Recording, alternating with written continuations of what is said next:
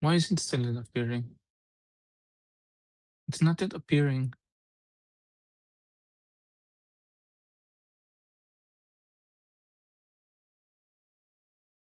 Mm, hold on.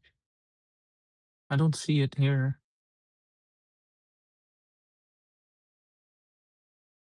Oh, there we go. Wow, that took a while.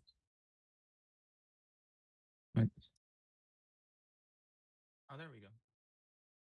Wow, that took a while. Okay, I think we're good.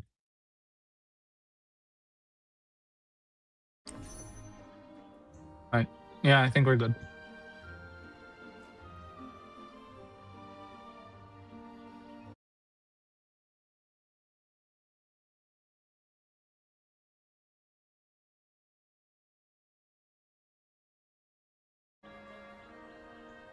Right. I'm just gonna wash my hands and then.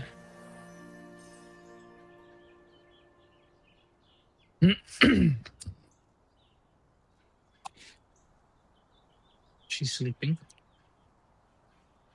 Okay.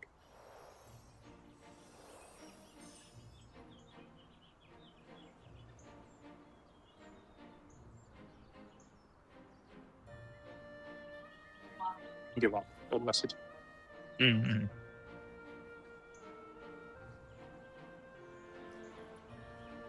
Right.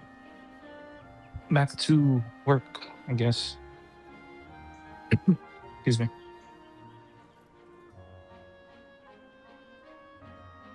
Okay.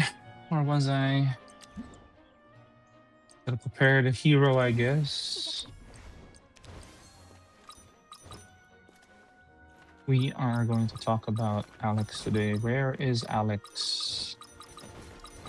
I did not put him in my team slot. Okay, there you go. And then I gotta go find a secluded area.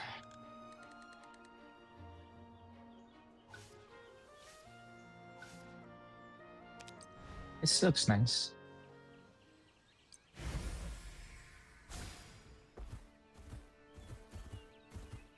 What's mine? Oh, there we go. Okie dokie, Alex. What is this guy all about? Yes. Such a sleeper character this guy is.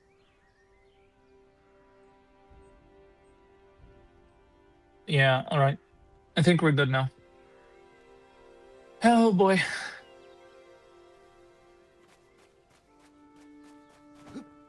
There was a chest here. I didn't even notice that.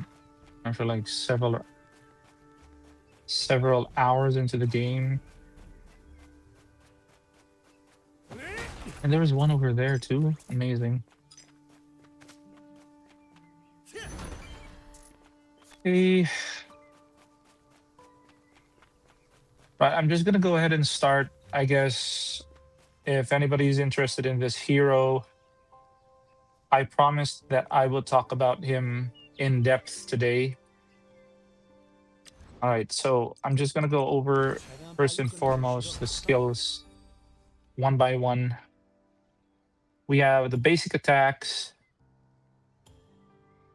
We have his aerial attack, and we have his dodge attack. His first skill, his guard stance, basically his Q and E, his grab skill, and then the core grab counter. So for all heroes, you're gonna remember that for all heroes, all right, basic attacks are not your main source of damage. This is obvious already. You're gonna want to use your basic attacks to weave in some bits of damage, but ultimately you're gonna use that to get rage back for your skills. Say, for example, I know this is already obvious, but just do not expect, especially most characters, to be using basic attacks and dealing lots of damage. That's not how it works in this game. So say, for example, I'm going to use my first skill. All right, it's on cooldown now. What I'm going to do is I'm going to go ahead to this goblin right here, and then I'll attack him, and then you see that the skill meter or the skill gauge is filling up, right? That's because rage is being built up into acquiring the skill resource again, and now it's back up. Same thing with his guard, and this is something you should know about Alex, is that you should abuse the fact that his guard counter is on low cooldown. So I do this, I shield bash 1 2 3 4, and then I get back my shield bash, my guard counter. Right, I do this, it's on cooldown. Oops, I missed. I attack one more time, it's back up. Okay, boom. All right. It's back up again. All right. So rage, basic attack builds rage. Alex needs his guard counter up most of the time, which is part of his core gameplay and his main source of damage, apart from the grab attack. So you're gonna want to always fill your guard stance. You're gonna want to fill your guard stance with basic attacks. Okay, next. What do I still have to say here? I'm just gonna get the basics out of the way so that anyway, this is a video resource that people can view later on if in case they find it useful and informative for Alex. I'll do my best to explain everything in detail, but if I do miss anything, just let me know. So basically, we covered basic attacks. Dive kick. Okay, dive kick. There is a reason why later on this is one of the most important things you have to remember. This is his dive kick. Okay, boom. So if, for example, you mount a monster, I want to show it on a monster. I'll just talk about this in theory. If you mount a monster and you dismount after you do, like, let's say a grab attack, right? What's going to happen is he's going to go into a slow descent. And you're asking for yourself to get punished if you go into that slow descent. This dive kick makes sure that you descend faster while dishing out a little bit more damage, okay? So you grab, and then you slow descend, and then you do this, right? Okay. I want to show that in full. Actually, let's just do an Ursula raid just to show this practically. Okay, so, okay. Damn it. Okay, hold on. Back.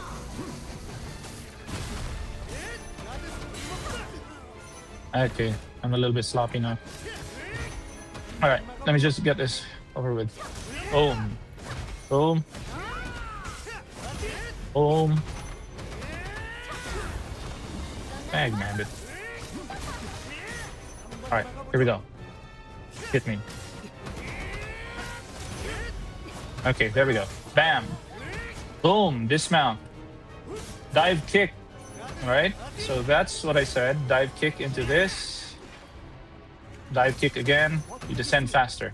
Okay, again, just for reference.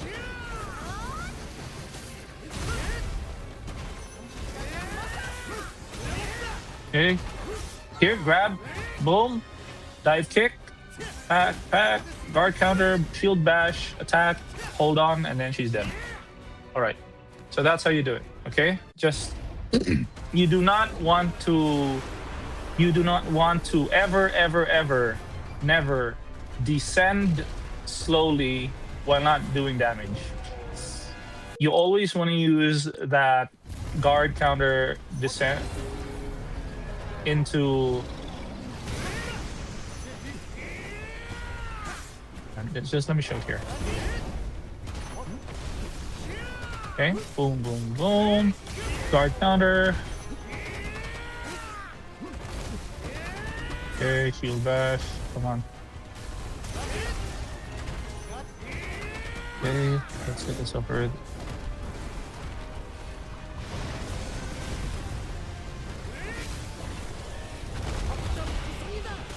Okay. I'm gonna talk about this move in a sec, okay? Okay, up we go, bam! Slow descent, nope, we're gonna do this, and then shield bash like that, go into that, and then do this again. Okay, that's the most damage you can do. Okay.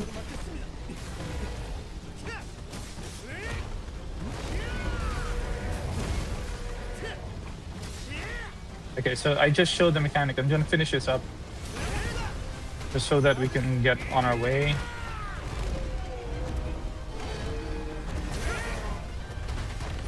Okay. One more thing with Alex is that... Oh, crap. Nah, my mistake. Anyway, don't expect a perfect... Disclaimer, guys, don't expect a perfect run with this because I'm just gonna show what he is capable of. All right, so there we saw... I'm gonna leave here. That was the importance of his dive kick right there. Okay. This is for the sole purpose that you descend faster while dealing a little bit more damage. This one acquires more rage for your guard stance into your guard counter. So if you whiff your guard counter, you use your basic attacks. Oh, and by the way, his basic attack sequence is not 1, 2, 3, 4, and 5, 6. Not like that. Okay, it's counted as 1, 2, 3, 4. That's 4. Okay, so he has 4 sequences. 1, 2, 3, 4. You're not gonna use 4 though. Okay, so it's just gonna be 1, 2, 3, and then 4. That's it for shield bash. Why? Because if you do this, this locks you into a slow animation, unless of course you roll like that. Which is another thing I want to talk about Alex. You never want to roll using his basic roll without the guard stance, and I'll explain why right now. Do you see this roll? Pay attention to this roll, okay? We should probably go to the Steelheart Fortress. It's much easier to show it there because it's flat. The ground is flat. It's flat, and you can see clearly what's going on. Right. Roll, roll, roll.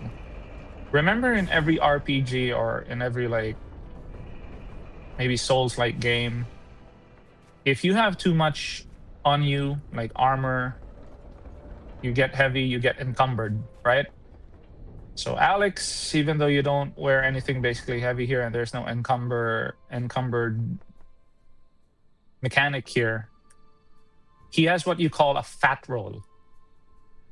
And I learned this from experience the hard way. This is a fat roll. I don't know if you guys see this, but you see that gap in between his roll? There's like a small gap in between his roll. And it's very evident, especially against boss fights. You see that? That's a fat roll.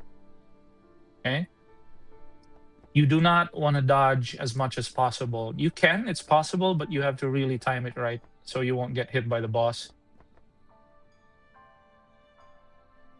You really have to time it right because this is a fat roll right here. You will get damaged if you do a fat roll. So how do you mitigate that? How do you counteract that? You get into your guard stance like this. And then now, although you move slower, your roll is seamless this time. See that? There's a difference, right? It's smoother. And now you can spam your roll as long as you have stamina. This is your primary source of a good roll. You do not want to do this and then fat roll. Watch this. See that? Stop, stop, stop. There's a gap there. Just gonna change teams here real quick. Reset the cooldowns. Okay, so again, if you roll this way, you're guaranteed to get an evade no matter what. Because this is a smooth roll as compared to when you do a fat roll without his guard stance. See that? There's a big difference. Again, I'm just going to show you for the sake of showing you Okay. Fat roll.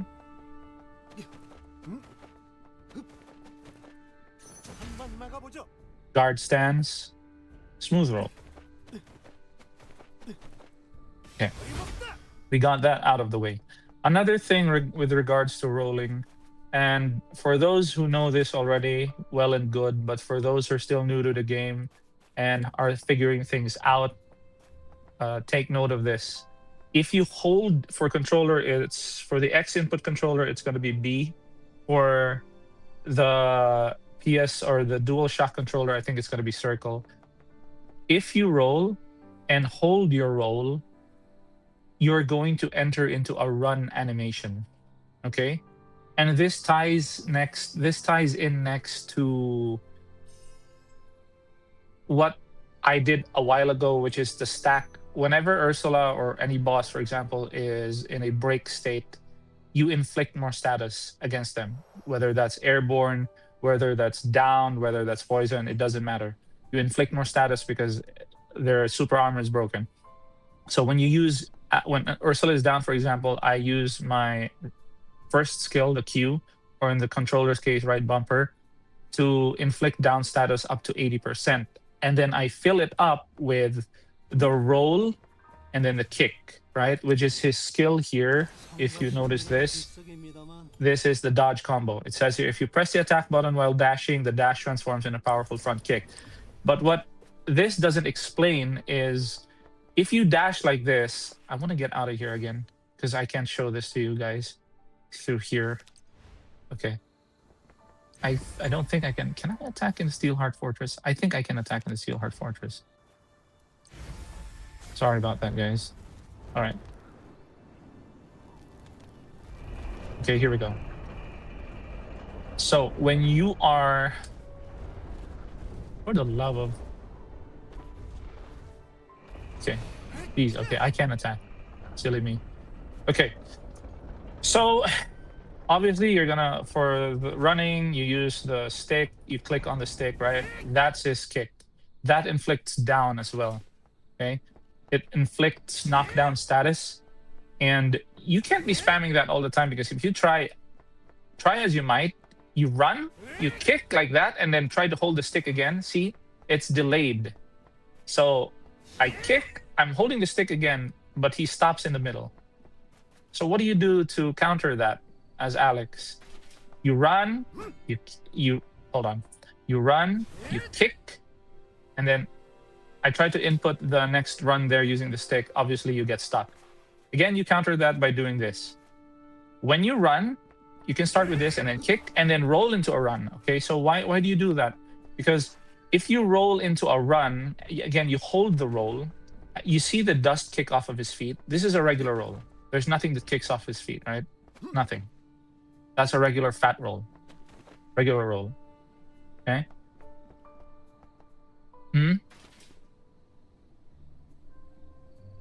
Show controller settings. Hey, Luke. I don't have the app for that. So, the settings for the control. Sorry. Hold on. Real quick for you, okay? Controls here. I'm gonna go to battle camera first. Is this what you're referring to, Luke?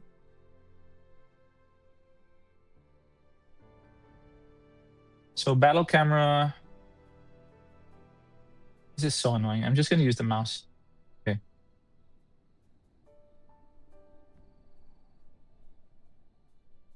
Oh, that's not important. It's the targeting actually. So auto change lock on target on, lock on angle correction, max, fix camera during lock on, off, because I want to look around. That's the rationale behind me turning this off. I don't want it to be fixed on one point. I want to look around. Like for example, if Ursula jumps into the air, I don't want to have the camera just fixated on one position because I want to look at my surroundings. What if there are rocks falling, etc., etc. I don't want to necessarily lock myself into that state. So default target angle correction, max, long range aim correction, large for ranged characters so that their projectiles don't miss by a long shot. Auto rotate camera to target. Yes, I want this because as much as possible, I want the camera to immediately pan to my target that I intend to damage. And the speed by which the camera rotates needs to be fast as well, so that it snaps directly to the target that I want to. And the camera speed, of course, apart from the fast rotation, it needs to be 10 to get the most accurate, and the quickest possible rotation into the enemy. So for the rest, it's keyboard and mouse. I set this for Astria, but this is just for Astria exclusively. Controller, this is where it differs from person to person, I guess. I use 88 and 88 for my H and V, horizontal and vertical camera sensitivity, especially because when you're using melee characters, you want to be able to turn the stick quickly, but not too quickly where you overshoot the camera pan angle, if that makes sense. And then the rest, these are just, optional. Again, so Luke, I hope that helped. I'll just hover this for like a couple more seconds for you. Okay. All right. Okay, so back to Alex. What was I? Oh, the role, right? Again. So for all characters, recently I've picked up on Roxy, and she's really absolutely fun. But we're gonna talk about Alex. But for most characters, I think basically for all characters, yes, definitely for all characters, you can hold your roll into a run. Okay, what I mean by that is when I do this, dust kicks off your feet, and then you go into a run. And for Alex, that's important because whenever an enemy is in down status and you need to get that down real quick, but you don't have, obviously the enemy is down, there's no way for you to counter the enemy, right? So what happens is you're going to use this, boom, boom, and then the kick. That's going to inflict down. And for those enemies in armor break status, what that's going to do is it's going to fill the gauge up to 70 to 80%, and then you can just fill the rest by rolling into a dash, kicking, rolling to a dash, kicking, rolling into a dash, and kicking about 3 to 4 times. And that's how you get the down status without the shield counter, without this one, okay? So again, reset cooldowns, switching out characters, there we go. So let me review that real quick, okay? So this basic attacks are for the sole purpose of building up rage in order to fill back your guard stance or your knockdown smash. But for the most part, your brandish for Alex would be used, or your basic attacks would be used to fill your guard stance up quickly, since all it takes are 3 attack sequences to be able to gather back his full guard stance. 1, 2, 3, okay? 1, 2, and 3. That shield bash is a guarantee to get back this one, okay? So I don't have it on, but if there's an enemy here, 1, 2, and then 3 shield bash into the enemy. And that automatically gives you back your guard stance, which allows you to guard counter. Next is the dive kick, which I said is important because if you mount an enemy, you do not want to be slow descending into your death, into your impending doom. You want to be attacking and then boom, diving, because this allows you to descend faster, but at the same time, it also lets you do chip damage to the enemy. Well, sometimes even a lot of damage, depends on when you crit. Okay, so don't descend into a slow fall. For example, let's pretend that this is an enemy, right? I'm mounting an enemy and I descend like that, but it's actually slower than that. The animation is slower than that. I don't want to be descending that way. I want to descend in like this, in that fashion. Okay, so that's the sole purpose of that skill right there. And for the dodge combo, I already told you, if the enemy is in break status, armor break, dashing like this with a stick and then trying to reacquire the dash is not going to cut it because there's a delay in between. See, I can't even do the dash properly if I use the stick. There's a delay, right? Dash, kick, using the stick, dash, kick, there's a delay. But if you dash, roll, kick, kick, kick. And then you'll have down status together with this skill in no time, once the enemy is in armor break. Next is, so knockdown smash is tied to the dodge combo. I already said that. Guard stance. And if anyone has questions about this, do not hesitate to ask. Feel free to ask. I'll try to answer to the best of what I've collected so far based on the experience I've used this character with. And we'll see how far that goes. So we already talked about knockdown smash and dodge combo, which is basically, I like to call this the run kick or the kick run. These two are tied together.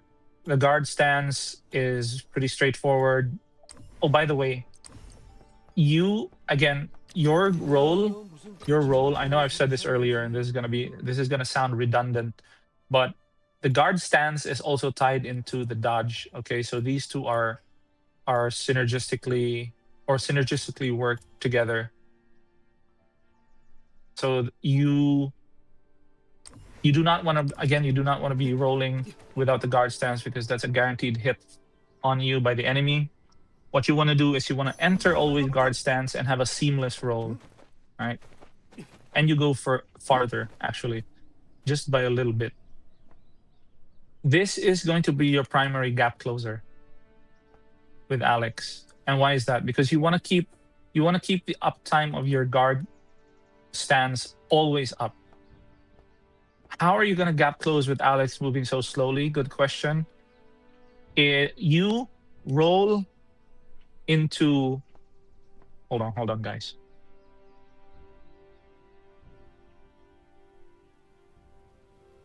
All right. Where was I? You roll and then click the attack button. Roll like that, and you spam that as much as you can. All right, I'm really going to need to break, guys. Hold on. Just 1 minute.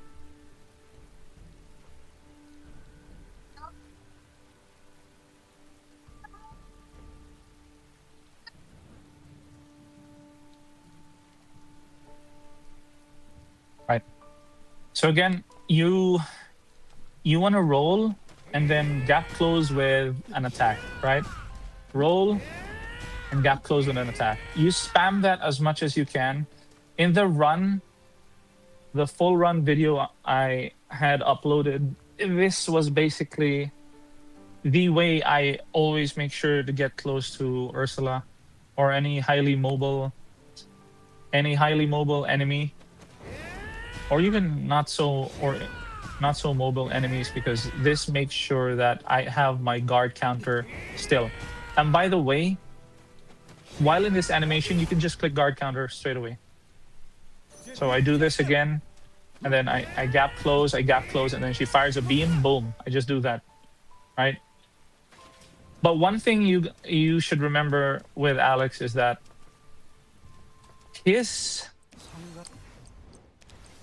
let me just switch teams again.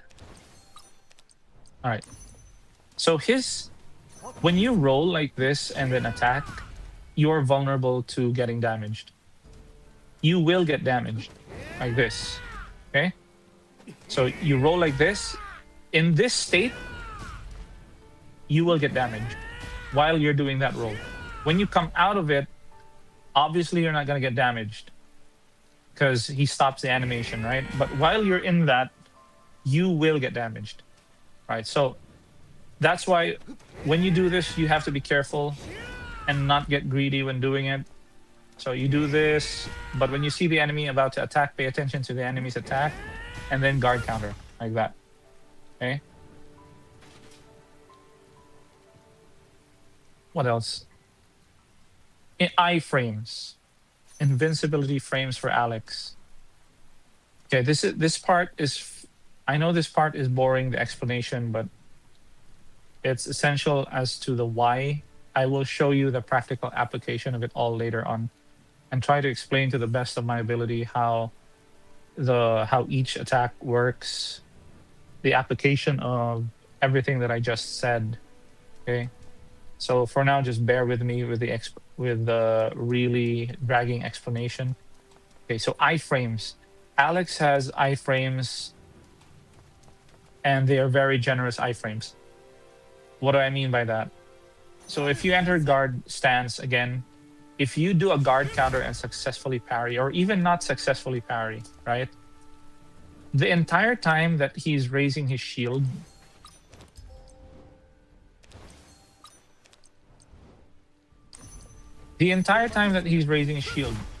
up to the point that he pulls it back, you are not damageable by that.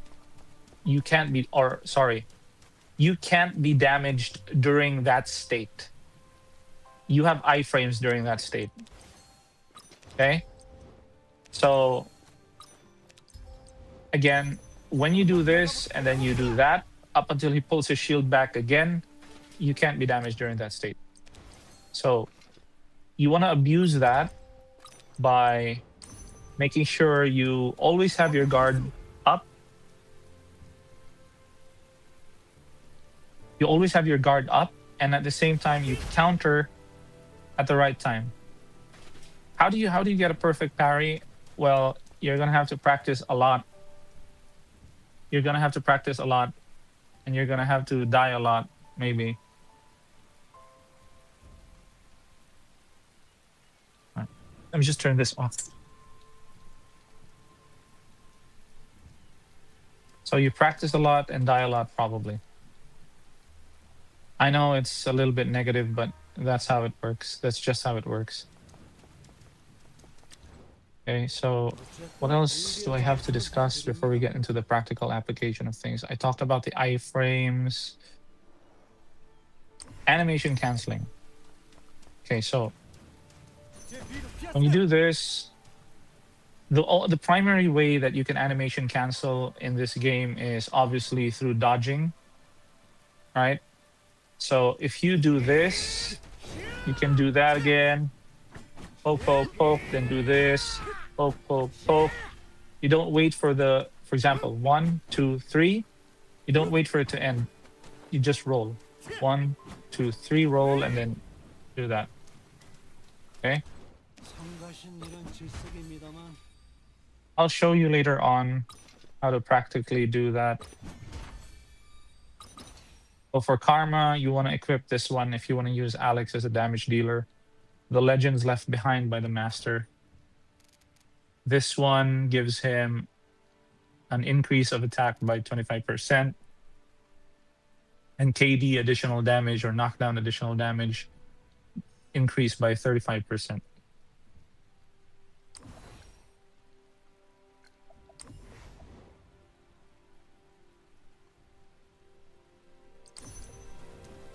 Right. Dragon Sword. Thank you, man. Thank you, CT. All right. So where was I again? Hero skill. Pounding grab. The pounding grab is very straightforward, but you are going to want to couple the pounding grab with a dive kick, which I'll show you later on. Okay, so we'll break down. Actually, I want to show you guys the breakdown of the fight on the channel, but I just don't want to mess up the whole stream thing, the OBS thing. We'll try to do a practical class on that in a bit. So we've talked about the basic attack, the dive kick, which is essential to descending faster while dealing chip damage on the enemy after a pounding grab. So again, brandish or the basic attack works synergistically with guard stance in acquiring rage for guard stance in order to abuse its cooldown. Dive kick and pounding grab work together for when you dismount using pounding grab, faster dismounts using dive kick. Your dodge roll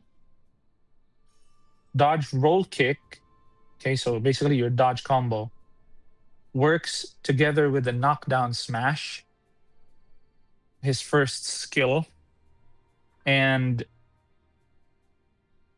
I think that's pretty much it.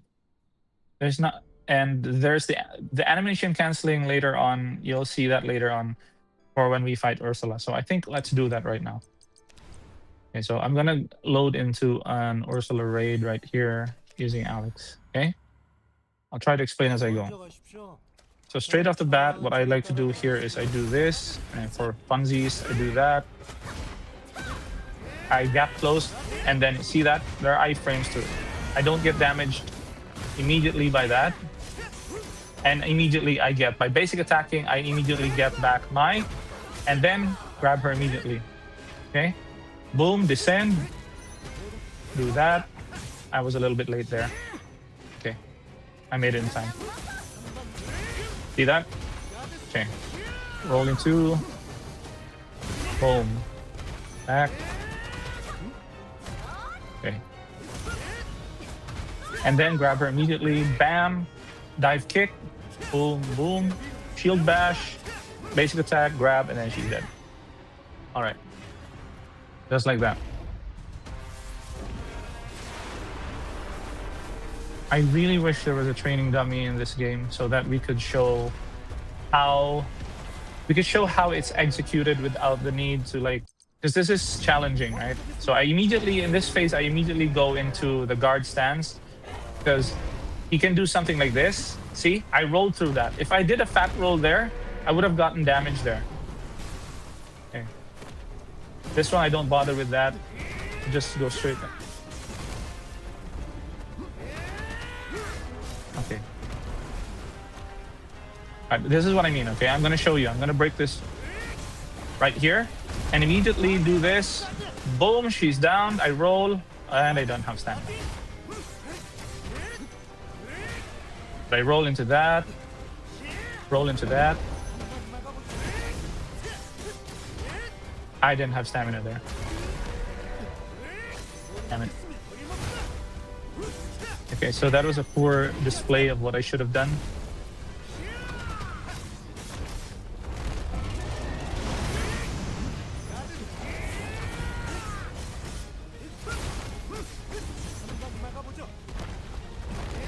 Gap close. Latch onto her. Descend quickly. Get in so much damage as needed.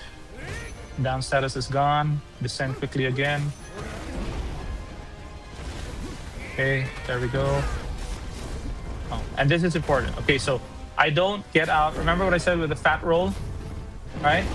This ultimate move, if you fat roll, you're dead. But if you do this, you can spam as much as you want. Nothing's gonna happen to you. Right?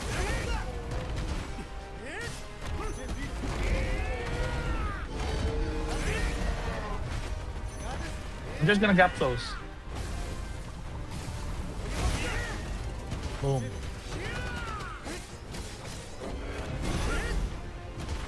And I think this is...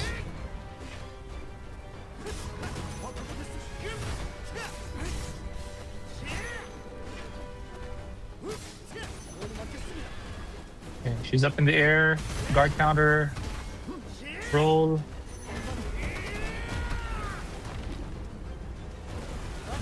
Guard counter again. Roll. Yeah, never do that fat roll unless you know what you're doing. Alright, she's dead. Okie dokie. I know there could have been a better time for that, but just for the sake of showing what I said a while ago, it's definitely challenging to show and tell, but that's what you try to do with Alex there. Alright, so again, we're going to do another run. Guard here, wait for attack, boom, attack, roll into the attack, bam, bam, bam.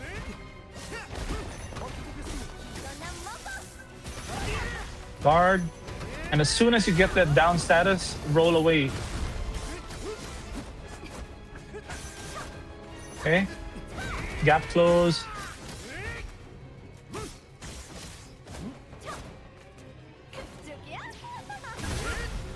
Okay, boom, latch onto her, bam, dive kick, shield bash, boom, bam, okay, and then dive kick again, guard counter, roll, guard counter, roll, guard counter, latch on, boom, bam, bam, shield bash, Guard counter, basic attack, latch on, and then fall again. Basic attacks, guard counter. And you notice that the iframes there saved me from her kick. Okay? Just like that. Yeah, any grab crit there would have ended it at 10 seconds there. That's right. So the crit is the great equalizer there. It's RNG will determine whether or not you finish the run faster. So here I start with this because she can always run into a beam, use a beam. And then this one. All right, and she's gonna use a beam here. Oh, never mind, she low. See, that's what I meant. Alex parry window, iframe window is so generous. You don't necessarily need a perfect dodge or perfect counter, perfect parry. So this is what I mean. Okay, boom, down, roll, kick, and then you have the knockdown status quickly. Okay, so that's what I meant there. Descend, boom, bam, bam, boom, and then hit her again. Except for that part.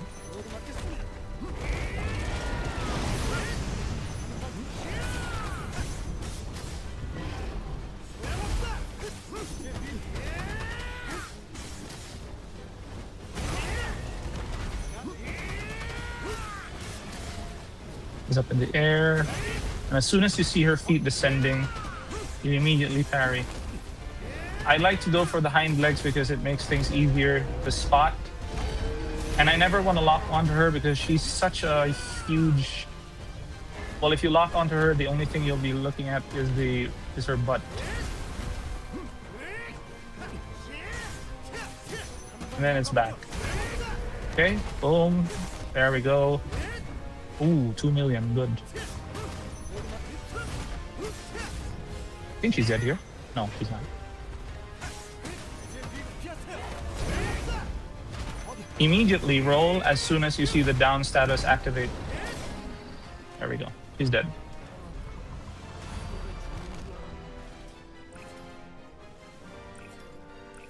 All right, so...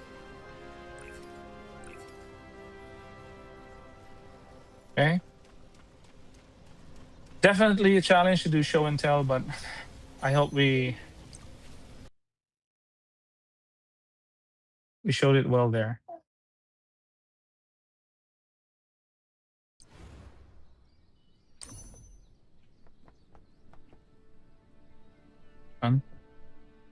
Remember what we discussed? Yeah?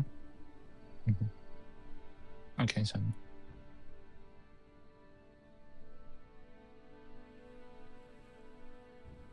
Okay. So...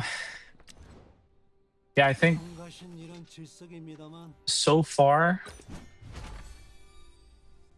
I think what we could discuss now is the way Ursula attacks. But...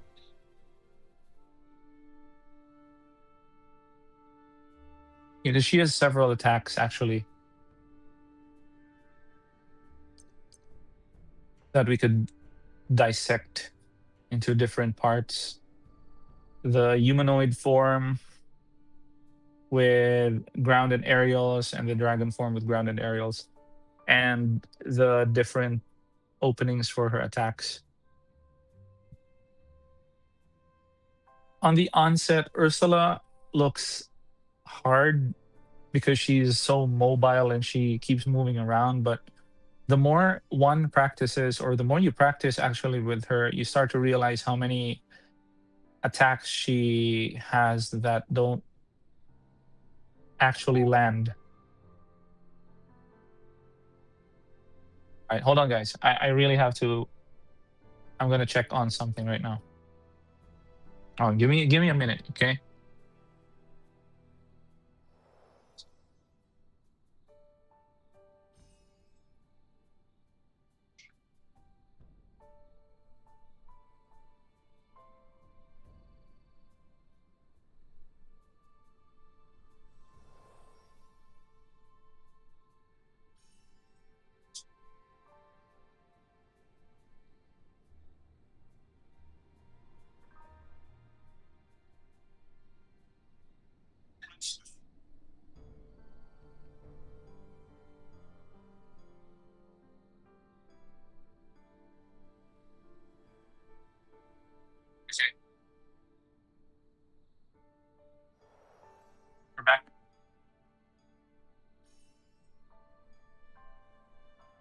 So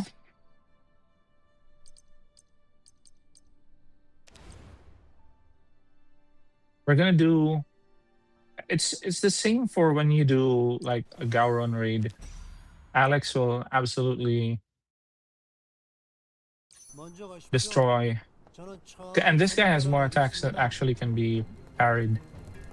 That can be actually parried. Right. Right. So it's been a while since I did this.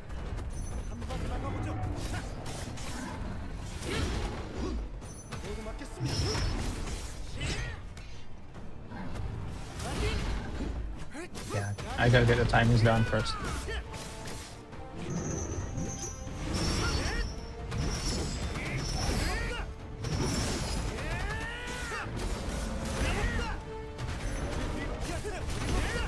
There we go.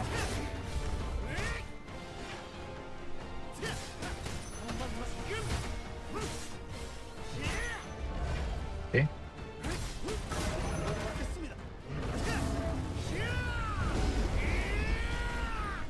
Just run away from him.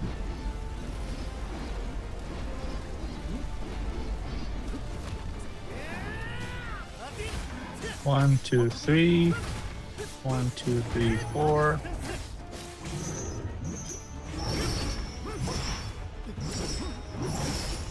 Okay.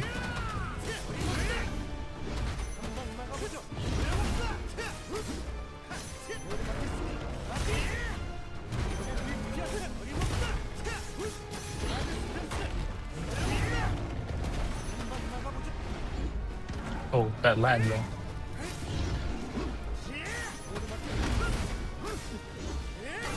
Okay, he's done.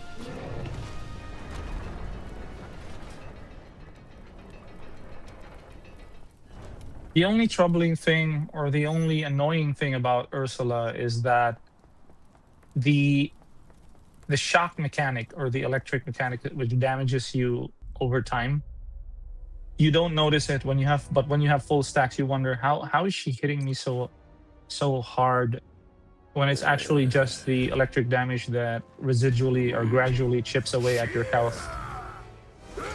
Whereas this one is straightforward. There's nothing to it. There's just, if you get knocked down, that's it. You're basically cooked.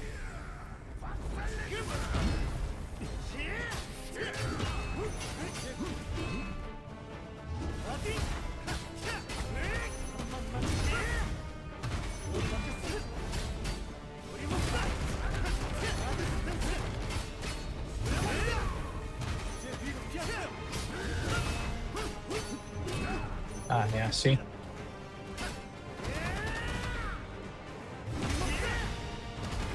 And here we go. Oh, he doesn't have that much health.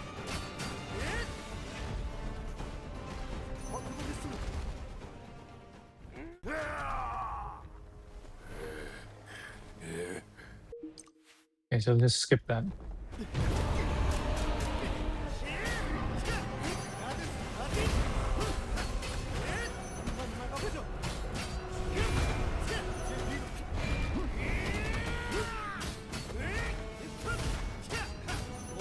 He has so many openings.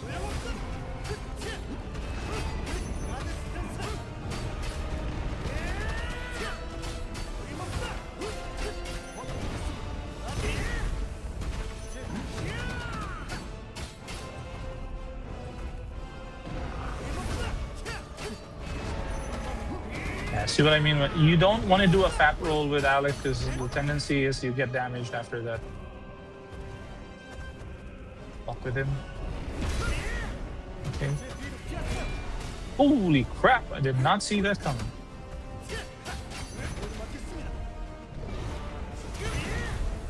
Go. Hold into that. Whoa. Yeah. Fat rolls are bad.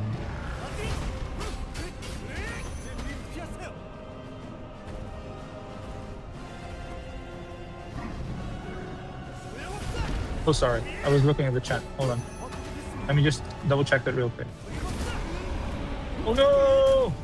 No, Alex, stay alive! See, if I fat roll, as long as I fat roll, I'll die. Alright. I think there is a bleeding mechanic that Gowron applies, but you probably die first anyway to, yeah, for it to be relevant. Yeah, yeah, actually. You have a point there, Silver. I want to try that again. I've been doing so much Ursula, I've forgotten how Gowron's timing works. But this guy, the ogre, is nice punching bag.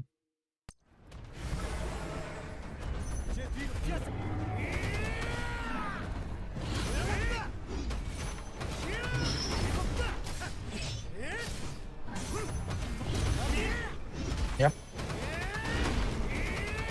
You never want to roll that roll into.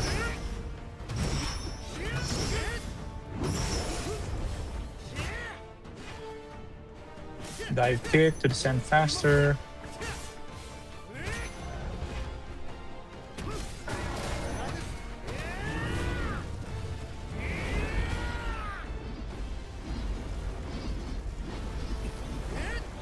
Oof.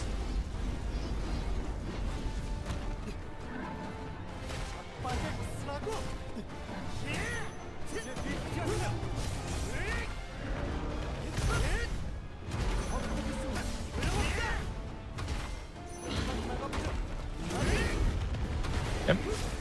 There we go. 2 mil.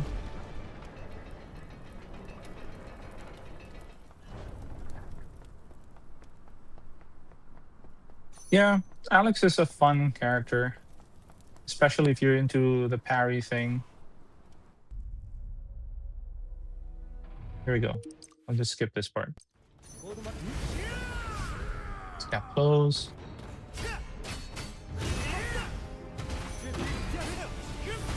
Oh no.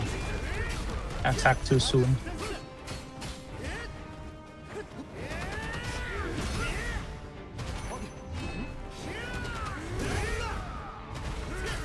There we go. 1. He's dead. Just like that. Now his big boy form.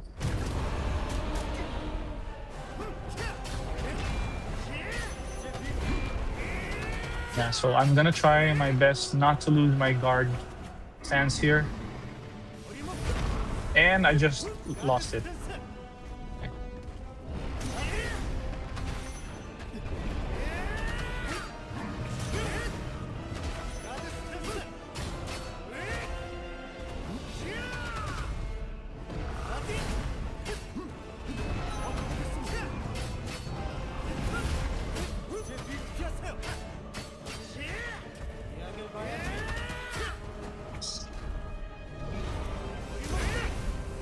Okay. Okay.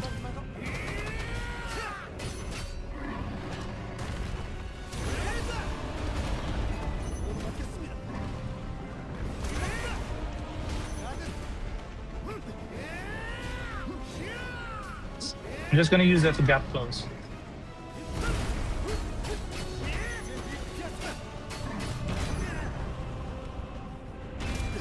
No! Okay. Whoa.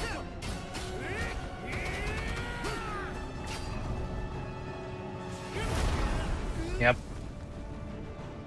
This is the hard part.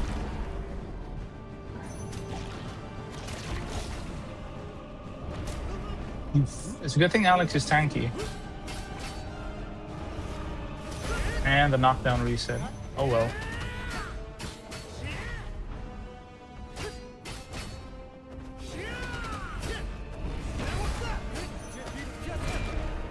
What in the...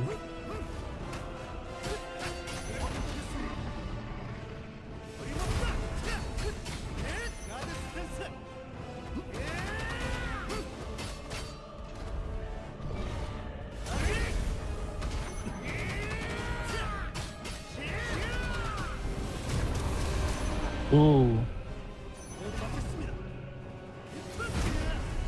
Yeah. I need to work on my Gowron runs again.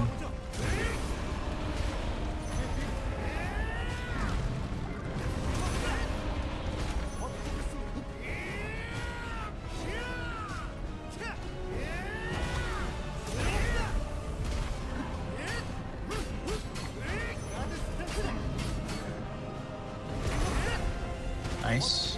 We're getting it back.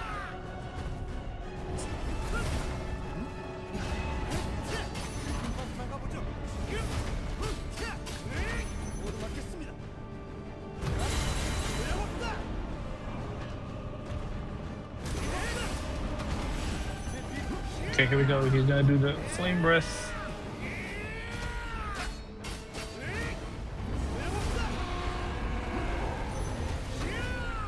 Oh, that lag though. He needs one more? Okay.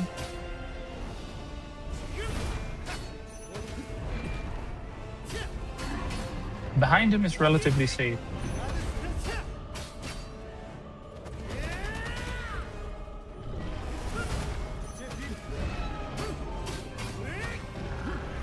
Actually, I can just do this. Why didn't I do that earlier? Is there... What is that? Okay, sorry. Right. Let me just get to the comments in a bit.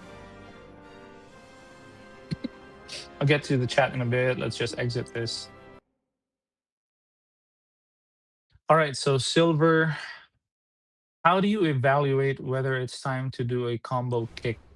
If you're talking about the first skill or the Q, or for, in this case, the right bumper skill for Alex, this one, is this the one you're referring to? Combo kick?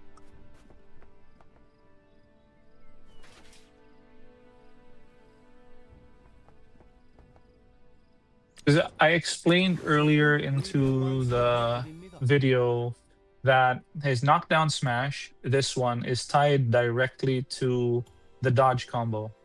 So the running kick, okay, not really the running kick. You mean this one? That one, right? So normally when, for Ursula, there is a time when you get to break her, you do an armor break on her by destroying one of her balls while she's mid-air. When you do that, you can use your first skill, this combo, this skill, and then when he kicks with the last part of the combo, it instantly, when the enemy is in armor break state, it instantly gives anywhere from 70 to 80% or 60 to 70% down status. So when the down status is, actually make that 70 to 80%.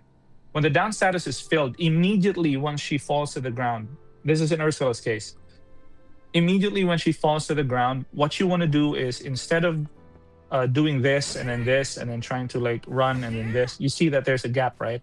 You hold your roll into kick, hold your roll into kick, hold your roll into kick, okay? Not like this, because if you roll into that, it's gonna put him in an attack animation. So you just hold, I'm pretty sure you know this already, you hold your roll and then you kick 3 times or 4 times, and then she should be in a down status. So for Ursula's case, that's when you gauge whether or not you should be using that kick, which is only specifically in that case, when you break her armor by hitting one of the balls on the ground and she plummets to the ground. That's when you do that. For in Gowron's case, as we saw earlier, it's not going to take 4 of the shield or the guard counters to put him in down status, unlike Ursula. There's going to be like a 10% left there. So you get bonus status that in that specific case. Yes, if the enemy, bear in mind that when the enemy is broken, or when the armor of the enemy is broken, they are more susceptible to being inflicted by status effects. Doesn't matter if it's knockdown, whether it's airborne, poison, etc., etc. More so the airborne and the knockdown state. So in Alex's case, it's knockdown. So the moment you armor break Ursula, he can inflict, because this skill, the first skill, right? Hey, what's up, combat? Yeah. So, well, at least now you know, Silver. So when you do a knockdown state, whoever deals like the most, or let me rephrase that.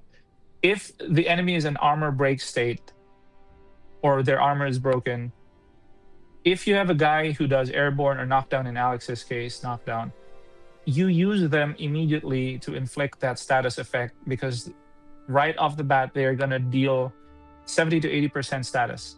So I want to show you that in the Ursula raid later on. But for Gowron in this case, I showed you that, right? Because you were asking for a use case scenario for his roll kick, which is this one for anybody's information, this one, right? Again, guys, for those who don't know yet, you don't roll and then attack, okay? That's not going to result into anything. Because Alex is a knockdown character and this kick deals knockdown damage. It's basically chip knockdown damage, but when the enemy's armor broken, this is going to be like 10% or 20% bonus knockdown status. And that's big, considering that if you do this, when the enemy's armor is broken, that skill right there deals 70 to 80% knockdown status of the gauge. It fills the gauge 70 to 80% of the way. Okay, and then the rest gets filled up with this kick. So again, going back, sorry, I got sidetracked. In Gowron's case, a while ago, it's going to take 5 of these shield counters, but you don't want to do 5 of those. So what you do is you do 4 of the shield counters, and then there's 10% of the gauge for knockdown left. And then you just fill that up with either the kick, this one, or you could just go straight into your right bumper skill, which I'm pressing right here, which is on cooldown. Obviously, this is faster because, you know, it has a faster animation than the first skill, but the first skill does much more. It fills the gauge much faster, although it takes quite a while to reach that point, to reach the kick which deals knockdown damage, if that makes sense. I hope I answered your question, Silver. Sorry, going back to let me just go back to CRL. CRL MGN, man, your name, man. CRL, I'll just call you CRL. CRL, where do you farm Alex's gears? It's for the mats. Equipment wise, these are what you go for if you want to use him solo. Hey, you're welcome, Silver. If you have more questions, don't hesitate to ask. I'm here at your disposal. Okay, so Earth Shatter helmet, this one, Earth Shatter top, Earth Shatter pants. The materials for farming these, I believe, if we go to the, let's go to the blacksmith right now, so that we'll, you know, because I don't memorize all of these farming locations. But these are the things. But first, right off the bat, equipment-wise, this one, Battle Wheel gloves and Battle Wheel boots. I use these for Alex for solos because they just add more oomph to his damage. These ones you can get out of raids from Gowron, preferably from him. Or there's a dungeon, there's a mercenary in the Merc guide. You have these ones, normal dungeons, phase 3 dungeons. I was about to call them double dungeons, like in solo leveling. But yeah, these ones, yeah, so here you see they give, like, this one gives orange or yellow, right? But I just usually farm Gowron because he has the other, I'm not going to reveal what I have in store for September yet. Nightmare Hunts, by the way, are going to be on September, guys. So stay tuned for that. And yeah, so here you can see here, right? It gives a whole set 1, 2, 3, 4, 5 there, and it gives some runes to previously I think it's still lesser runes than usual. But I farmed this because it gives this. These are irrelevant for now. This one is niche. Depends on which character you put this on. There's a use case for this, but this one absolutely is useless right now until they do an armor rebalancing. You know what would be interesting? If they actually made Alex's damage scale with HP, and his crit would scale with HP as well. So that'd be an interesting thought, right? It'd add more excitement to like theory crafting builds for different kinds of characters. So yeah, I keep getting sidetracked. Gowron, I farmed this one because of the armors here. They give armors anyway. Plus they give this one, the Renown or the Adventurer's Emblem. the shape grinder for reforging, and this I have an overflow of this right now because there's really no use case for this at this point if you are late into the game. Yeah, so just Gowron. In case of where do you farm Alex's gears? I was trying to figure out defense compared to crit resistance and max HP percent, but seems pointless at the moment. Yeah, I know, right? Like the math. Honestly, I was trying to figure that out as well. You're welcome, man. You're welcome. Absolutely. I hope I answered your question though. Yeah, so going back, silver, I was trying to figure out defense compared to crit. Yeah, I basically given up on that and left it to the experts of that uh, field because I just want to play the game. And if I try to figure out everything, you can't do everything. You gotta delegate those tasks to those who are really good at it. So the math guys do the math, while the guys who do the solos do the solos, if you know what I mean. Kind of like how engineers build the planes, but the pilots do the piloting, if that makes sense. Right? Yeah. Yeah, so I think the iframes I wanna reiterate with Alex. Again, I encourage anyone who's new who has questions to please, present your question. Theory guys and practical guys. Exactly. Exactly, CT. Exactly. Straight on point right there. Theory guys versus practical guys. Yeah. There are let's just leave it at that. Theory guys versus practical guys. So again, going back, and anyone who's new, I encourage you to ask questions while we do this thing, because right now is the time where I would just give any answer I can to the best of my ability and experience playing the game. Honestly, guys, I haven't been able to farm my titles because I've been trying to pump out the content that I need to for you guys to like. Because the solo thing, here's my take. Okay, so but hey, I got like last time I was at 68, 69 titles. Now I'm at 74. Improvement, right? Great improvement. But anyway, yeah. So by the way, I want to give you a tip. There was a title right here. Okay, while we're on the topic of titles right now. No, not this one. What is that? Go to this girl here for those who are new. Okay. What am I doing? I need to go to the map. Okay, here we go. Seagull Village, this one, cooking ingredient merchant. Oh yeah, I forgot about that. So when Gauro shouts, hold on, I'll get back to you, Silver. Go to this girl right here. Okay. For those who are new, get 2 titles for free. Real quick. Okay. I know there's like a map out there that shows you where these things are, but don't waste your time.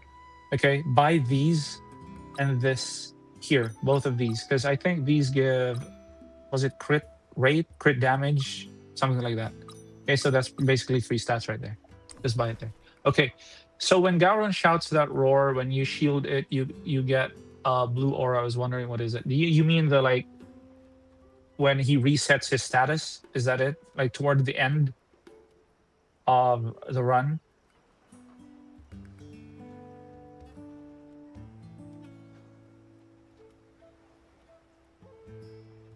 Because I'm trying to figure out what you're trying to mean right now. Is it the roar at the beginning or the roar at the end? Toward the end.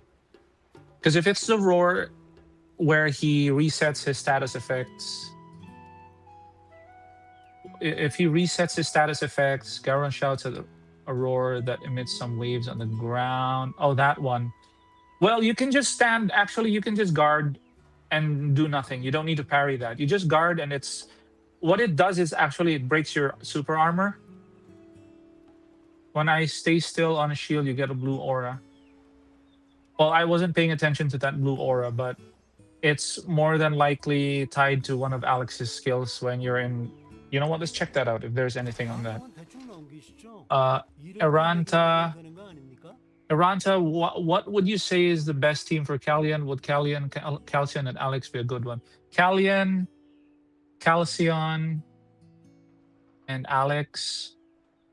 I'd say Alex, Ornette, and Othello instead of, but in your case, Callian, Calcion, and Arya. Go for Arya. Arya is good, really good. She's really, really underrated, but she's so fun. Have fun with her. She's gonna make your day. When I stay still, your shield. But oh yeah, okay. Let's go back to that. Shield, shield, shield. Guard stance. Defensive focus. Defense reducing super armor depletion when hit by an enemy. Counters. Counters with a shock. I think that's it. Counters with a shockwave. That's what the description says here. Switching action. Is on the battlefield for a short time. Okay, so unless this one skilled unleash. Oh no, this is the taunt. Okay, uses the attack power of enemies by taunt state. Super armor depletion. Yeah, reduction. I think it's just that. It's the super armor depletion right there. Unless there's something in its awakening that says otherwise.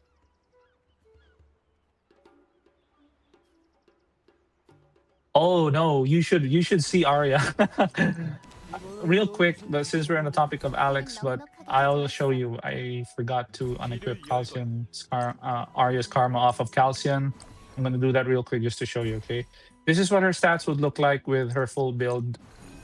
And don't sleep on her because she looks like this. And this is with just some of the titles unlocked, okay?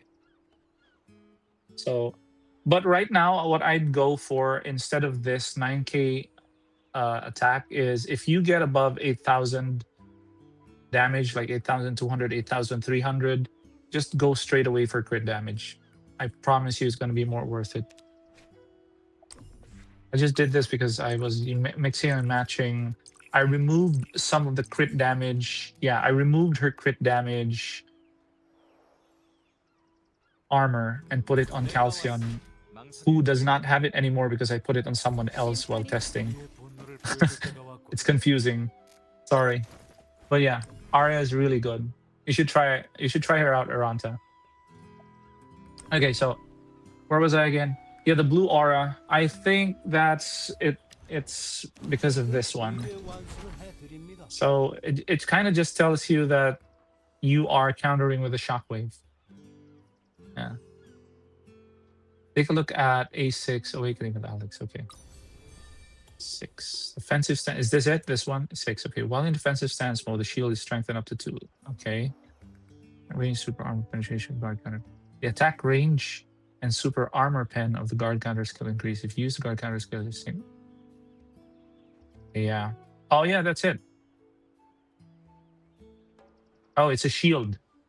Yeah, it's this one. I think you're right. I think you're right, Silver. It's this one. Sorry, I wasn't paying attention. I wasn't actually paying attention to this because I'm the type of guy who just uses the character and just figures things out along the way. You know? Yeah. So this is big. Yeah. So this is actually really big because in defensive stance mode, the shield is strengthened up to 2 levels based on the number of times you are hit. So when the roar hits, that's multiple times. It counts as multiple times. The attack range and super armor penetration of the guard counter skill, which is the shield bash, increase. If you use guard counter skill in sync with an enemy's attack, basically a perfect parry, you recover your rage, which is the gauge, consumed, and reduce the enemy's defense. Oh, wow. That's huge. So you want to be perfect parrying all the time with Alex, but at the same time, you want to receive some of the damage of, yeah. It only triggers with Gauron. The roar counts as an attack, and every time you block that, since there's nothing really to it, it's just super armor reduction or super armor break, which he can't break Alex's super armor because he's a beast. I think that makes Alex a really good contender for Gauron runs, if you ask me. Because if the thing we read here is just as we read it, if you use the skill in sync with an enemy's attack while your shield is strengthened after being hit multiple times, then your the effects are amplified. Right? The effects are amplified, which is your skill in sync with the enemy's attack, you recover the rage consumed, and reduce the enemy's defense. Yeah. Also, this one is not heavily reliant on whether this second part, if you use the guard counter skill in sync with an enemy's attack, which is basically in sync, like parrying, perfect parry, you recover the rage consumed, which is it resets the skill cooldown and reduce your enemy's defense. Yeah, it's big. That's kind of big. It's really big, actually. So you want to be as much as possible perfect parrying. Yeah, it's challenging, definitely, right off the bat. But with regular use, I think anyone could get used to it. With regular practice, anyone can get used to it, because the thing is with Alex, his iframes are so generous. As you could see with the Ursula run I did, it's... Alright, I'll just do another run here just to show. Okay. It's really generous. You can animation cancel into certain actions.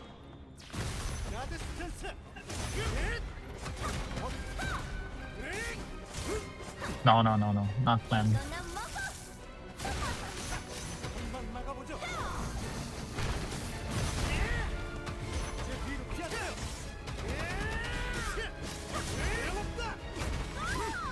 See what I mean?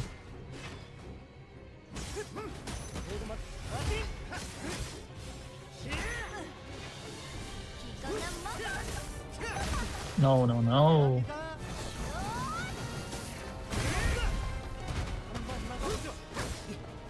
Okay, I'm gonna need to like lock in right here.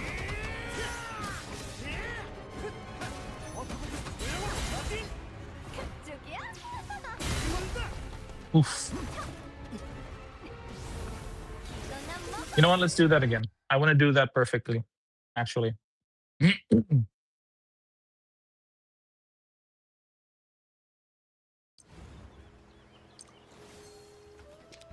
Hey, here we go again. Take 2.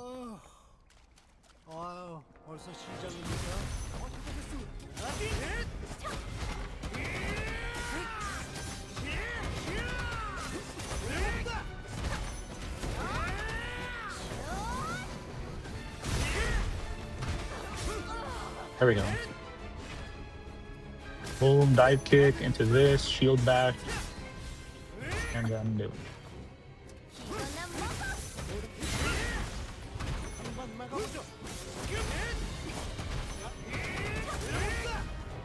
Okay, there we go.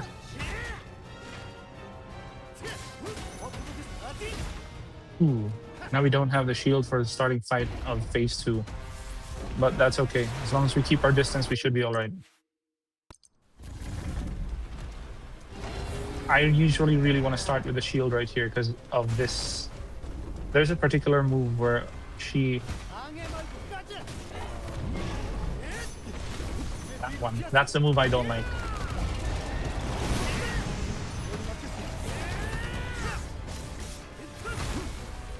That one either. Okay, here we go. I'm gonna show you the use case scenario of the first skill, okay? If I could just... Okay, boom, knockdown, knockdown, knockdown. Okay, so there you go. Now you have the knockdown status.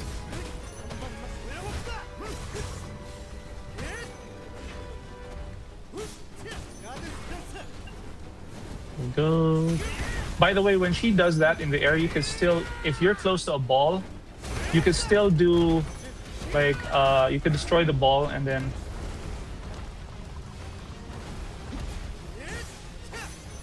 And then she'll plummet to the ground.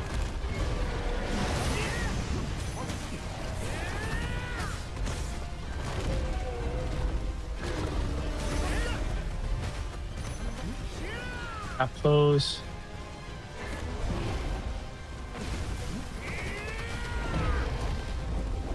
Uh-oh.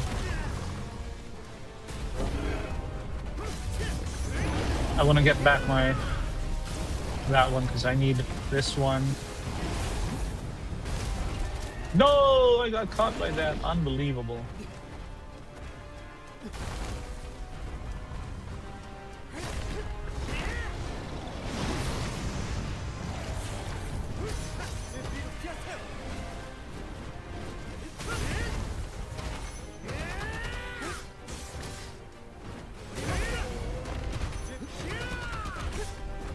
Usually what I'd like to do is when I see the down status is proc, I immediately cancel the animation and go into like another guard mode.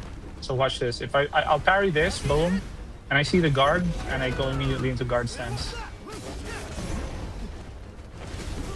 I really don't like that move. That move, that twirly move of hers, ends no hit runs. Okay, here we go. I think this is the end.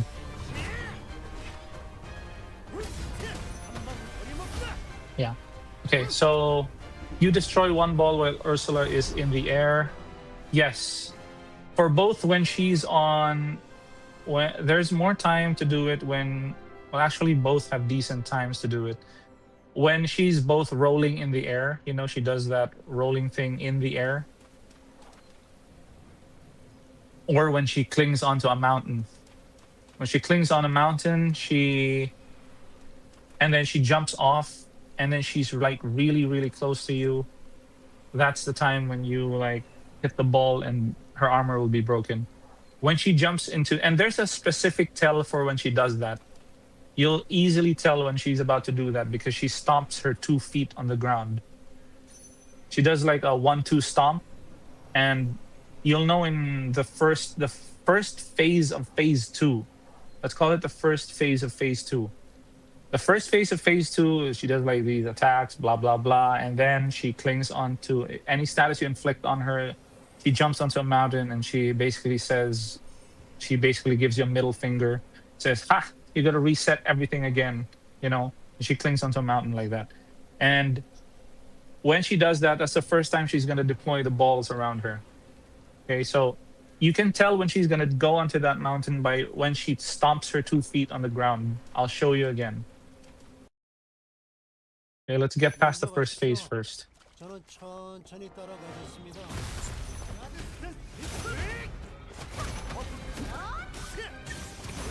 Okay. Okay, crit, come on. Any crits.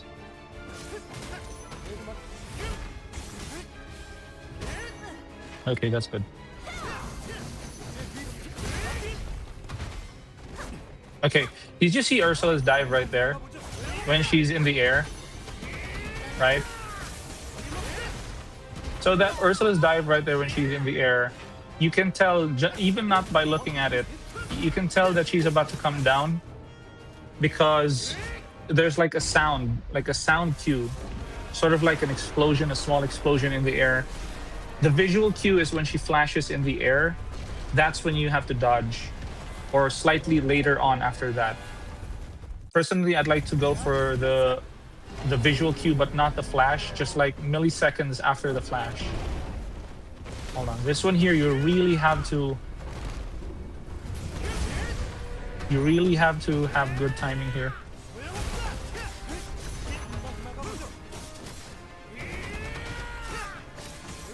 Oh my goodness, did I break her? There, you saw that? Okay, here she comes. And she's done. First, and then roll, kick, roll, kick, roll, kick, roll, kick. And you have the down status. That's it. Okay?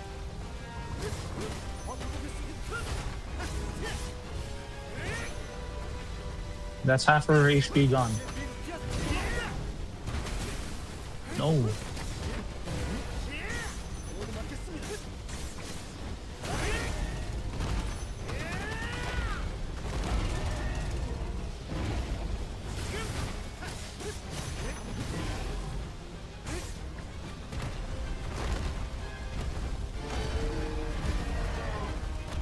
I'm waiting for her to like jump in the air again. Ah, no. I don't like that move. I really don't like that move. There, you saw that? She stomped her feet on the ground, and then she's down on the ground again. I think she's dead here.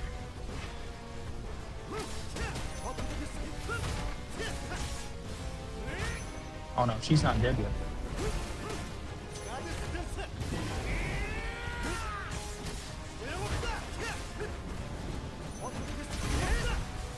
That part there also, when she rolls up into the air.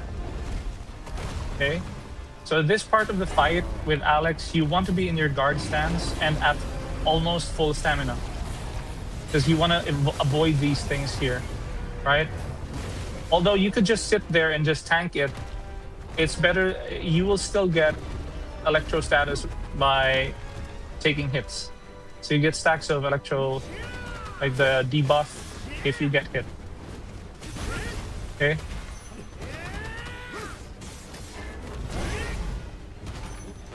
So if he does that, I want to cancel straight away into... Okay, she's dead. Okay, I need to rewatch later, but I kind of get it now. Okay, that's great. Yeah, so there are two... I'd like to fight, what I'd like to do with Ursula when farming her, or when even just practicing her to like hone reaction time. Because she's a good boss to hone reaction times with, because she has all these gimmicks. Gowron is pretty straightforward. He's a huge lug. He swings around. You can easily read his moves. The only comeuppance of Gowron is that his hitbox is so weird. His hitboxes are so weird. The big one, not the small Gowron. The small Gowron is easy to read, right? The big guy, he has easy to read moves, but the hitboxes of those are really, really weird.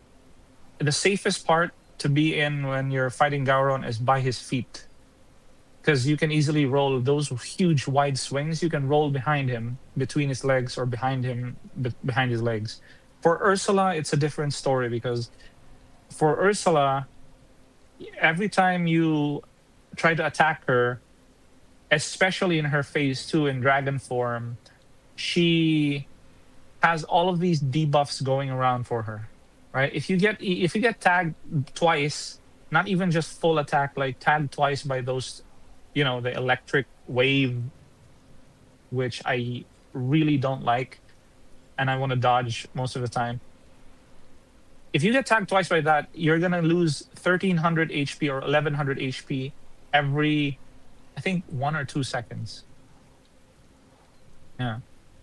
His swings have a really strange hitbox. I get hit even after the weapon passed while dodging. Exactly. Right.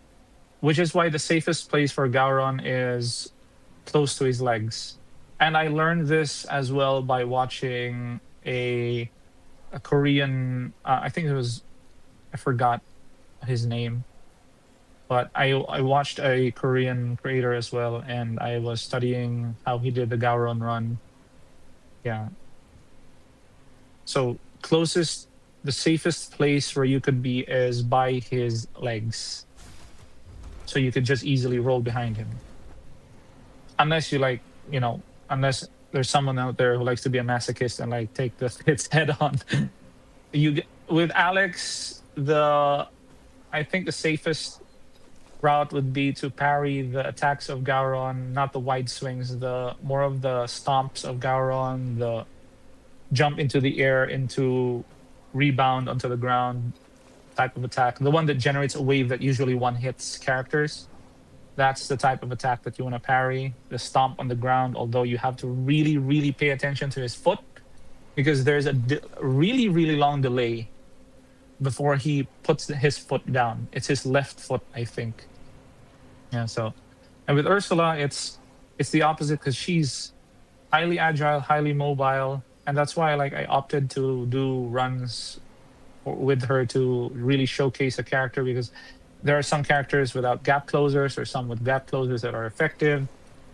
You know, she's got gimmicks, and the characters need to show their gimmicks as well. So she's a perfect fit to showcase characters individually, which, in my humble opinion, it's better to showcase. If you want to learn about a character, if you want to learn if they fit into a certain team composition, it's definitely better to look at a video of what they're capable alone, not in a team. Because, for example, Calcion, I thought he was so-so. I thought he was garbage when when I first tested his damage, but I just kept on building him differently, and with crit damage sets, not attack power up, not all of attack power up, but with some attack power up. I think it was the waist I changed or the chest. Yeah, and then we were able to finally get the Calcium run that we deserved, right? And he's one of the fastest heroes to clear Ursula solo, which is 3 minutes, I think. And just for reference, Alex can clear that as well by 3 minutes. And the best time, if you want to use Alex and to farm Ursula, you can just brute force her phase 2 and hope that RNG is on your side and he crits most of the time. And that'll get you like, the best I had was a 2 minute and 10 run with Alex, but that happened only like once or twice. The rest were on average consistently 2 minutes 45, 2 minutes 50, upwards 3:10, 3:4, something like that. So yeah.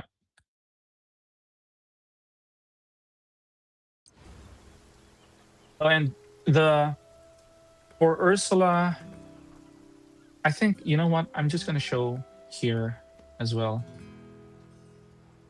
Let me just...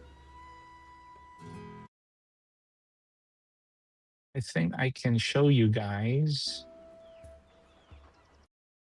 I'm not mistaken.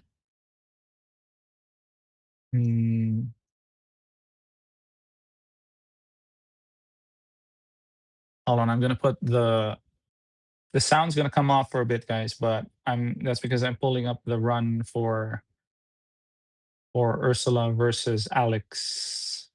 Okay, so bear with me a little bit.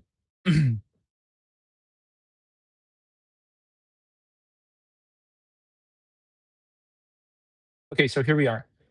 I will just show you here videos in the videos portion.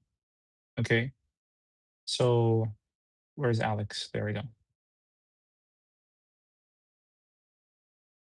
Is this clear? Yeah, this is definitely clear.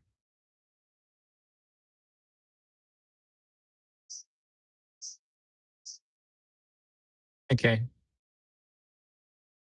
Teammates, I would go for Ornette and Othello since they both are reliant on knockdown status. Okay, so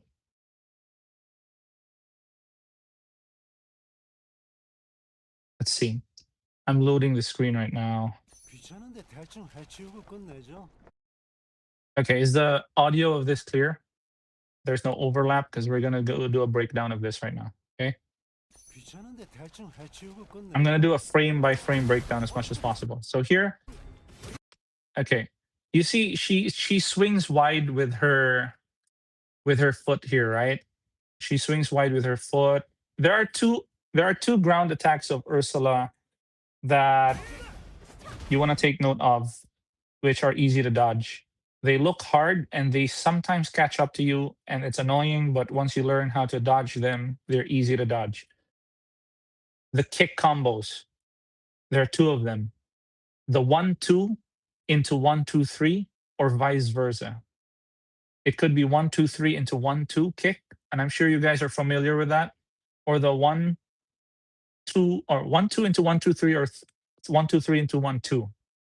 So let's just, for simplicity's sake, 3 and 2 combo kick. Right? You do not want to dodge that with most characters away from her. Like you're dodging, for example, you're dodging while she's facing you and you're dodging away from her, directly away from her, she's going to catch up to you. What you want to do is you want to dodge to the side, diagonally. Okay, not straight, not linear, but in a sideways fashion so that she misses. And that's for the 1-2 kick. And for the 1-2-3 kick, she usually starts with an overshoot. The overshoot, the first kick of her 1-2-3 kick. Okay, let me just show it to you guys here. Oop, oop, oop. Turn off the captions. Okay.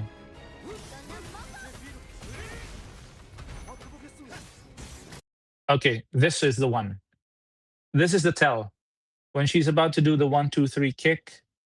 Uh, did I answer your question, shawarma lover? I like shawarma too, by the way.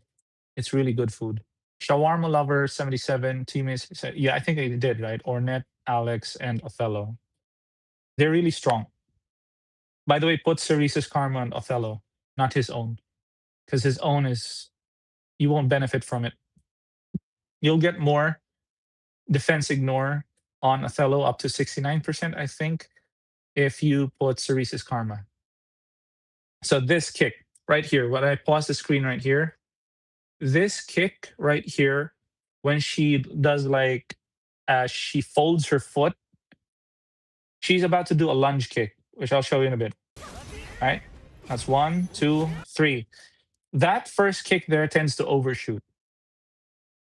That first kick there tends to overshoot. Sometimes with some characters, you don't need to dodge that.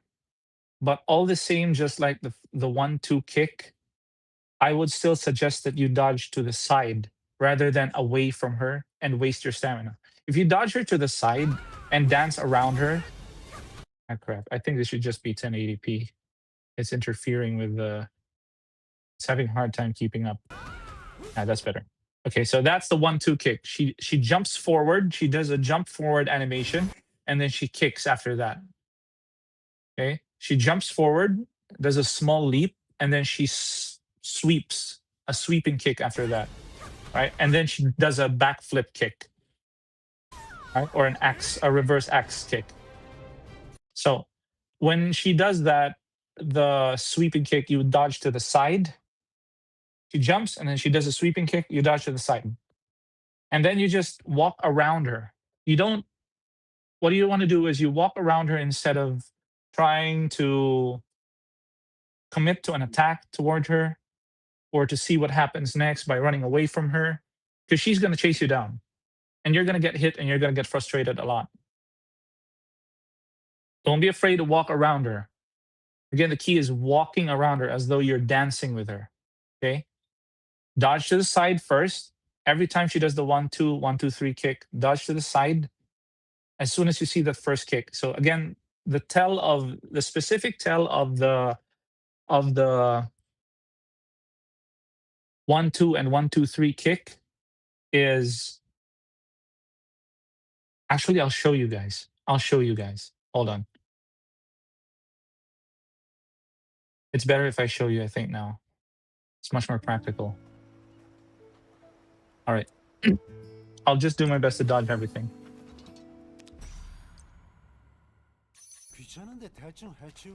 Okay, so all I'll do is dodge. I won't.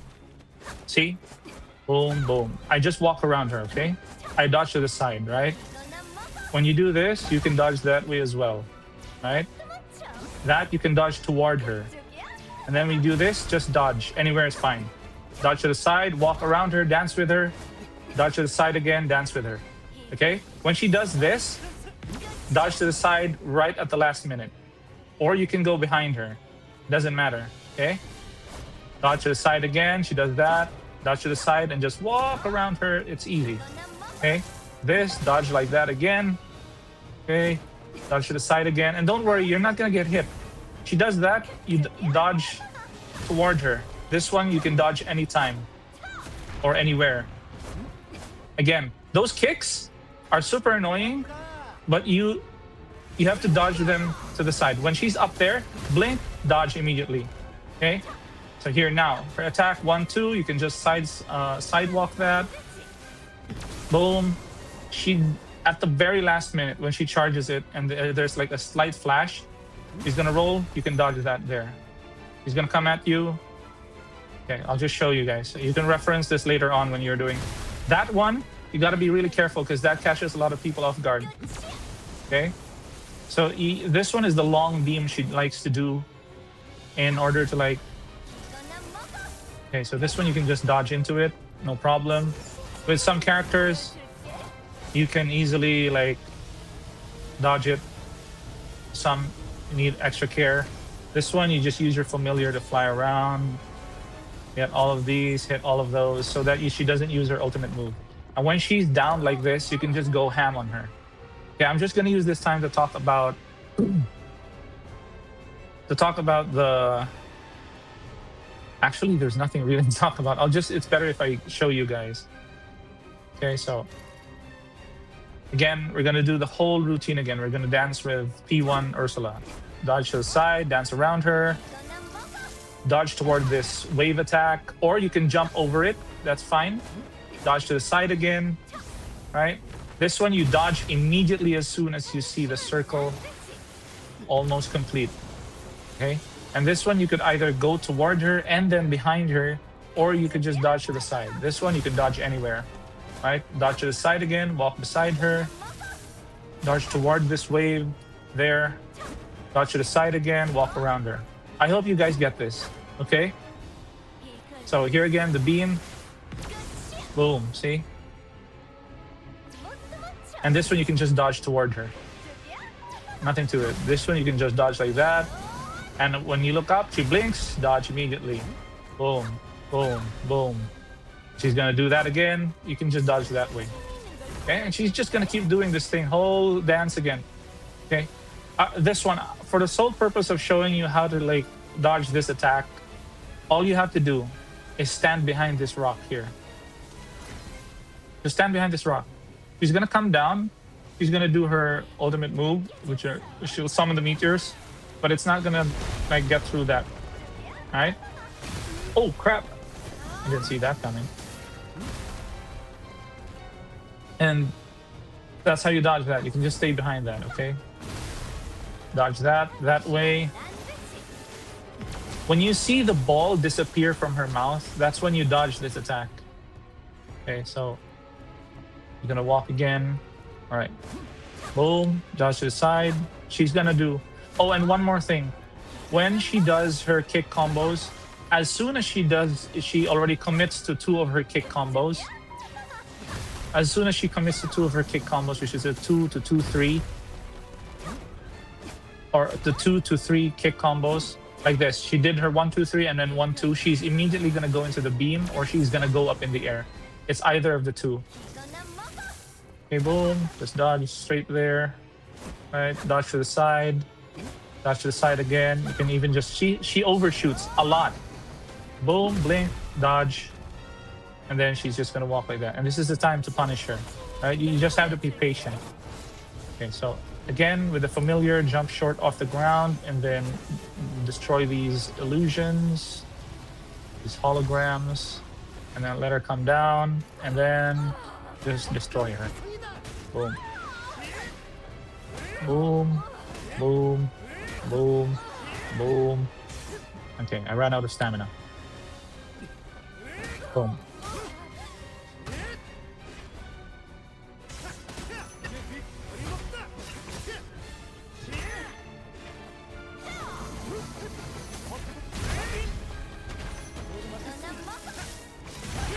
Okay, let's go to phase 2.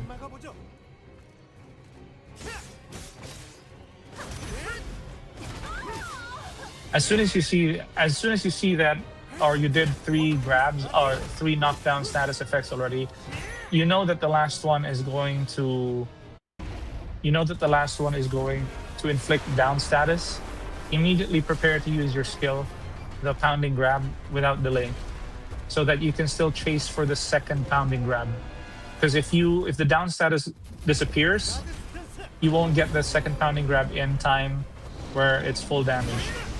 Okay, so here you can parry the beam, no problem. For this one, just stay away from that. Oh, okay.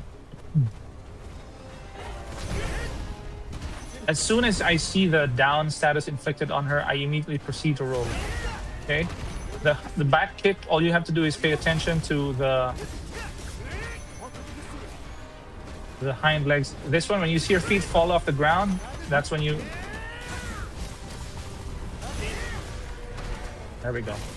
Okay, just pay attention to how we do things. See, obviously you can't get the attack in time here.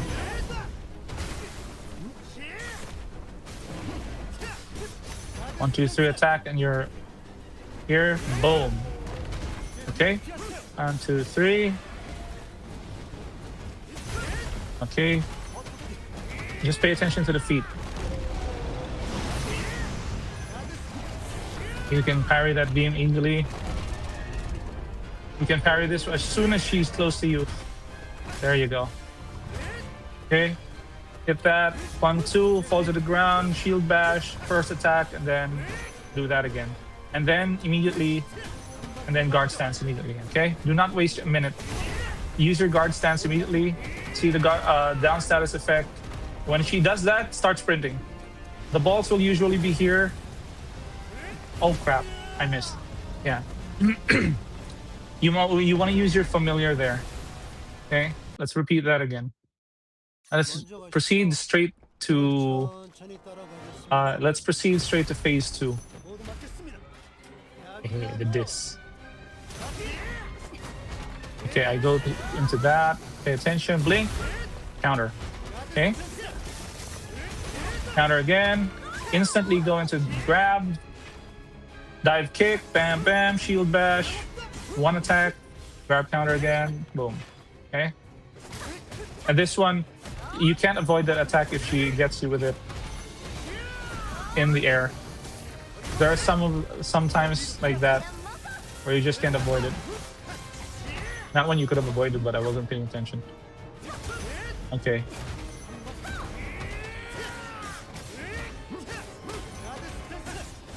Okay, here we go. Let's just get to phase 2 so I can show you the attacks. Hey Denise, good to have you here.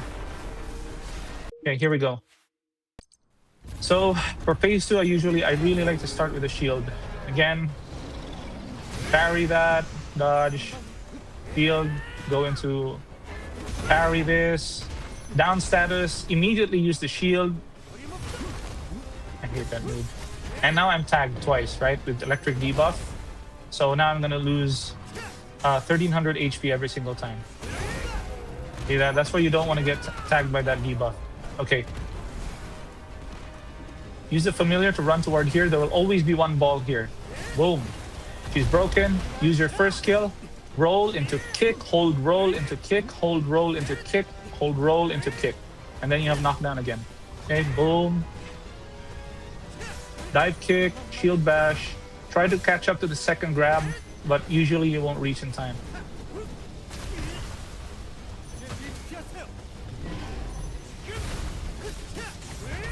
I hope Alex survives this. Okay.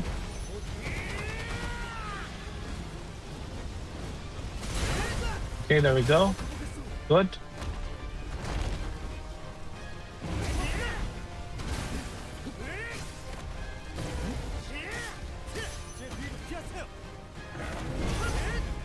Okay, down status. We're good. Boom. Okay, here again. Roll, roll, roll, like your life depends on it.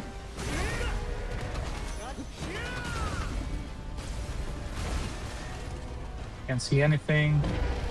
Okay, he's gonna do that. So when you're here, just stay in your guard stance and then have at least 80% stamina so that you can roll away from these. Do not get tagged by even one of those balls, because if you do, what's gonna happen is, okay, let's parry this one, roll into the foot, and the hind legs are usually the safest part because they're easy to read. I'd like to roll away from that whenever he does that. She does that. This one, you can parry as close as you can to her. If she does that, just gap close, okay? Then as soon as she comes down, just parry that. She's dead. Okay. Whew. Show and tell, challenging. All right.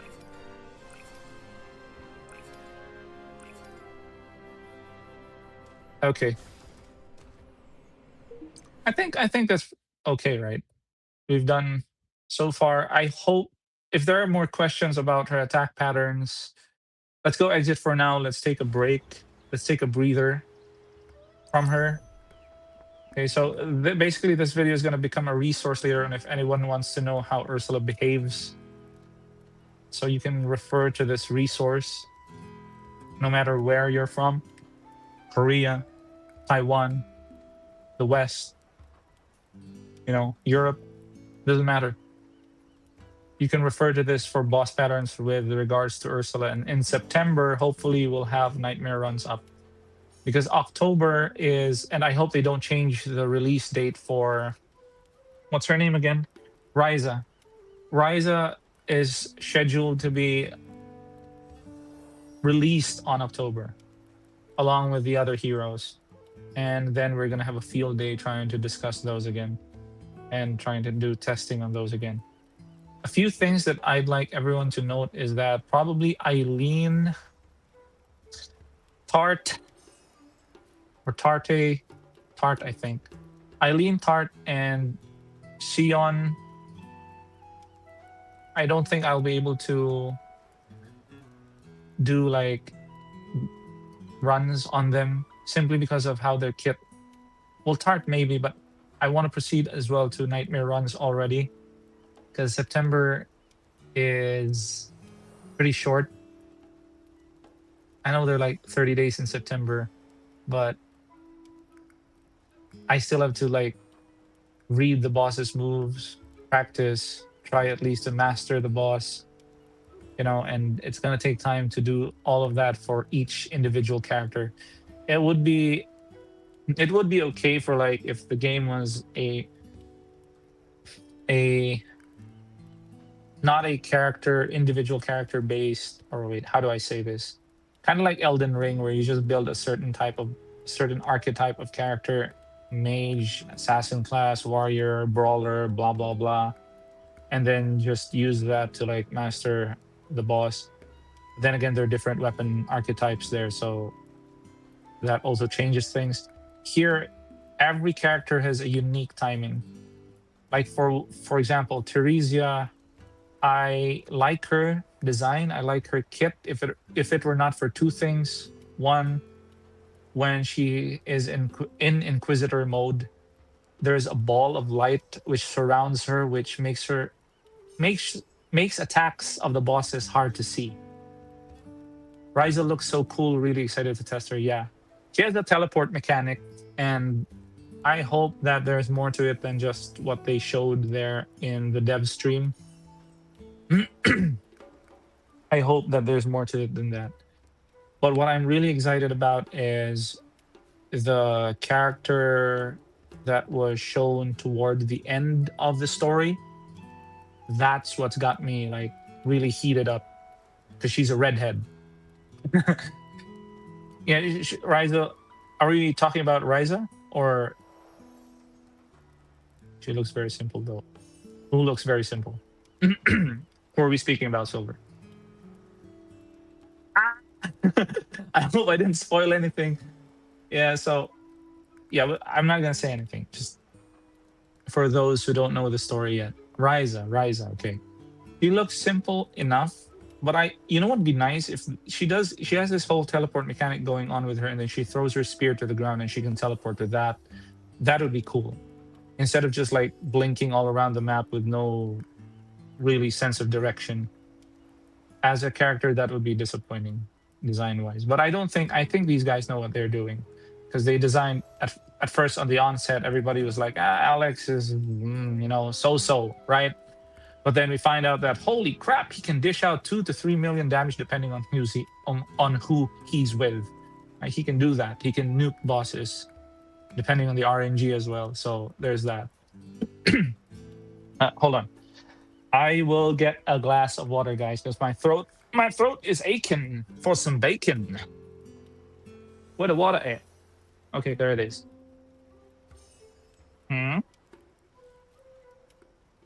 Hold on.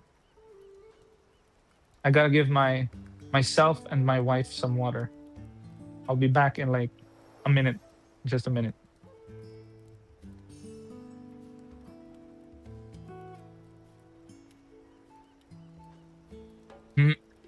Excuse me.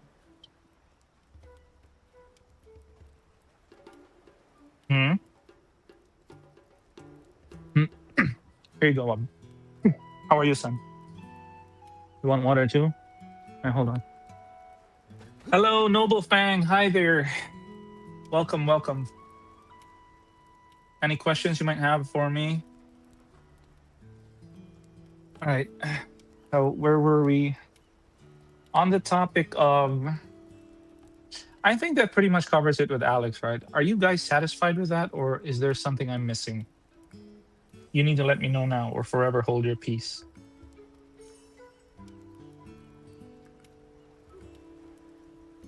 Oh, it's Zexius. Hi, man. I'll think of one. All right, take your time. If you want to review the stream later on, feel free to do so. A lot of things that we discussed, and there's a portion there where we break down how Ursula attacks phase 1, phase 2. So again, I'll recap everything. Okay, just for the sake of like those who are not caught up yet. Alice's basic attacks will be your primary source of rage to get back your guard stance if you fail to perfect parry. All you have to do is attack 1, 2, and 3. Okay?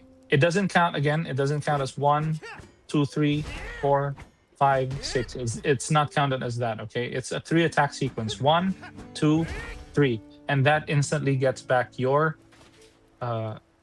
shield stance or guard stance. Okay, so if you fail the perfect parry, that's it. Second, so again, basic attack synergistically works with guard stance and getting it back. Knockdown smash works with dodge combo because when the enemy's armor broken, you would want to use the knockdown smash to inflict 70 to 80% of the knockdown status gauge. And then you fill that by rolling into the kick, rolling into the kick, rolling into the kick, and then rolling into the kick 4 times. And that is guaranteed to get you a knockdown status, and then you can pummel the crap out of whoever that boss is. Okay, so, and again, with regards to roll, never fat roll with Alex. You see this? This is a fat roll, right? There's a gap in that roll. Just finish the story 80. What should I focus on and where do I farm optimally? So let me ask you a question first, Noble. Who are you building toward? Who's your main DPS for your first team? Do you have multiple teams, or are you like building one team in particular?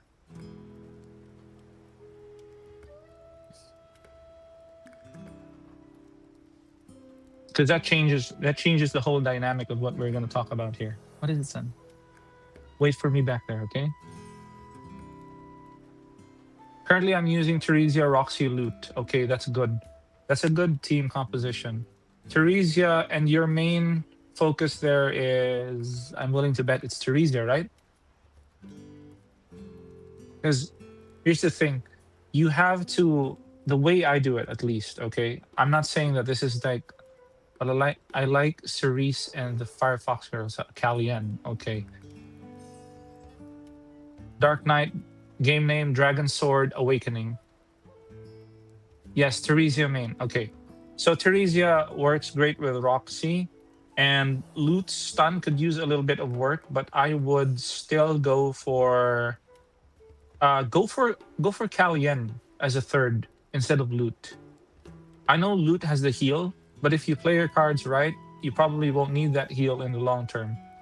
Build Theresia first, and build around her by using Roxy and and Kalien, because Kalien's stun is crazy good. There's a solo Kalien video on the channel where I try my best to showcase how she works.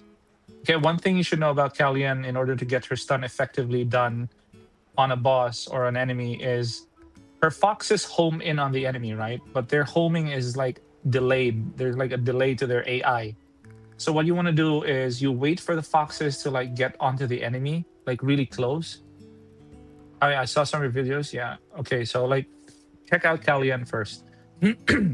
So when you wait for the foxes to home into the enemy, and when they're really close, that's when you use the finale. Okay, the finale ability of Kalien which launches her wherein her foxes lunge toward the enemy and inflict stun status, and it stacks a lot, like legit. It's surprisingly good. And why that's important is because obviously Teresia builds her damage around stun and bleed, right? Roxy has a stun as well. Roxy has a stun as well, and there's like a video, video which shows me doing like, her spiral kick. That's the only stun she has, right? Her spiral kick. You do not want to like use the spiral. The spiral kick of Roxy works this way. Okay. I'll just show it. It's better if I show it. Okay, because I really like Roxy. Apart from the fact that she's a redhead, she uses a bow, but she's mechanically gifted, as I like to say. Okay, so this is this one, right? You'd like to hold this? No, don't hold it. It's not going to be your primary bleeding mechanic anyway. So I'll reset the cooldowns. What you want to do is this. If this guy's the enemy right here, so you do this and then just release, and then you'll inflict some of the stun status. Don't be greedy with like the bleed status of this first skill of hers, because it's not gonna do you much good. 2 different damage multipliers. When you activate 2 different stats, does it apply damage multipliers? I believe so, yes. So if you inflict bleed and frost, those are 2 different types of damage multipliers. That's the whole reason why sometimes like down frost is so good, because if you inflict both at once, it's basically game over for the boss. It just insta melts the boss.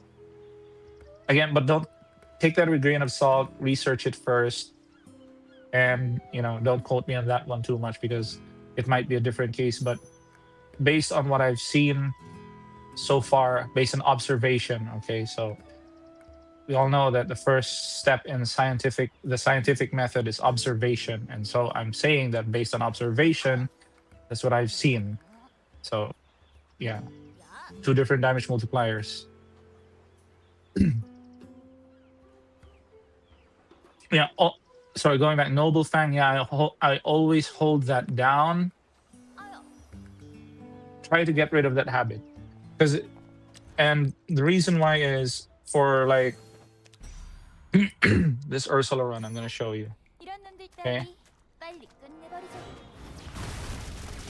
Okay.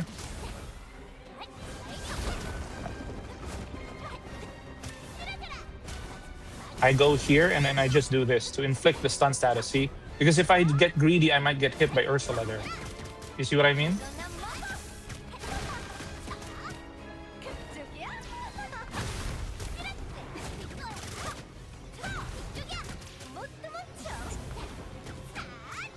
Okay. This one you can use to gap close and then inflict the stun status. It's not really your primary bleed like mechanic thing. So you dance around her, boom, backpack, jump on her, and then release, right? I got damaged. Oh well. This is how you're gonna play Roxy, by the way. Make the most out of her jump, because it's gonna be the way you get most damage in. So like that, boom, I inflict stun status, I jump on her again, right? And this is just for the sake of showing you, okay? So let's not expect anything much. I dodge instantly. I don't want to get greedy with that, because if I hold it, I'll die. Alright. Okay, here we go. Usually I don't reach this part, but for the sake of show and tell. Where she hops on the head like Mario. Yeah, it's a good. Oh crap, there was one more there. Okay, I got it in time. Oh no. Oh, we could have inflicted stun status there. Okay, boom, she's dead. By the way, is Roxy's jump where she hops on the enemy's head like Mario any good? Yes, it's good because you get a stacking crit damage boost off of that. It's fun to use, yes, it's fun to use. And the effect is even more so beneficial, right? Because it does a stacking crit boost damage.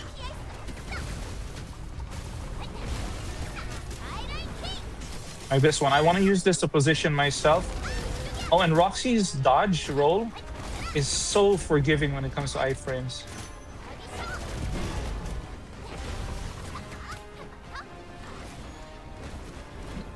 Like, watch this. I dodge roll like that, and I don't get hit by that. Normally, you'll get hit by that, like, with other characters.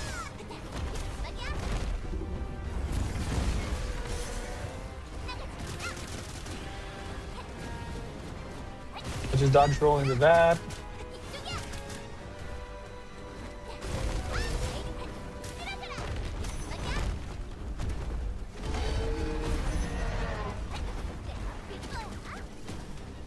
Eh. Like so. Eh.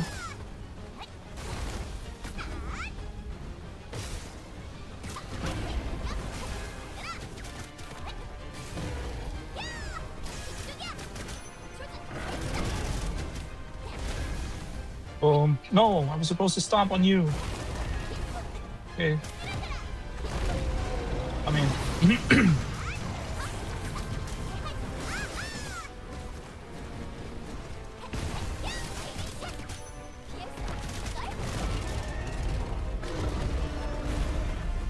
Okay, let's chase. Woo! You travel a lot there. And I want to use the familiar to get close to her.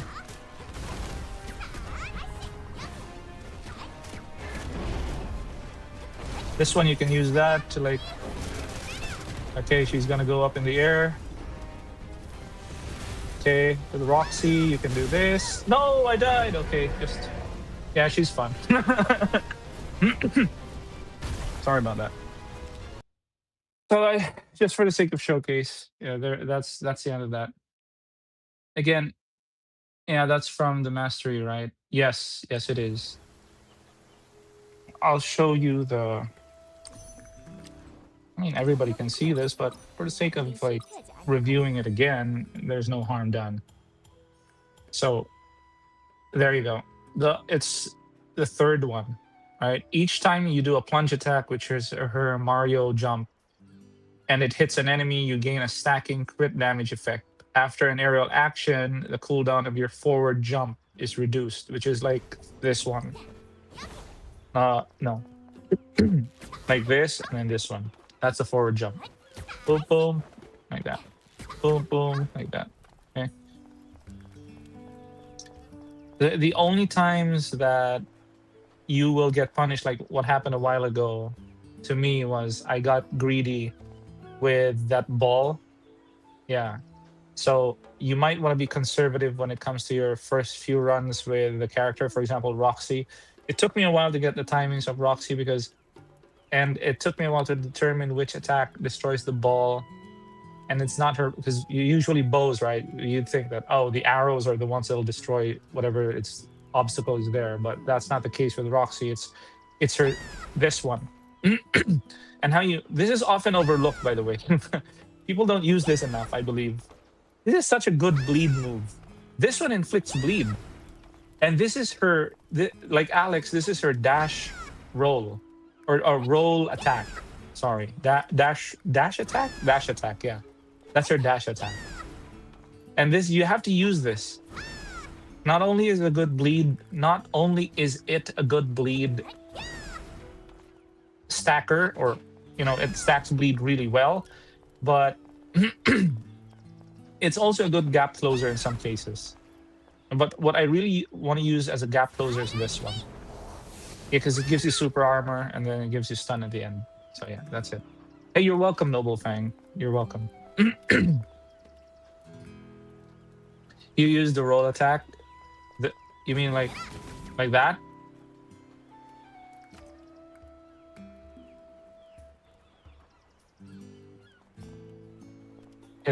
Yeah, this is also good, I guess. For stacking bleed, it's good.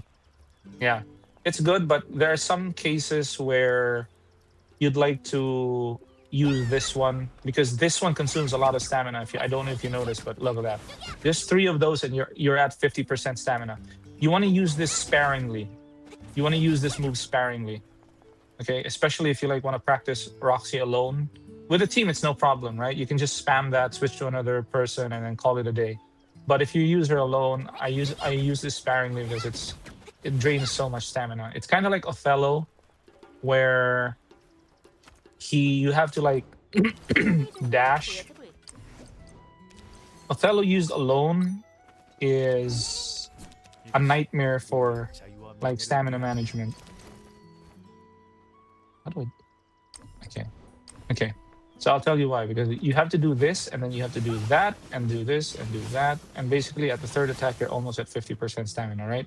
And that's what you use. I use this to spam frost onto the enemy before I use my actual skills. Yeah, Othello uses so much stamina. So I'll show you. The slide kick move is the only way to break Ursula Ball phase 2, is it? Because I can't shoot. Yes, the slide kick move. Basically, you hold your roll into a run like this. Hold your roll into a run. By holding your roll, you run anyway. And then you do this. And then she does like the spiral slide kick. Yeah. That's what you use to break the ball. You have to use your familiar though to like catch up to the ball, so that you can reach her in time for when she's in midair, and then you can time it right and then let her plummet to the ground by breaking the ball. So I'll show you Othello right now. You do not want to use your skills right off the bat because it's such a waste for burst damage. What you want to do is first dance around the enemy. Now with Ursula especially, Othello, right, is such a stamina waster. I don't like the rocks in this arena. So you have to dodge. With Ursula, you have to be conscious because not only do you have to dodge, but you also have to stack this as much as possible. And you see, now I'm out of stamina. So I have to now dodge and right, and then I have to wait and then dodge and then wait again. It's a good thing like you can read her. Once she does the 2 to 3 hit combo, she's done. She's done using it. Unless she like goes into. Okay, now you do the combo like this, bam, and then you do this, and then you do that, right? And then you break her. That's when you do all of your damage.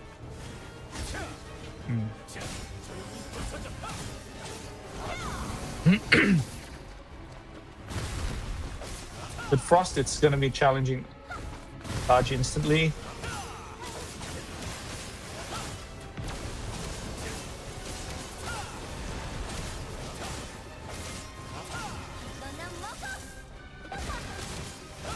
Latch on, and she's dead. Yeah, this guy looks cool. Yeah, Othello's cool. No pun intended, because you know he's an ice character, but he's really cool. Okay, so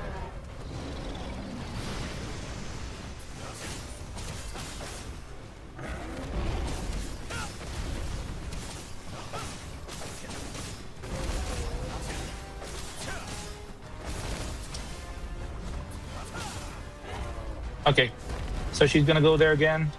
I'm gonna be here, wait for the ball to come out, and then there. Okay, now you can use your skills. Right? And then do that. Inflict frost again. Okay.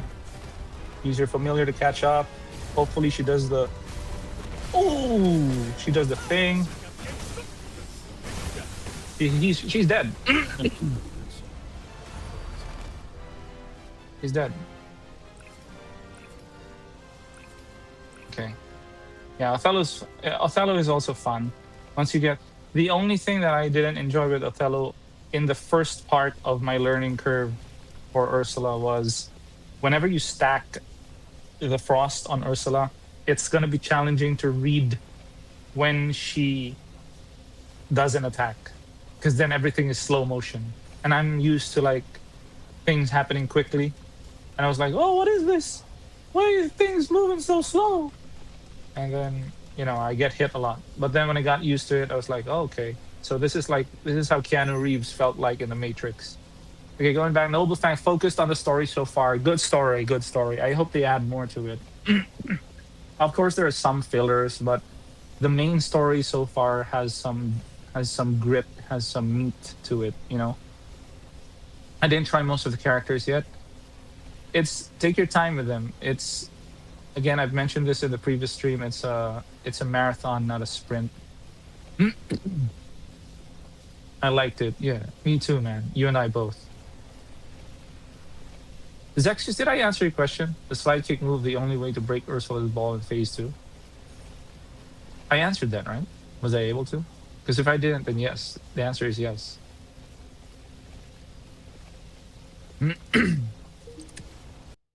Yeah, I hope that the whole Alex thing was clear.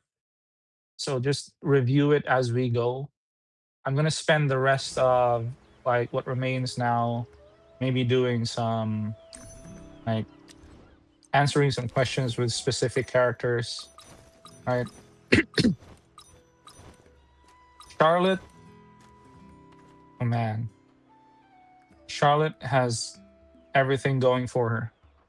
She right now, she may not look like much because of her seemingly measly stats with attack 8,000. Everybody's shrugging it off, but Charlotte's a beast. Charlotte's a real monster when it comes to damage. Once she gets the enemy, and she's more, get this, more than Reyna. More than Reyna. She inflicts the airborne status faster than any character. And I say that seriously because of this skill of hers. This, as well as the illusion kick. Okay, not just this one too. It doesn't say it here. It doesn't say it here. But when you detonate a clone, this inflicts airborne. And I've got a run already in place. It's scheduled to be published on Monday, where I finished the run yesterday with Charlotte. It was too easy. It was too easy, man. It was too easy. She just absolutely exploded Ursula. She's one of the fastest clearers of the game, even alone. This inflicts airborne. This inflicts airborne. And when you have poison daggers stacked and enough rage to again engage with illusion kick, this again can inflict airborne. It all revolves around you just have to. Better if I show you guys again. Okay, so no, why did I click on fellow? Not you, man. We've had enough screen time for today.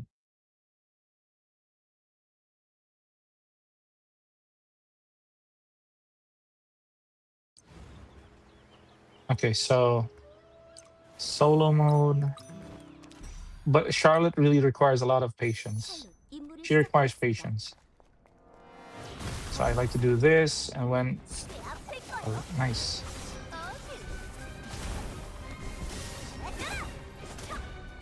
She does that, right?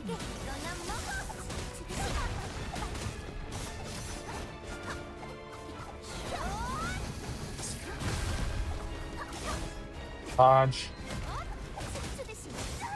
I got damaged again. Okay, let's do this. Not a good showcase.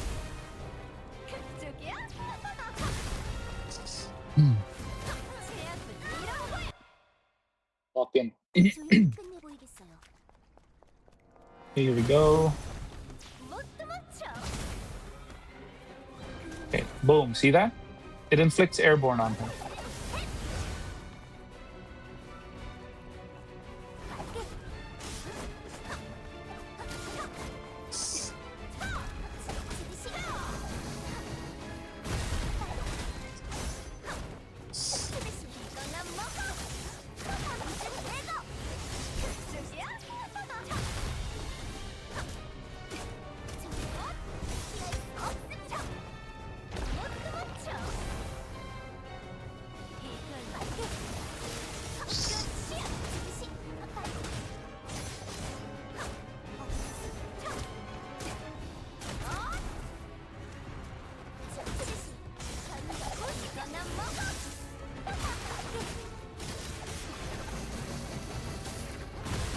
Okay.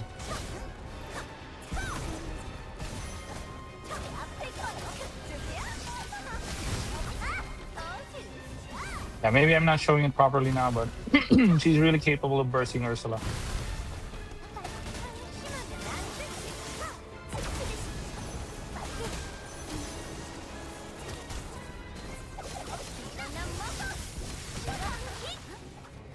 I'm just not playing this right now.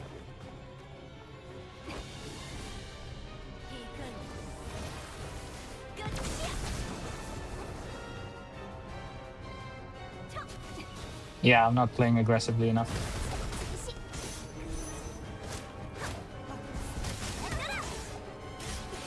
Okay, when she gets a poison grab on, it's over.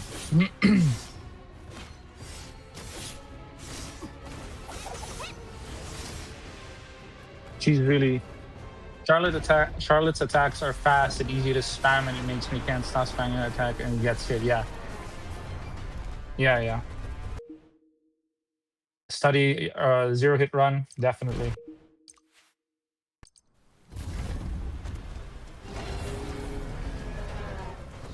She's.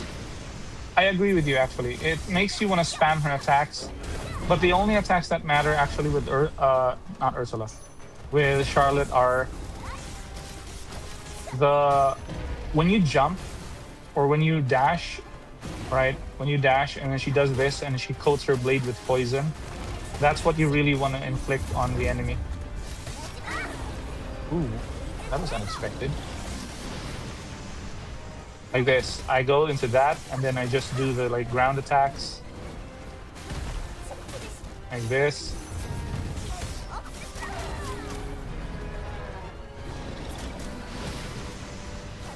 Right.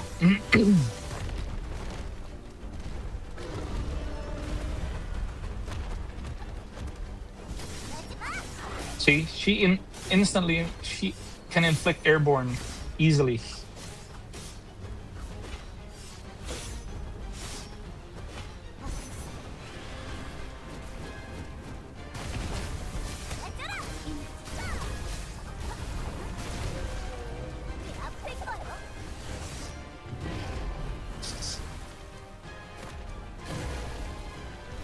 That's what matters. That attack is what matters. Okay. So Charlotte can easily break the balls too. You just need to dash and then there. And then she can inflict airborne easily here. Boom, see? And there you have. Ursula's done. She's done. Let's finish this in a spectacular fashion. There we go. Yeah. She is the fastest inflictor of airborne. Or, yeah, she stacks airborne real quick.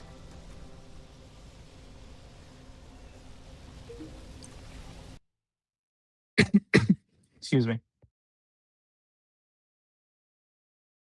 We'll have the Charlotte run pretty soon, Zexius. You can definitely get on that and see what makes it work. The attack of Charlotte that matters the most without her skills, of course, right? Can't do that Zangief attack every time, yeah. Eh, to everyone. The attack of Charlotte that you want to use, because these attacks are okay as filler, right? But that kick there is gonna get you killed.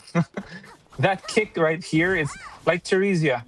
Theresia is also a good character, but I'll show you the attack that annoys me the most when it comes to like running with her solo. Again, Theresia is such a good character in a team, right? But this annoys the living crap out of me. That one.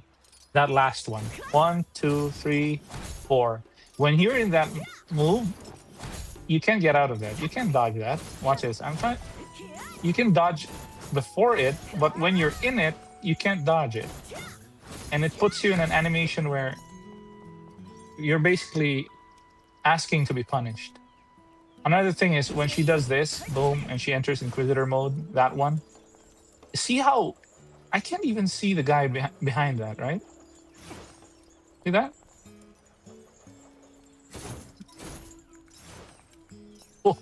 I didn't know they have dialogue like that.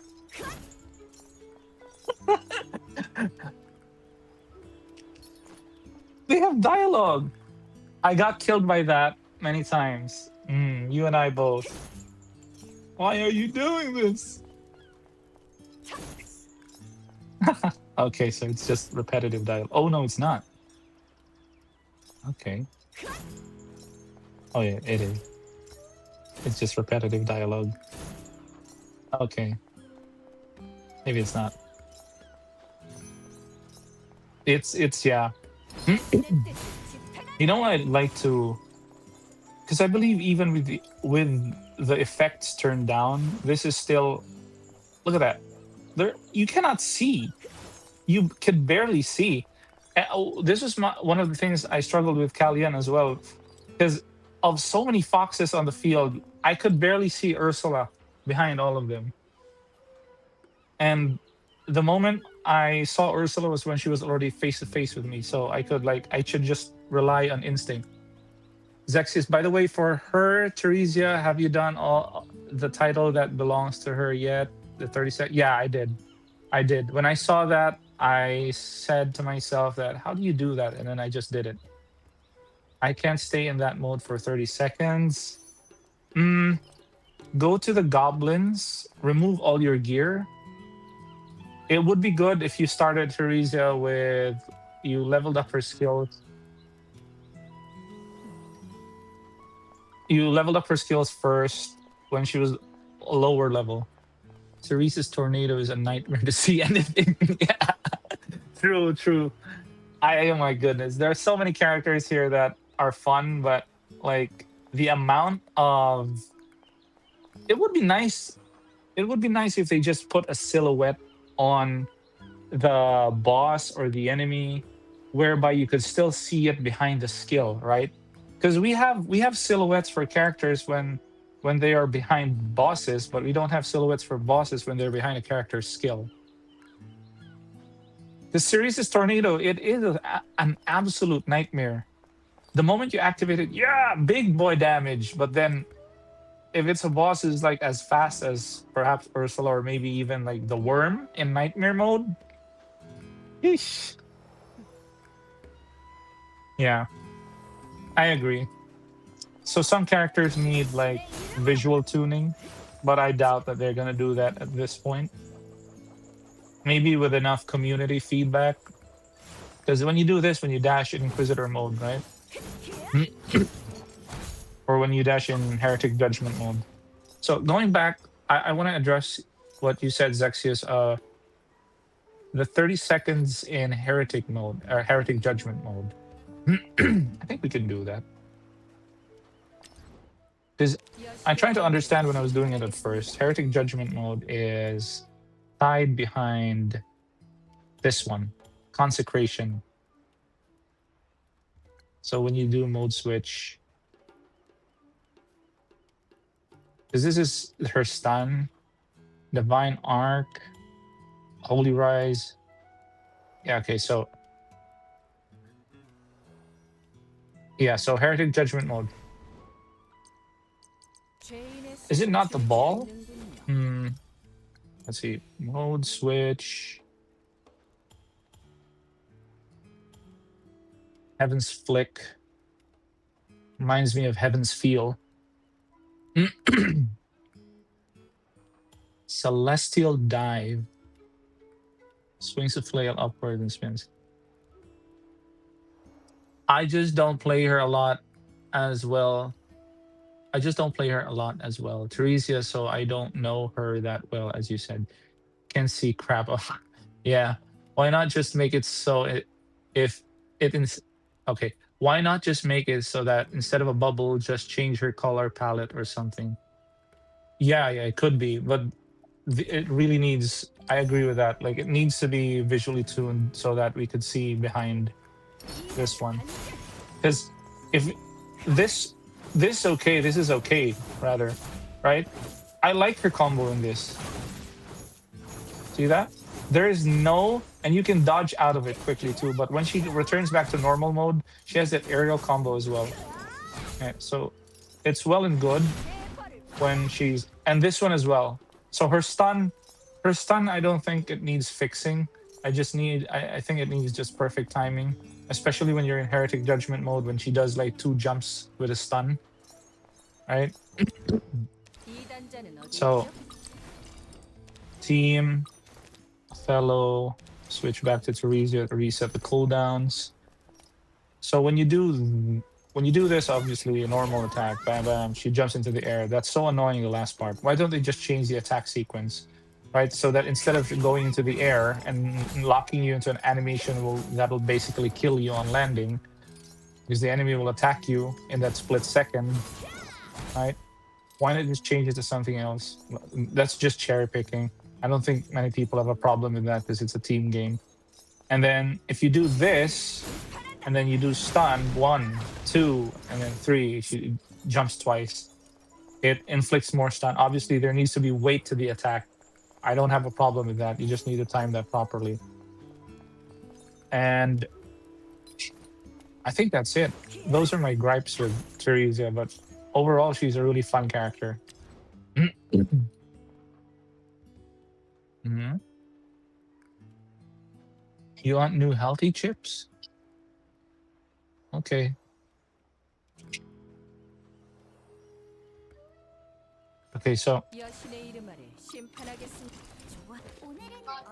Eileen, I want to make her work. She's also good for AoE, yeah, definitely. I'm trying to build her right now for a run later on. Just one of the final runs before we move on to Nightmare. Because when there are 1, 2, Ryza, the kid with a sword, the guy with a shield, and the other one who's a break character that looks like an assassin, the female as well. So it looks kind of like Castella, but she's cooler. And before those 4 appear, we need to get at least a couple of nightmare hunts out, especially with people have been raving about that worm all day. So yeah, a no-hit run on nightmare hunts would be nice. But I need to pump out Teresia's Ursula run first. Because the phase 1, I've already got that down with Teresia. It just needs a little bit more polishing. And her AoE, again, like what you said, Noble, is really good. Another thing with her is that you need a stack bleed first before you actually. Some people wonder why she doesn't get enough damage when they do the Holy Rise, which is another skill, by the way, I have a problem with because it locks you into such a long animation in the air, right? And I think it's not cancelable. I remember somebody saying on stream before that you could cancel that, but I tried it again, and yes, you can cancel it toward the end when you attack, but not like using dodge. Okay, but every character has got a thing going for them. So, what was I talking about again? The Holy Rise needs bleed to effectively deal damage. So once you have at least 1 stack of bleed, or like you filled the gauge for the first time, then you can use Holy Rise, and then you just see the boss's HP melt. Yeah.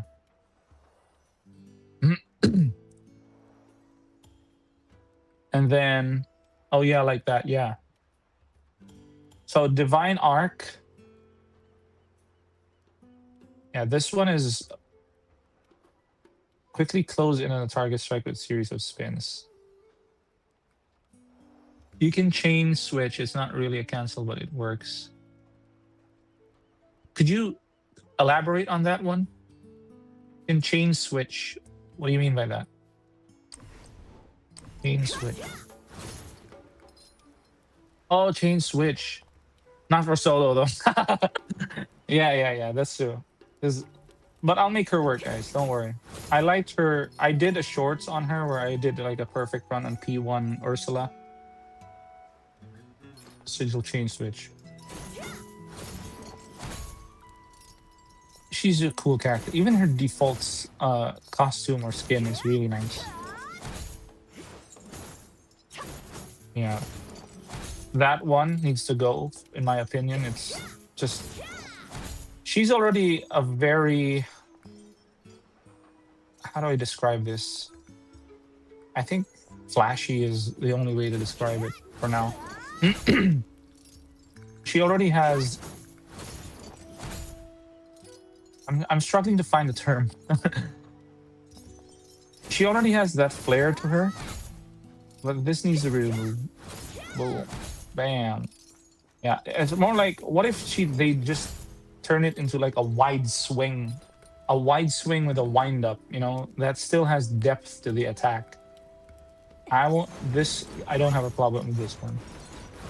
She's very Kratos-ish. Yes, he reminds me of Kratos as well from God of War, the female version.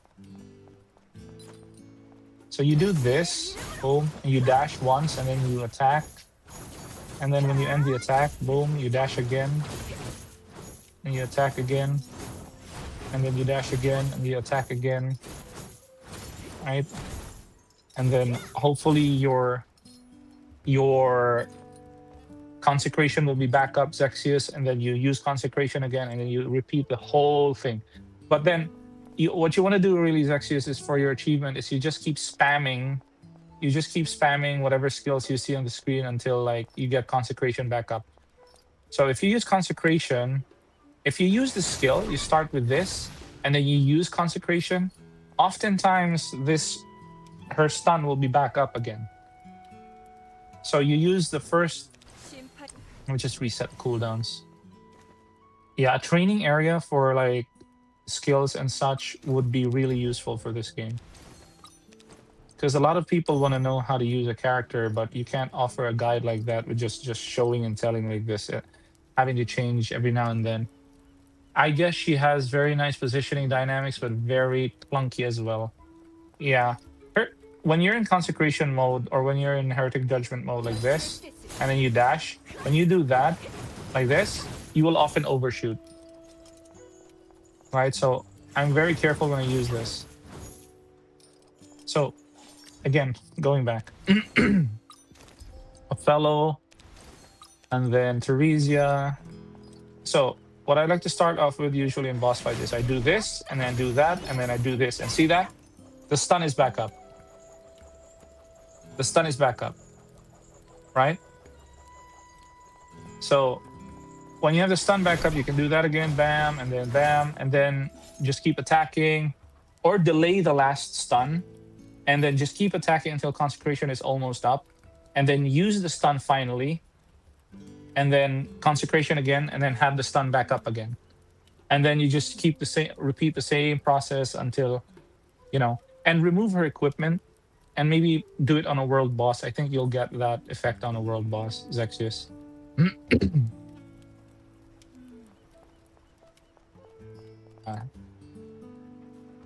Very nice positioning dynamics, but very clunky as well. Yeah, Theresia. I will make her work. I want to make her work because I want to do justice to her design. It's because you have two E's. One of, well, yes, exactly. But if, for example, some, including myself at first, yes, that's exactly how it is, Noble. But the mistake I made before was I would start off with this one right away, and then I would do this, right? It's such a waste of resources. So what you want to do with this character, obviously, is you spend all of that into gathering the stun, or filling the gauge, rather, of the stun meter, the stun gauge. Do this first, and then, boom, that. And sometimes I don't want to finish the first or the second attack of the ground pound. Let's call it the ground pound of the second skill. Because if I do the ground pound of the second skill, again, it locks me into this aerial animation that has a very slow descent. I just straight up do this. I'm so tired of this. Resetting cooldowns. Okay. I just do this. Bam, consecration. Bam, and then bam. I don't have a choice for this one because there are two ground pounds. I always E, Q, E. Okay, E, Q, then E. Then stun is usually done on mobs. Yeah, on mobs. But on the boss, it's a different story. I want to show her right now with like but I don't have a set, and I'm actually lazy to like remove one set from one of my characters. Well, let's see, who can I pull it from? I already got the equipment from Calcion. Fellow is good. Then I'm not gonna take away the equipment of Alex and the guys because they did me so well. Proxy as well. Maybe I'll just borrow hers. Attack power up, attack power up, attack power up. Okay. Unequip, unequip, unequip, unequip. Do we have critical rate? Okay. Critical damage. This is bloodstain. Okay, I'm gonna test something out. Unequip, unequip. Okay, let's go for Teresia.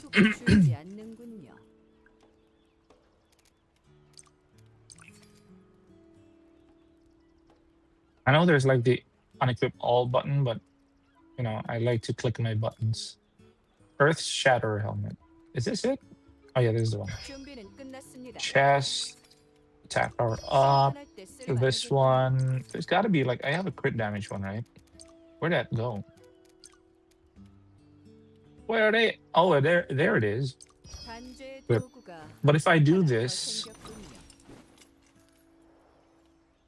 need to farm more sets. Yeah. Definitely. Okay, so arms, bloodstain chaser, gloves. Yeah, equip this one because you know.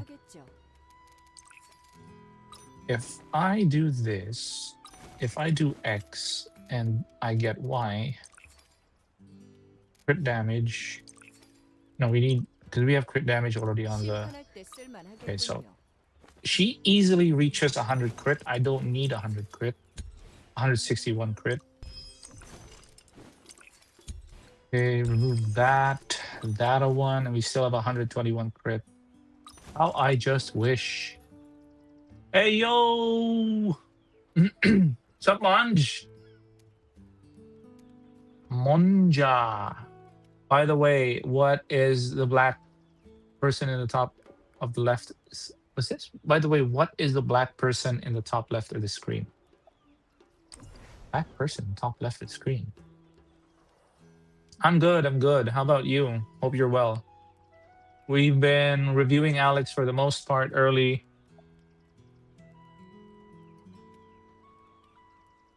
Is there a black person on top of the screen? How is that there? Hold on. Oh, what? Is that like, oh, okay.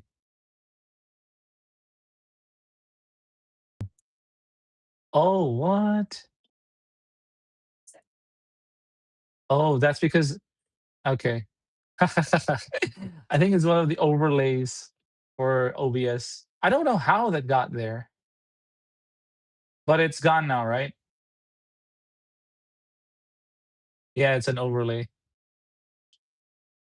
Yeah, because I've had to use like a workaround for the mic. I'm using the AirPods right now connected to my phone, connected to Video Ninja. No, it's not for face cam. I just minimized it. I hope it's not there anymore. You know. Okay, back to what we were doing. That's funny. It never appeared for the whole part of the screen, right? For the whole part of the stream.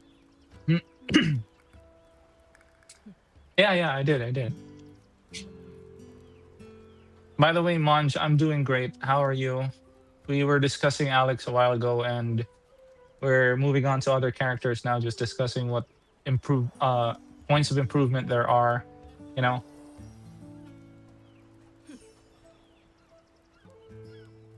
So I hope, yeah, the icon's gone now. I hope there's a reason.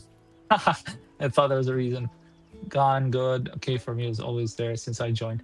Really? Oh my. I didn't notice that. Thank you, guys. The entire time that was there? That's crazy.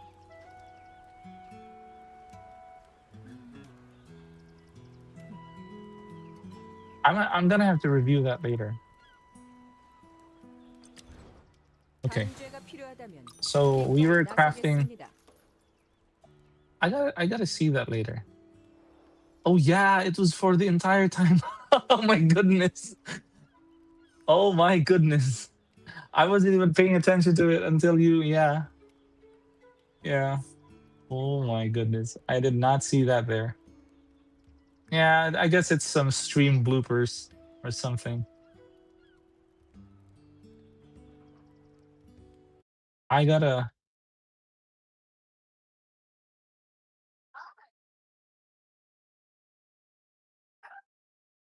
wonder how I can get that out of the way next time. Yeah, but it's gone now. I minimized it to oblivion. Okay, so back to the crafting. This is what ideally I want on her, 200 crit, and then the rest would be attack, but I don't think it's achievable. Unless you guys like have a build already in store for me, then we can try it. You know, I want her to reach, for the most part, it was ignorable, but then in the menus it was noticeable. Yeah, at least now it's gone, dude. Thanks for letting me know. Next time I'll keep that in mind because for like for the bulk of the stream that was on, and actually that bugs me as well. But it did not in any way interfere with the guide that we were doing, right? Or how Alex worked. Because if it didn't do that, then we at least achieved one thing. Are you done already with the 108 titles? Nah, I'm not done yet. I'm just sitting at 74, I think, was it? I barely had, and I think I won't be able to do it for a long while now because Nightmare Hunts are on the next list for September.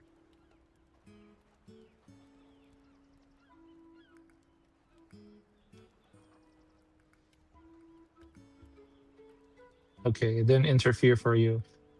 All right, that's good to know, Noble. For if it works for you, it might work for others as well. I thought it was some kind of watermark. Didn't change the explanation. Okay, thanks, Silver. Lol, same. All right, dudes. All right, so back to this. Yeah, this is something that I'm struggling with right now for Teresia. Because if we do this, right? Unless we like unequip this and then put this. Okay, now she's at 7490, but her crit damage suffers. And if we put, we do have 141 crit, we don't need that. We'll just stack attack even more. So 7881, and then yeah, if we remove one of these, it's gonna drop her crit damage even more, but boost her attack. I don't want that to happen as much as possible. Yeah, sad. It's kind of sad. I wanted her crit damage to sit well above 180, I think. Because then at least with 8,000 attack, with crit damage 180 something, it would be better, I think. Okay, so attack power up, attack power up. Do we have any crit damage boots? Let's swap this out. Ah, horrible. Okay. Even if I do this, it doesn't change a thing. It's 7k attack. What's that gonna do to the boss? It's gonna do squat. Wait, did I actually equip something? No. Nope. Not even close. Okay, so we can't get this piece off because it provides the bulk of the attack power and she needs attack. If we get this one, so this is crit damage, we're gonna have to unequip this and put back the attack power up with this. Oh, now we're back, but 140 crit. Eesh. 140 crit damage is disgustingly low. Okay, so maybe this attack, maybe right now with the title of Dragon's Word, maybe the 4 point something % increase could bring it up a bit. and then we could focus on crit damage. But for now, that's not the case, so we're gonna have to find a workaround for that. Attack power up. If we unequip this one and we put crit damage, it's a crit damage one. There you go. Equip that. Yeah, we're sitting at 180 crit damage, but our attack suffers. Food buff. Yeah, but I do the run without food buffs. Remember? It's a no food buffs, no hit run. And that's what I'm trying to go for. But definitely with food buffs, we could get her up to an attack like that, but it would break the whole no food buff, no hit. Yeah. Ah, right, true. Yeah. I was thinking about that as well. On that stat sets other than Earth Shatterer really that significant in damage, because what the Earth Shatterer does is it gives 20% defense ignore for 10 seconds on using a signal skill. So say for example you proc Divine Arc or Holy Rise on full bleed stacks. Holy Rise is you can proc Holy Rise on full bleed stacks. Divine Arc, it can be activated when in the stun status, right? So if you build these two, these activate the 20% defense. I mean the bleed set. So maybe you can use the percent bonus set. I mean, so are the stats set other than Earth Shatter really significant in damage? I mean the bleed set. So maybe you could use a percent bonus set. Could you expound on that, Silver? I don't quite understand. Could you elaborate on that more? You mean, should I remove these? The blood stain chain? Because I've tested. Oh no, not these ones. Sorry, these are not the ones we should be equipping on her. Sorry. I forgot she's an amplitude character. She's supposed to use these. Oh my goodness, silly me. Yeah. Attack percent. I tried that as well. Yeah, exactly. Sorry. I misunderstood, Silver. Thanks for clarifying. Yeah, that's why I was wondering why was I putting bleed on her. The thing is, Theresia inflicts more bleed than she does stun. She might as well be a bleed character, right? That's just me. The other ones, now I actually tried a lot. That's why you see a lot here, because I've been experimenting with the blood stain chaser gloves, as well as basically the 2-piece bleed, the 2-piece amplitude, the 2-piece this one battle wheel gloves, all of that. And so far it's only I went back to the holy gloves, the holy arbiter gloves, because they add more to when the enemy is stunned. They add more damage for when the enemy is stunned. You built the bleed set for her. Would battle will help you reach that 8K mark? Battle will? Oh, Girthy, what's up? Haven't seen you here for the entire. Yeah, would battle will help you reach that 8K mark? It would, but it would compromise heavily on the DPS of Theresia, because the thing Theresia builds. Oh, thank you, man. Thanks, Girthy. I appreciate it. I hope it entertained you thoroughly. And I hope you learned something from it too, like, timings, openings for certain characters. So, like I was saying, the Holy Arbiter gloves is what I went back to. And it's such a simple thing, because I would be missing out this 15%. Okay, I'd be missing out on this 15% stun additional damage if I went with others.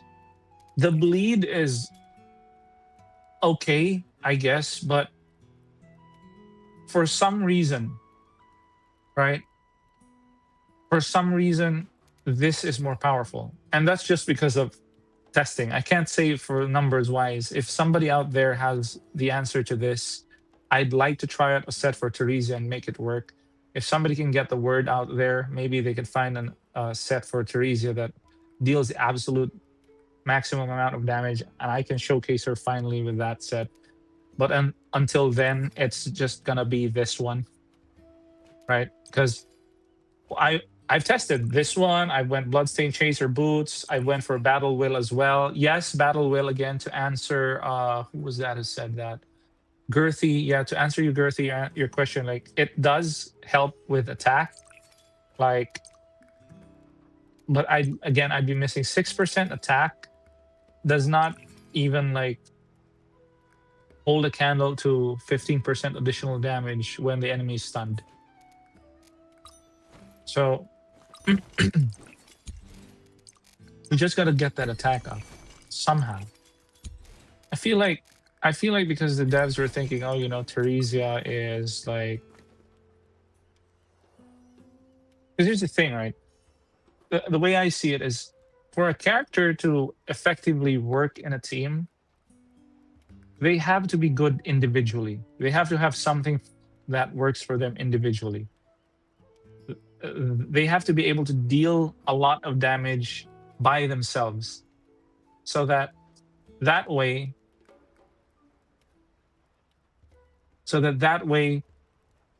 if you want to build, for example, Teresia, I want to build around Teresia, and I don't want her to be like a side chick or side character or something like that, right? So she has to deal buttloads of damage, you know, worthy of like flex tape worth of damage. Honestly, I don't really understand what the elemental sets even do. For dots, it increases damage over time, but what does it do for stun, airborne, etc.? For, I believe it, for when you inflict, for example, for airborne, when the enemy is airborne, it gives it increases your attack for 15% for when the enemy is airborne. So, for example, Reyna procs the airborne status effect. The moment she activates Tempest, it's going to be stronger when the enemy is in airborne status for when the enemy is not. All right, and then same thing goes for bleed. For Teresia, the enemy is in bleed status, then she deals more damage in bleed status. She can use Holy Rise, and then it just melts the enemy's HP. The best explanation I saw was that some bosses have lower elemental stat build-up, but not sure how those bonus stats work. Yeah, I've heard that explanation as well. I thought it was 75% fixed to everyone for regular raids. Yeah, I need those numbers. We need to look into them. If anybody has info on that, that'd be good. We could like check on that. Yeah. Because right, I really, really want to get this Teresia run down. Look at that, guys. Like her design, it's just peak. This is how you design a character. Legitimately, this is how you design a character. The default skin is even equally as good. I mean, you needn't get a skin just for Teresia, but because you know she looks cool in black too, why not, right? So I like this one actually better for some reason. Yeah. But let's go for this one. To support the devs, you know. Not for everyone, but the player with the same elemental input. Give me a minute to like absorb that. I meant not for everyone, but the player with the same element input. Sorry, I don't follow. Maybe you need to expound on that, Silver. Maybe it's just my brain lagging. Noble, I like the skins because of the horns. Lol. Yeah, I like it because of this one, the skirt, and the the dragon eye, the dragon follower eye. Yeah, it fits her so well. True. It's like an alternate persona because she's like holy here, and then her story though. Not gonna spoil anything, but her story though. Yeah. Teresia. Okay. So going back This is the only thing that I see right now that works. Yeah. So I know that this is crit damage, and we have to go back to attack power up. Okay, and then we finally get to 8,271. But we don't need the excess 21% crit chance. Really, we don't need it. But she gets that from her karma. This is insanely high. Zurich, welcome to the stream, man. I do like how they incorporated the outfit into the story, not gonna lie. True, true, true. True. Truth hath been spoken, Zurich. I like how they did that. They just like they gave an alternate perspective to how Theresia could look like if she were bad, you know, that bad girl. But we're not gonna spoil that. In case you switch silver, we'll go back. I'm gonna backtrack. I meant not for yeah, I'm gonna back read, okay. I thought 75% for regular raids. I meant not for everyone but the player in the same elemental input. In case you switch or some co-op raids.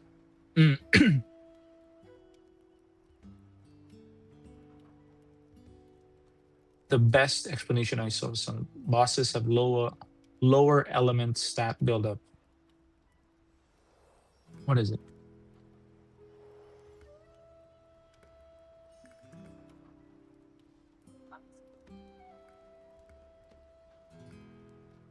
If your player is a bleed character, it builds bleed.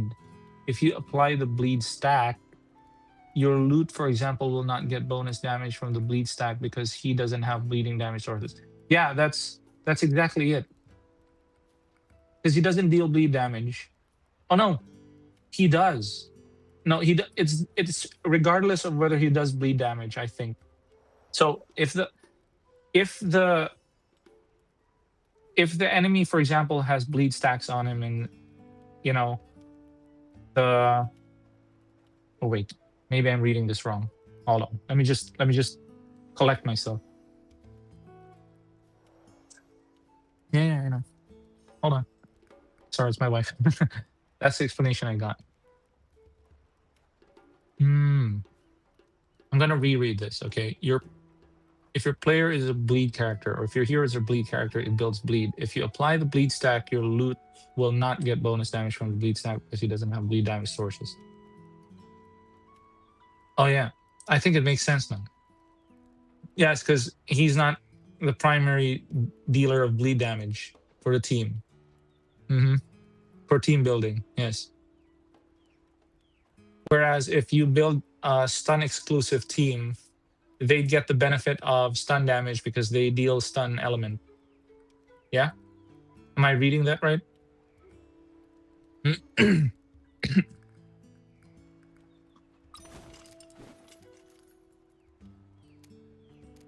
So yes, I think that's it.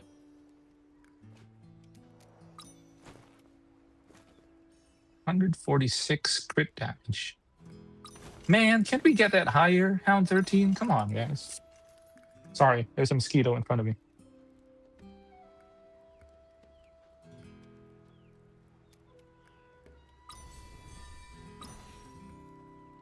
This karma. This is crit rate increased by 45%. Are they banking on the idea that Theresia has to crit a lot to deal even like a lot of damage?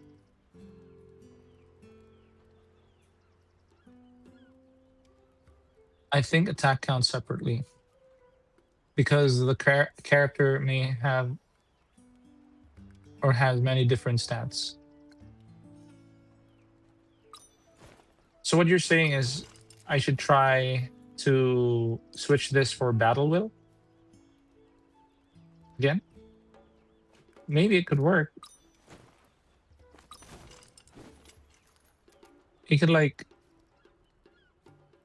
I'll try this first. Let's bring this into a raid, and then let's see how much damage it does.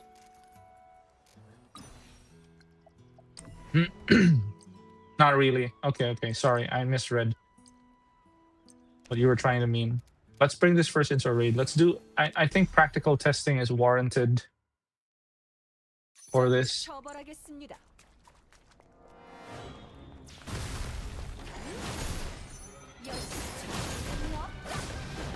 No, I got hit.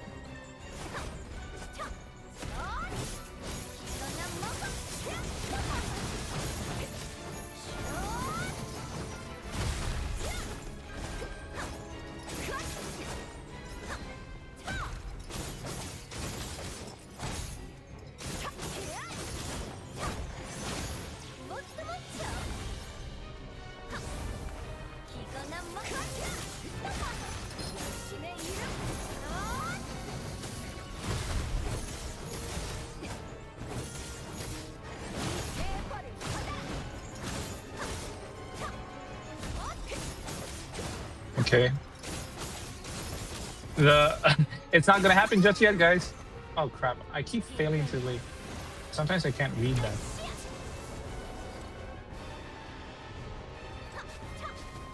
Blip blip blip. No, I used my stun at the wrong time. It's at this point that I shouldn't use Holy Rise just yet. There we go. No.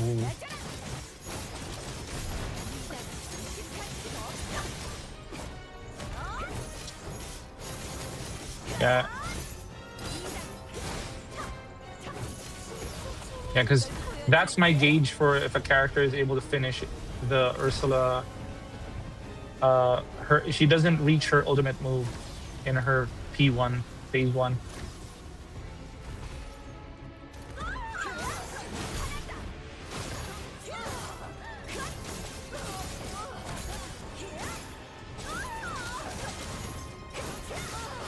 Even her rage stacking is not that great. Yeah, so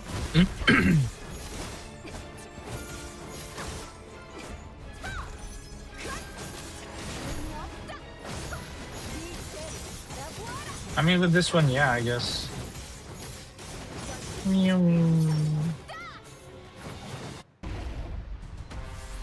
Thanks, man. Thanks, Zurich. I'm glad you're here as well. Okay, I will. I'll work on those runs. Again, silver. So my guess is the character changes playstyle depending on the stack. Do benefit from elements? Maybe. Definitely, I think.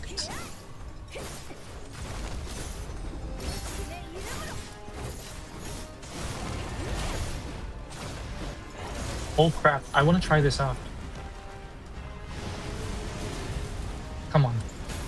Yes! Okay, let's go. Okay, let's go, 80. Okay, so that works. That makes my...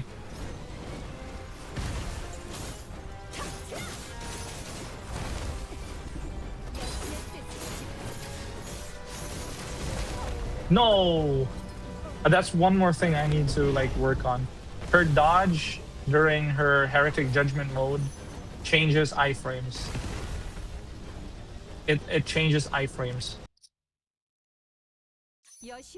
Let's try that again.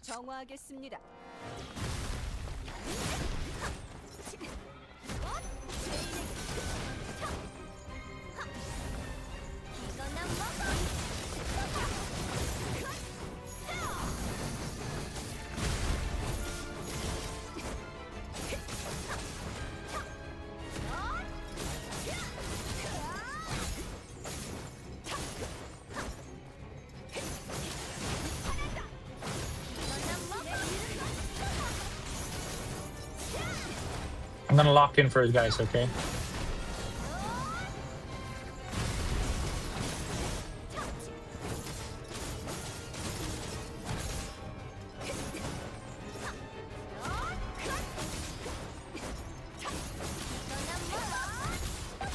Oh my goodness. Yes, I didn't get damaged by that stupid move. Come on, come down. Let me make your day.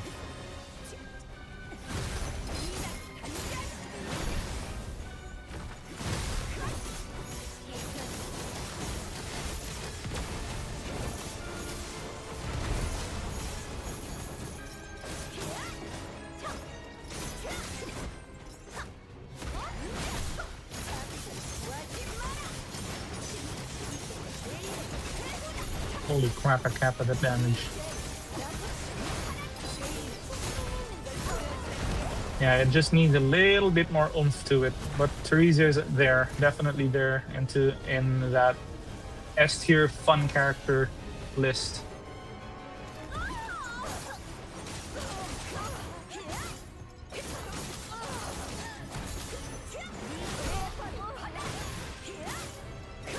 She needs more damage. Come on. Come on, Hound 13.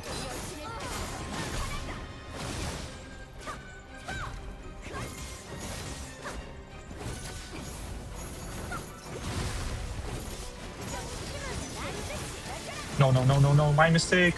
I really don't like the animation for. Goodbye. There we go.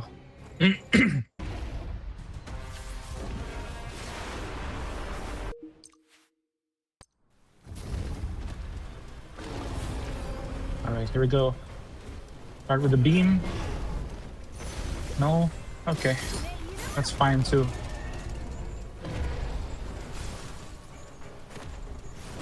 I'm not gonna take any chances. No, no, no, no, no, no, no, no, no, no, no, no, no, no, no. Okay, we're safe, boys.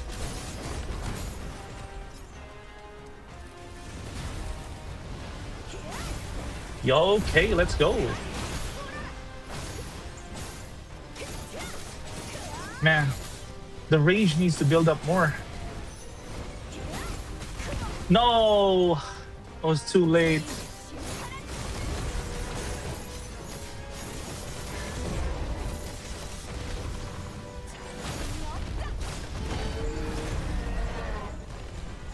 It's okay. Still got this.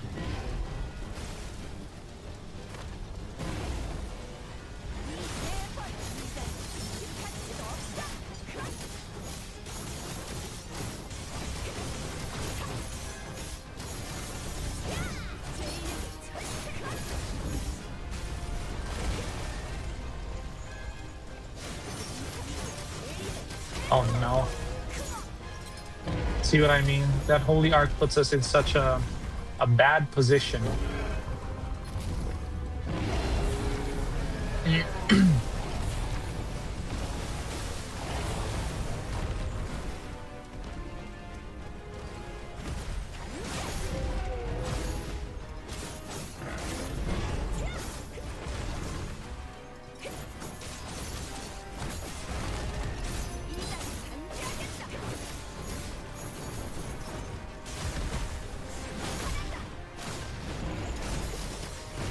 No, how did I get tagged by that?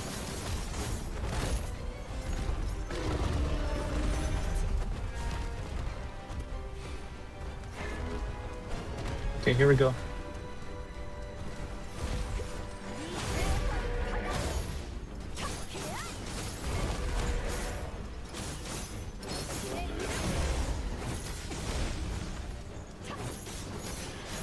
Yeah, it's taking a bit longer.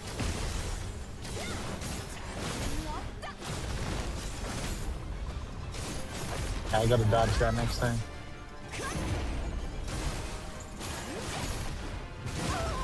Holy crap. Okay. So from what I heard, the character only benefits from a full stack if the same element or stat. If it's the same element or stat. But I was wondering if it's not from damage source. It's not from the damage source, not character element affinity. Because some characters apply more element stats than the affinity displayed on the team member. That's my guess, not sure.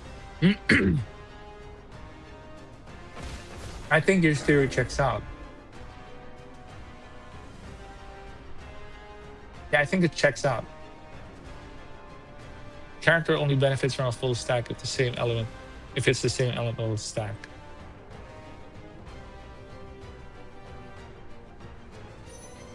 Yeah, because that's why you want to build around like the same. For example, if you have like airborne, you want to build airborne together with another airborne, right? So in the same way that Johnny, Reina, and Charlotte complement each other, because anytime a character is, or anytime an enemy is airborne because of either one, they have an airborne attack that, you know, multiplies the damage during that particular stat, or yeah, during that particular ailment. So if it's airborne stat ailment, then any airborne damage dealt by these characters would also significantly increase.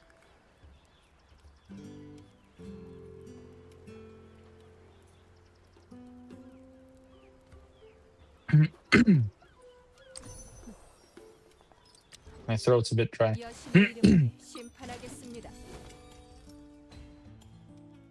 Okay.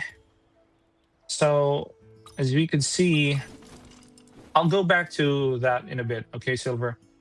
So we just saw there Theresia attacks have triplet stats.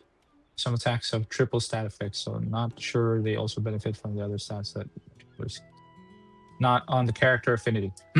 Some stats at Zurich, it's also because their skills gain additional or improved effects at higher stacks often. No, yeah, not just a flat damage boost in that sense. I researched a bit now. From what I found, stun or knockdown airborne gives whole team 300% passive damage buff when applied. Elements give 75% passive to entire. Oh, I see. That's why it deals more damage during airborne stun and knockdown. Yeah. The rest gives a passive 75% damage buff. Okay. The numbers make sense now. Cool, cool. That's a nice find, Noble. And those are very interesting theories as well, Silver and Zurich. Because the moment that, yes, some attacks have true. Yeah, because at least that clears it up a little bit. Okay, so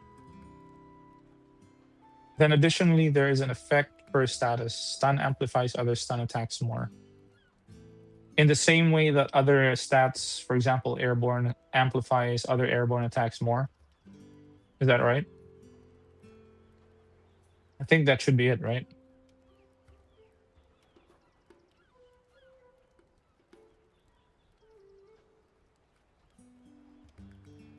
Stun to stun, airborne to airborne, poison to poison, etc. I believe that should be. Yeah. Oh boy. Yeah, the thing is, Theresia, I want to go back to Theresia talking about her. She is a test of endurance. She's a fun character in teams, but in solo, she's a test of endurance. Need some time to think about it. Too much information. Yeah, dude. Like, you're gonna have an information overload. You're gonna get bombarded too much.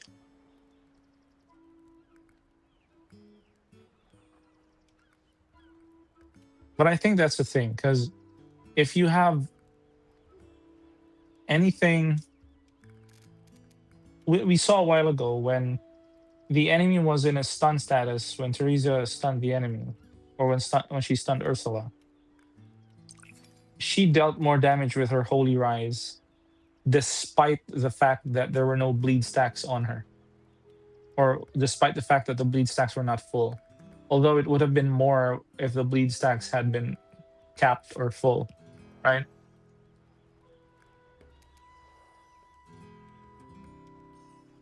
So I think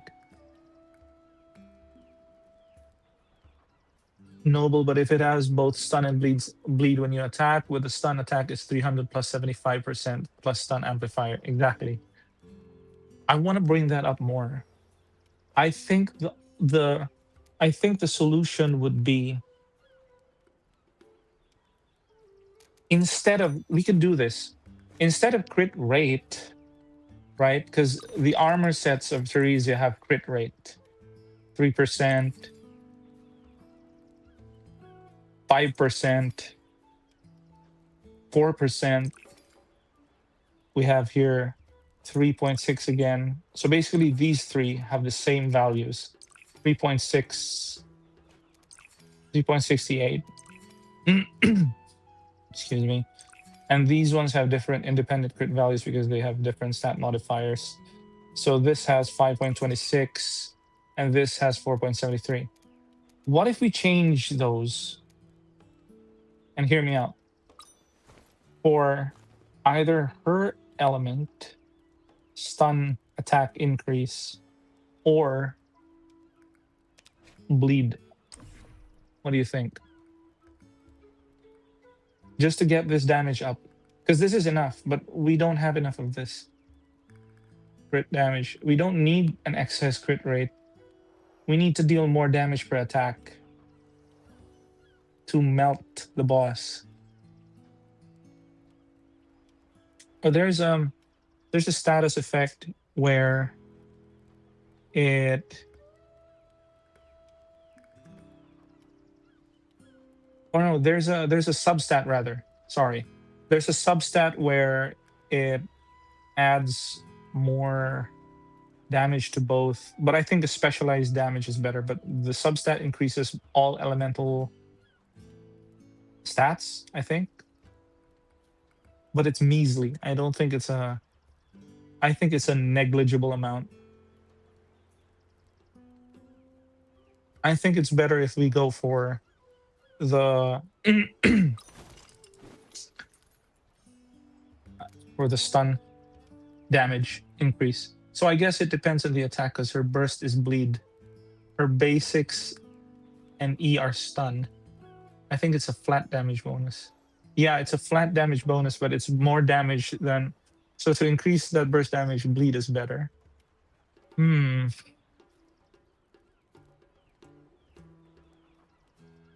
We could forge it that way. But we still have. Do we still go for? The question is, do we still go for her arbiter gloves? Right? Or do we go for the bloodstained chaser boots? What do you guys think? And then maybe like the substat would be bleed or stun, damage attack. Regardless of whether it's a flat stat, it could still be beneficial silver if we try to like add that in there because she needs all of the damage she can get. Would swapping for a 2-piece bleed make sense to maintain the bleed 75% uptime since she applies it faster than the stun? Yeah, 2 stuns on 1 phase, that's right. I'm gonna try to switch the bleed to the bleed. Could in theory only need 1 stun phase. Could in theory it only need 1 stun phase 1. Yeah, my gauge of this run would be to whether or not a character could reach the point where Ursula does her ultimate move for her phase 1. I actually found out that I lied to you earlier. Dude, you're funny, man. Passive bonuses do not stack. Okay. So the stun plus bleed scenario is still only 300% plus stun amplifier. Stun plus bleed scenario. Only 300% stun amplifier. Okay, so it doesn't make sense. Does it still make sense to go bleed? That's a question. I think it's better for the one that maintains more build-up.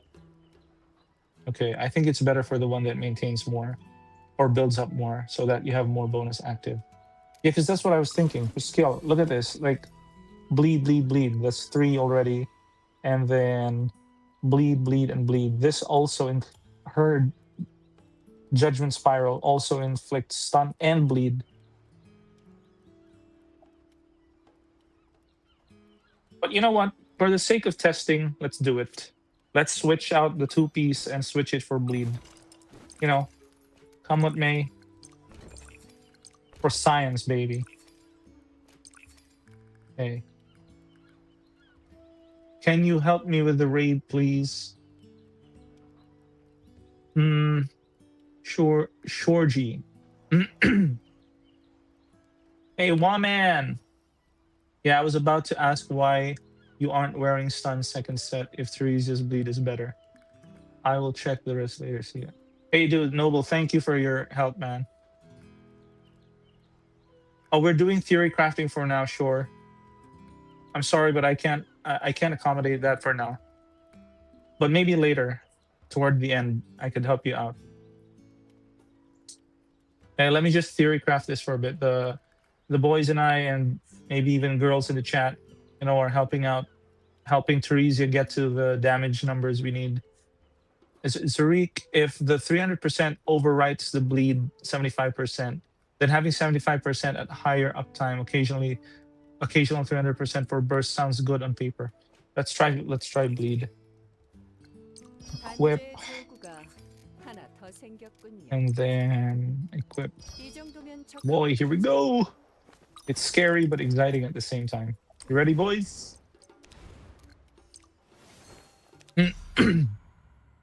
All right, let's do this.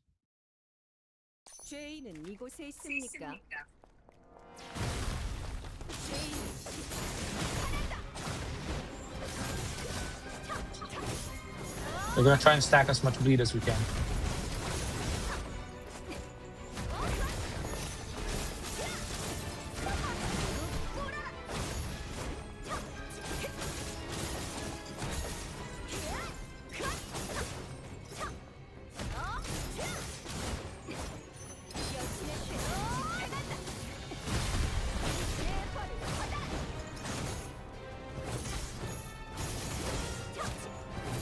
No one got damaged by that. Unbelievable.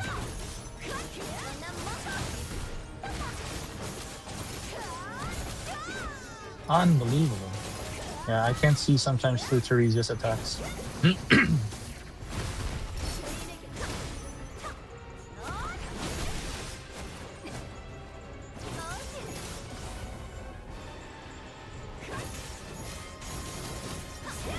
I'm about to reach the bleed threshold.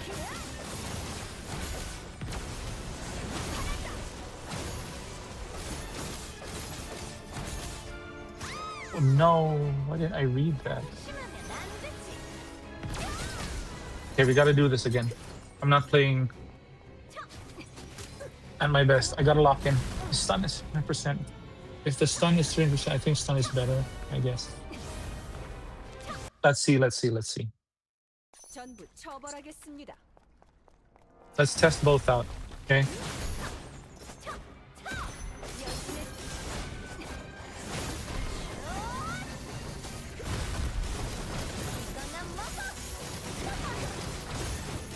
I can't see anything. This ball is making my eyes bleed.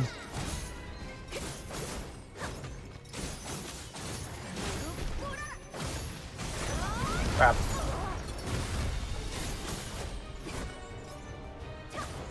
Okay.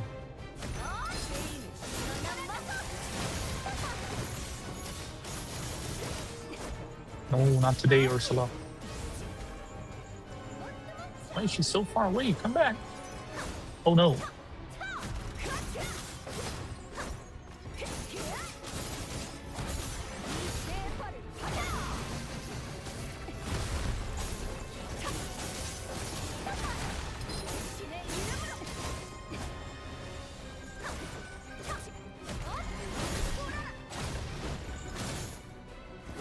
He's about to be full.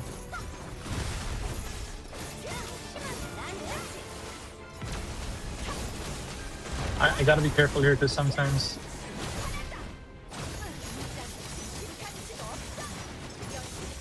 oh my goodness. Oh my goodness. Oh my goodness. Oh my goodness, bleed is better. Why? What the heck, boys? We got, oh my goodness, we got the bleed going on, baby. Let's go.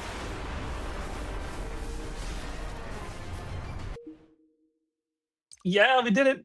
Okay, phase two. Lock in. Let's go.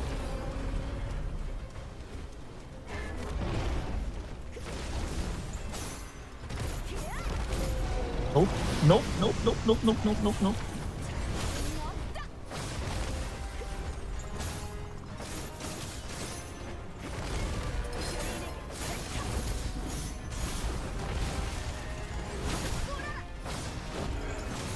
Okay. Run, Teresa, run! Run your life like your life depends on it.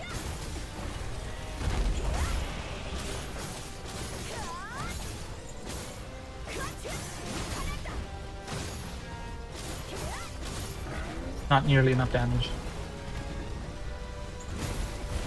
No, you can't. I think there's a cooldown to how many times you can.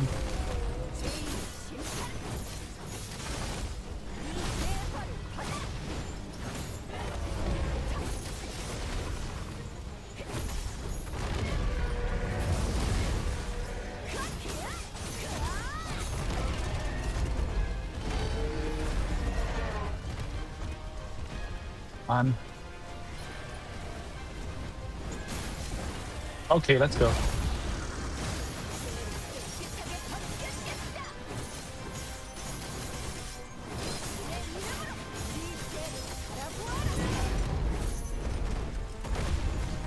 No, no, no. Get off the heretic judgment mode.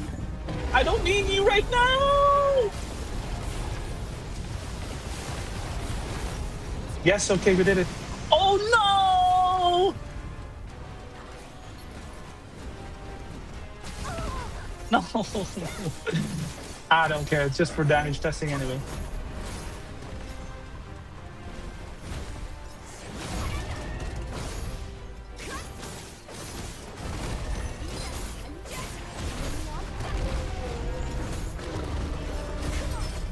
I really don't like that heretic judgment dodge. It's so... I'm stuck. I'm stuck, guys. Okay. I prefer the normal dodge because the iframes are better. See?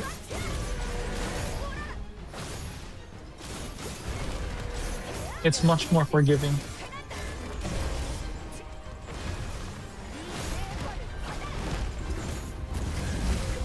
Nah. Ursula is weaker to bleed though, if I remember correctly.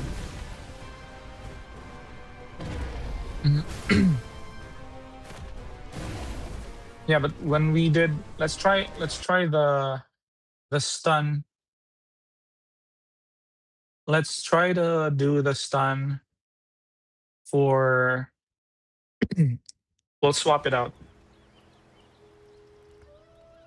Georgie, listen, man, as much as I want to help you right now, I really do, but the boys and I are theory crafting Teresia for the next run, and I hadn't intended for any like co-op raids. One stun phase one, yeah, solid. Thank you, man. Thank you. I appreciate you understanding. For now, okay, but maybe toward the end, if you stick around, maybe we could do like 2 or 3 runs later on. I'll try to accommodate that. Is that fair? All right.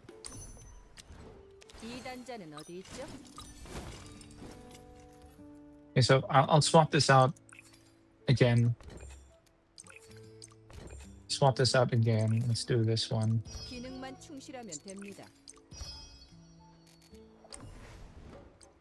Yeah, so we know that that one of the weak points of Teresia is her heretic judgment mode has bad dodge iframes. Attack power up. Rather, it's more precise. The timing needs to be more precise, and it needs to be polished. Okay, so Lawman, I noticed that your stun builds up faster. When I play Teresia, I do more bleed for whatever reason. Maybe try more dodge attacks. Okay. Yeah, well, I'm gonna put on the stun set for now, and then I'm gonna test how fast I can go when locked in. Okay, let's do this.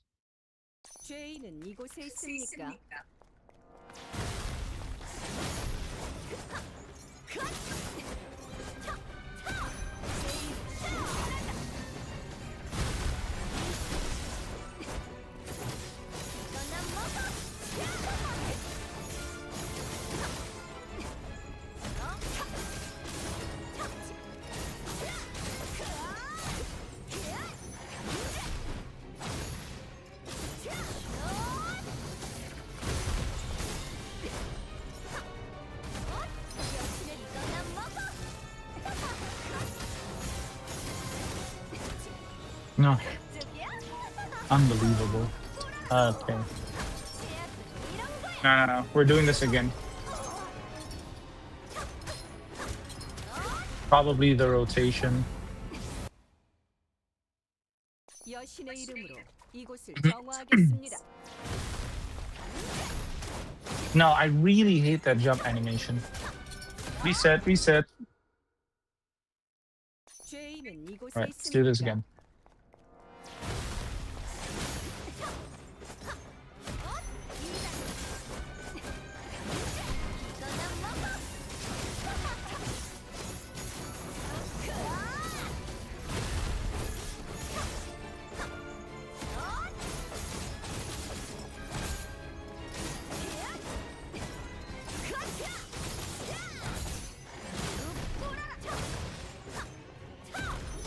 Close.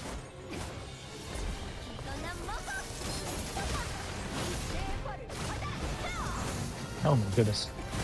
Too close for comfort.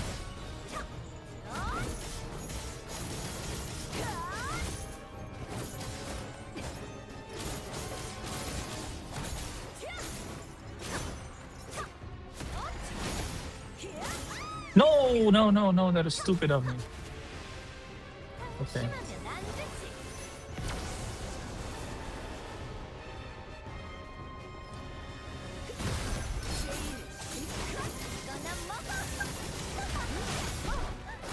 Here we go.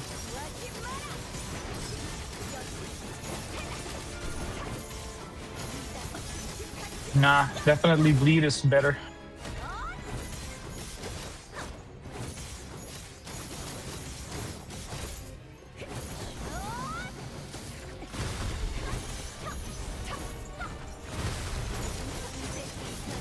Okay, armor break. Yeah, we got through this phase a while ago. One stun. The bleed one was better upon testing. I mean, the results speak for themselves. And this is like brute forcing it.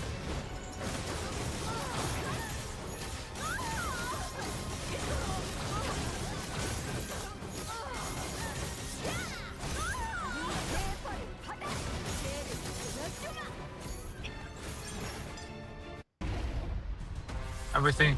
I got one rule for myself that you have to utilize everything. For example, your character is in the air, do attack, you dodge, do attack, etc. Yeah.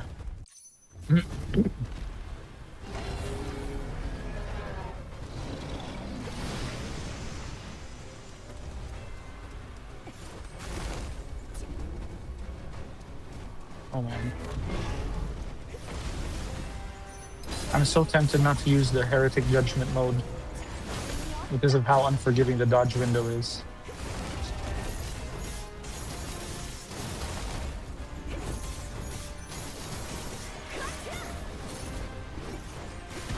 Okay. Okay, here we go. Come on. Yoink.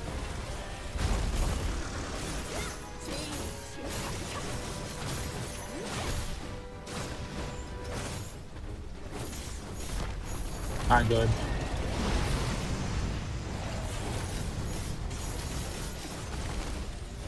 Yes, we're out of that.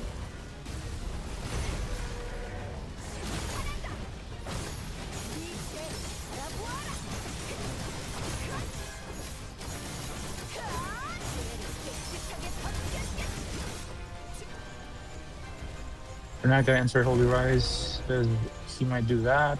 We might wipe out.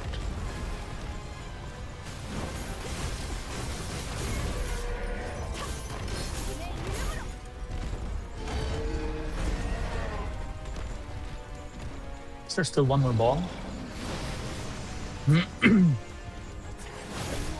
Oh no, what? Okay, we're safe. Just for the sake of testing.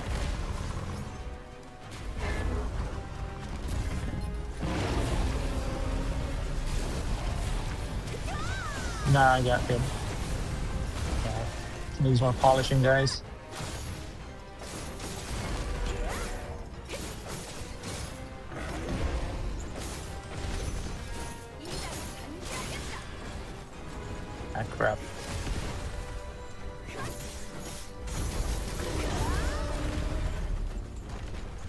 She's definitely faster in this mode.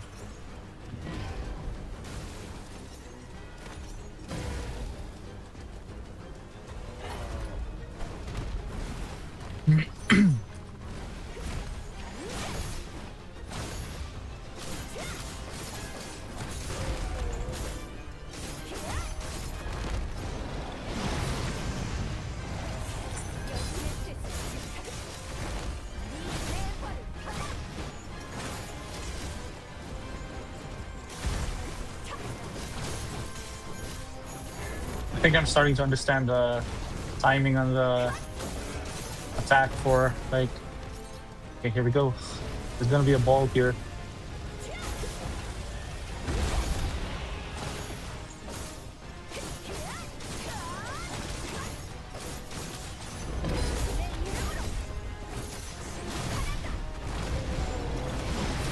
No, really don't like the timing of that dodge.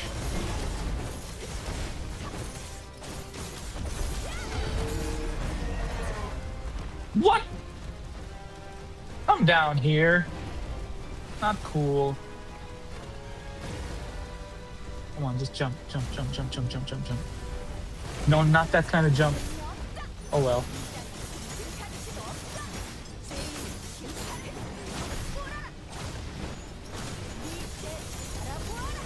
Hey, we're done.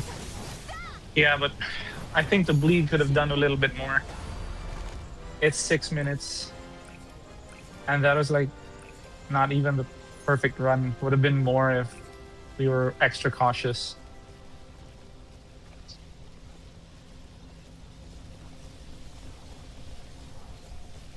Catch it up in the chat. Thanks, sure. I still think we could have done better. Yeah, definitely, Woman. Use everything the character has: jumping, dodging, attacking in the air, etc., etc. You see how the streamer dodged AoE jump but didn't keep attacking. If I did, then more bleed would have built up. It's small moments like that which matter. Yeah. It's definitely I agree with you, Waman. It's definitely a trade-off between wanting to go for more versus being cautious enough not to like. I mean, if this were not exclusively, but yeah, this isn't exclusively a no-hit runs because we're doing it on stream, but for sake of damage testing, then definitely those small openings, which we could have taken, that would have been better. But then again, like for normal occasions, for when you're doing like solo runs on your own and you don't want to just wipe out accidentally, you want to be cautious. It's moments like those where you have to decide whether I should go for the extra hit or not. You know, if that makes sense.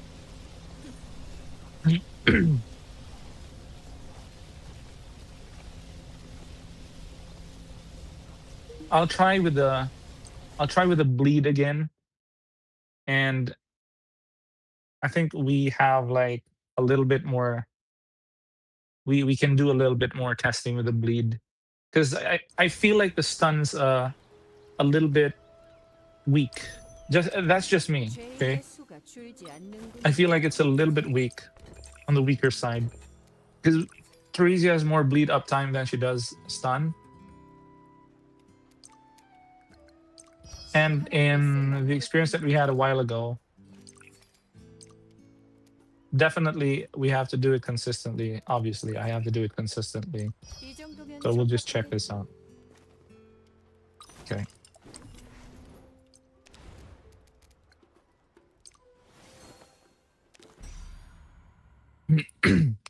여신의 이름으로 이곳을 정화하겠습니다.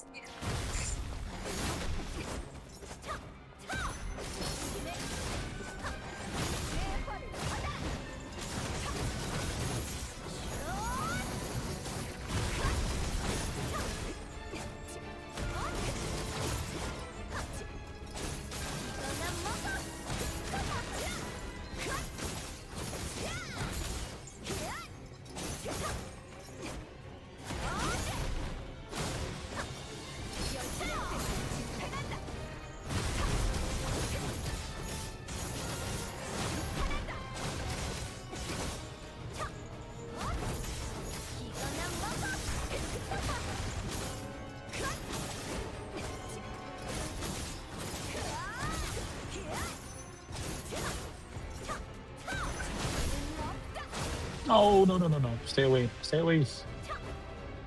방심하면 안 되지.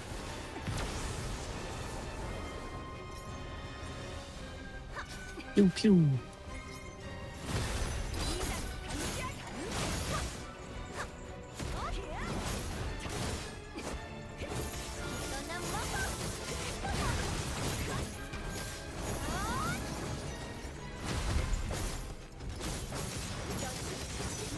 No, no, I shouldn't have done this, actually.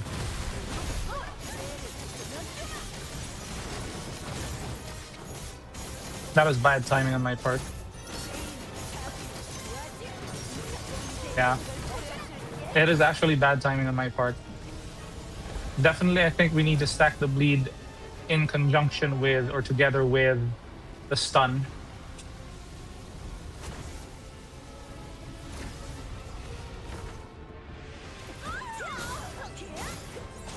I wish she had more, like, she definitely is on the weaker side to building rage.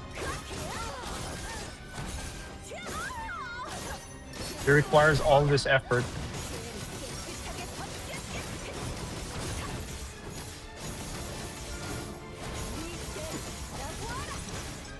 No, no, no, no. That is so dumb. I'm gonna try that again. I'm gonna reset this run, guys. Agreed, but playing with... That's fun, min-maxing though. You get a feeling of character... yeah, you get a feeling of the character. Only then you get to start performing better with those small moments. Yeah, and very small... agreed. Small increments like those, they matter. Especially for, like, you know, min-maxing. And I mean, for no-hit runs, it's really not a big deal, but just adding that a little bit of damage to help with a clear time, to help with, like, you know, not being too stressed with the run. Because the longer a run drags on, obviously the more that the mind and the body get fatigued, you know. Agreed, but playing with a no-hit in mind is very different. According to Zurich, you can't take unnecessary risks unless you see the way out after you commit to an action, typically. That's right. Because that's why I was saying earlier, you have to, like, find a... With no-hit runs, you have to find a trade-off. Do you want to go for this extra hit in? Or do you want to, like, leave it as is and just, like, let it slide? Maybe you'll get another hit in or two the next one. It's really not, like, cut and dry as it seems to be. But both of you have points.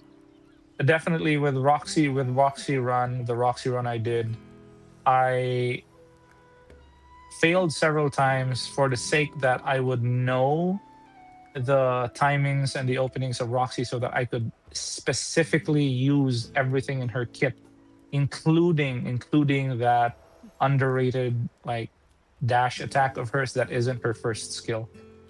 So yeah. Still, I think with Theresia in her case, it could be... I think we have to have the timing down. We have to have the timing down. The bleed and the stun should work together. Oh, let's try that. Let's try that. I'm not giving up on this run. I just want to see how it works in this case, because...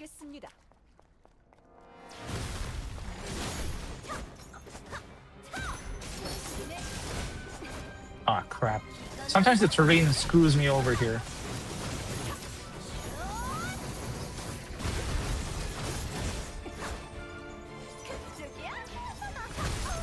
Nah, too soon, too soon. I attacked too soon. 죄인은 이곳에 있습니까? 여신의 이름.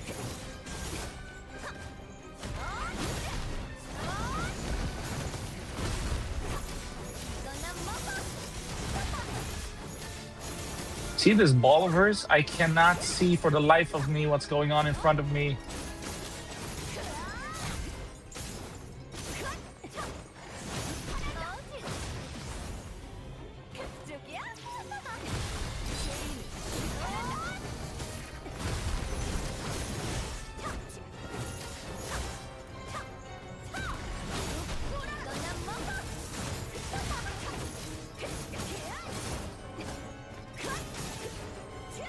No, I shouldn't have dodged that.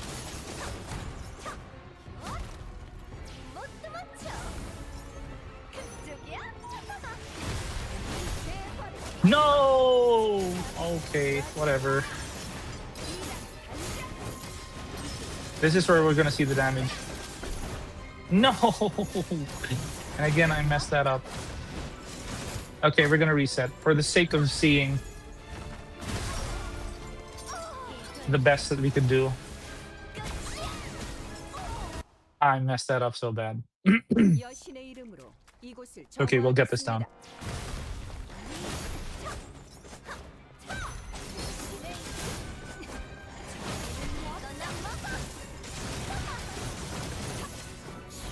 Oh man.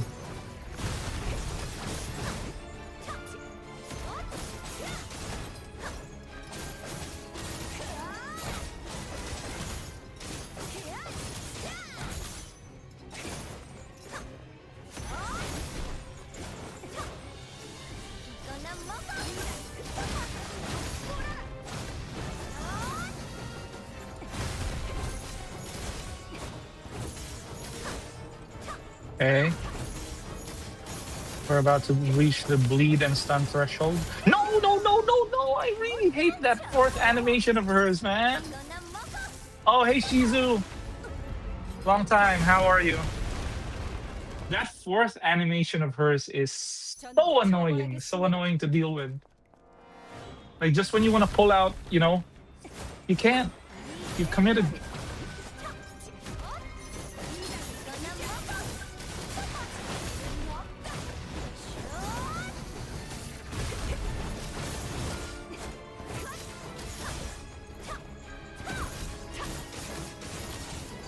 See that jump? I cannot see anything because of these rocks. I gotta be careful.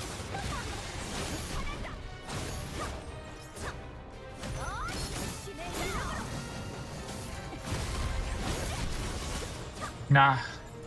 Got hit once again. I think that's what happened in an earlier attempt where you unfortunately whiffed attacks, hitbox jank. I know, right? There's some. That's why in one of the shorts that I showed with Theresia, I was practicing Theresia for a while. I did so many attempts on her, and while there are some that get consistent, she isn't as consistent as some of the other characters there simply because of some minute details in her kit that need to be modified. And this is just strictly in a solo run sense, in a solo run's perspective. You know, the attack, the fourth attack, you've seen this already a couple of times, guys. Her fourth attack is hard to pull out, or hard to pull off and pull out of, rather. You know, it's an animation that to some it's irrelevant, but for like challenge runs, absolutely big difference.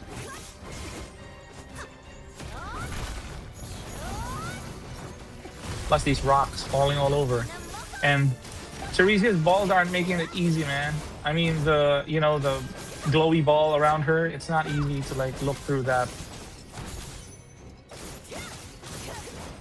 I'm trying to find like, yeah, I can't do the jump. I think I'm gonna withdraw from doing jumping animations from now on. If I can do stun attacks. And she's stamina hungry too, by the way. More than Othello, I think.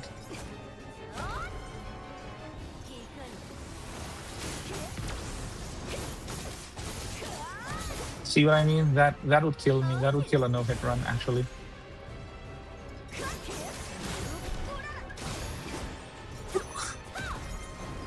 Her fourth animation traumatizes me, guys. No, no, no! Oh, whew. Too close for comfort. This is not the best.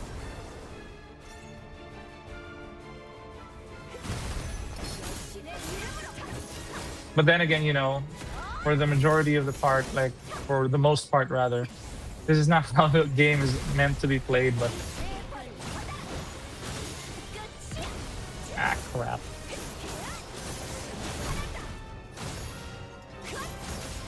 Yeah. Oh my goodness, we didn't even do damage to her. Oh my goodness, guys. What am I doing? Stay sane and keep grinding. Truth. Trying, man. Now I want to get to that holy run. Just give me the stun. All right, here we go.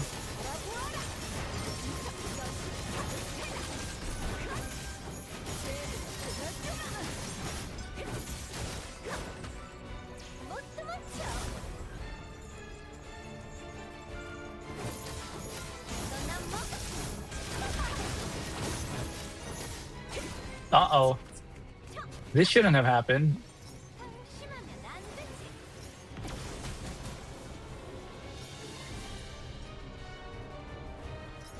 Come on.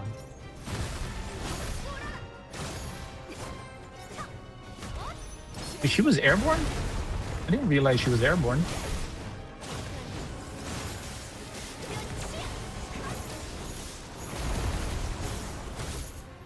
You know why I'm really careful about that? Is because there were a couple of times where I got hit, because there's a hitbox beside her beam attack.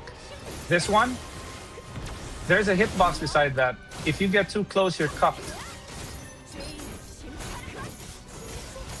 Are you kidding me? Twice, guys. Ah, yes. Teresa, why can't you be more powerful? Please, in a solo sense. You're good in teams, but why won't you do me good in solos? Alright, you know what? I'm ending this right here. Hey, but if I could no-hit this phase 2, that'd be big.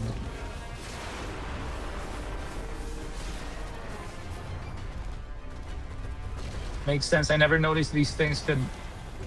Because I usually don't play solo, though that Alex run made me curious enough. Yeah. Here I don't want to lock on because... Oh man, I shouldn't have. I really hate this Heretic Judgment phase. I shouldn't have done that. I should have just stuck with the... Oh my goodness, I'm gonna have to spam evades there.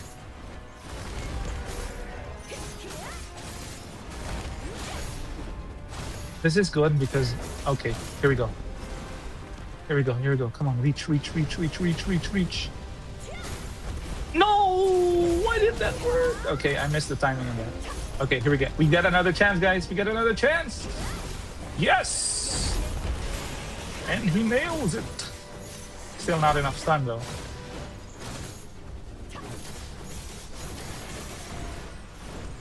Ah, crap. Okay, that is good. Can we do this? Okay.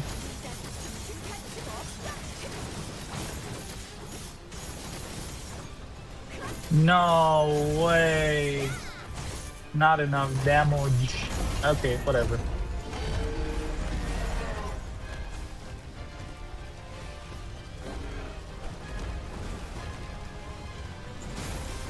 Oh, we did it again! Let's go!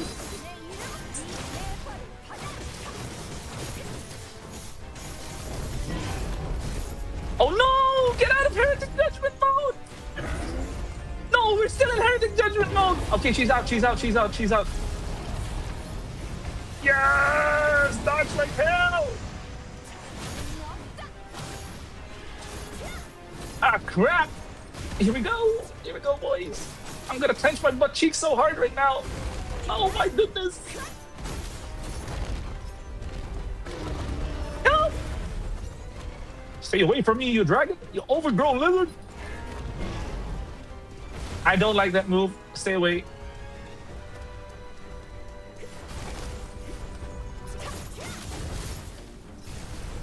Oh, crap. Okay, here we go. Finally, redemption. No!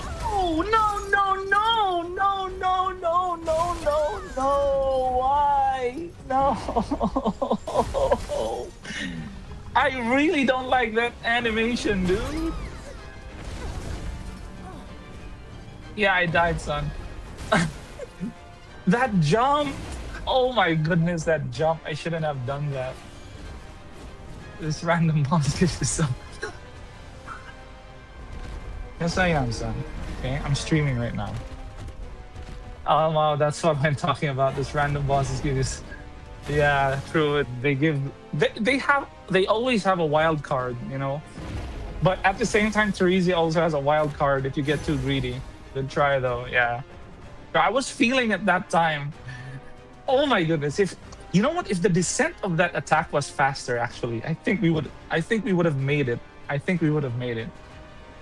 It's just that when you're in Heretic Judgment mode and you do those flail attacks, the stun ones, they land so delayed. Excuse me. Yeah, they have a delayed landing, and that's twice. Twice. All it takes is one mistake like that. Oh, we got two knockdowns. So, oh no, two armor breaks off of her that time too. Oh my goodness. Well, on the bright side, Teresia could one-shot the balls using her dash attack. That's something, right? I want to try something else. Ah, no, it's really like that. I think some things can be scripted, but not much from what I've seen. When I was doing the Frost Team run, phase 2 almost always played out the same. 3 dodges, roar, summon Chaco, dodge claw. Some are, I mean, for the most part, it's scripted, but every character has their openings, their timings, as I keep mentioning. I keep reiterating this, and I think, you know, uh, like Waman said a while ago, I try to, as much as possible, use everything in their kit.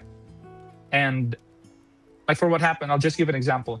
For what happened with Roxy, yeah, what happened with Roxy was that I had to like brute force it to understand how the boss, how she played against Ursula, you know. So when you do these no-hit runs, you do these challenge runs, whether a boss is scripted or not, it's not, obviously this is not like Elden Ring, right? Elden Ring, Dark Souls, where the more your HP is higher, or the higher HP is rather, the more aggressive a boss is, and the more it wants to get, hits in on you. Hold on, I gotta. My son's climbing the post of the glass. He's climbing the glass window. Hold on.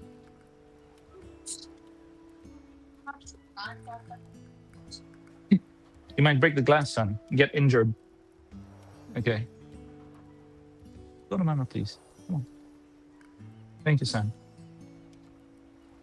All right. So, what was I saying again? So in Elden Ring, I don't know, but like a lot of the community is convinced that the higher your HP is, or the more that you didn't receive damage from a boss, the more aggressive a boss is trying to get a hit in on you, and that can't be scripted. But for this game, you can see that most of it is indeed scripted. Like for example, when Ursula does her 1-2 kick and then 1-2-3, or vice versa. Once she's done using those, she's going to do one of two things. She's either going to jump into the air, or she's either going to charge up a beam attack, depending on which she already used, right? So it's easy to read after that. And when she gets to a certain HP threshold, she's going to do the latch onto one of the stones and try to fire beams at you, you know. She'll fire those Hadouken beams of hers and the Kamehameha. And then when she gets to like a really, really low threshold, she's going to do a charged beam and hold it there. And that's when you punish her for it. So all of these are scripted, but the challenge here is the individual nature of each character that you're using. For example, case in point, right now, Teresia. She has unique attacks, but this is absolutely horrendous for solo. Boom, boom, and then she jumps, bam. Yeah, there are boss patterns. There are actually boss patterns.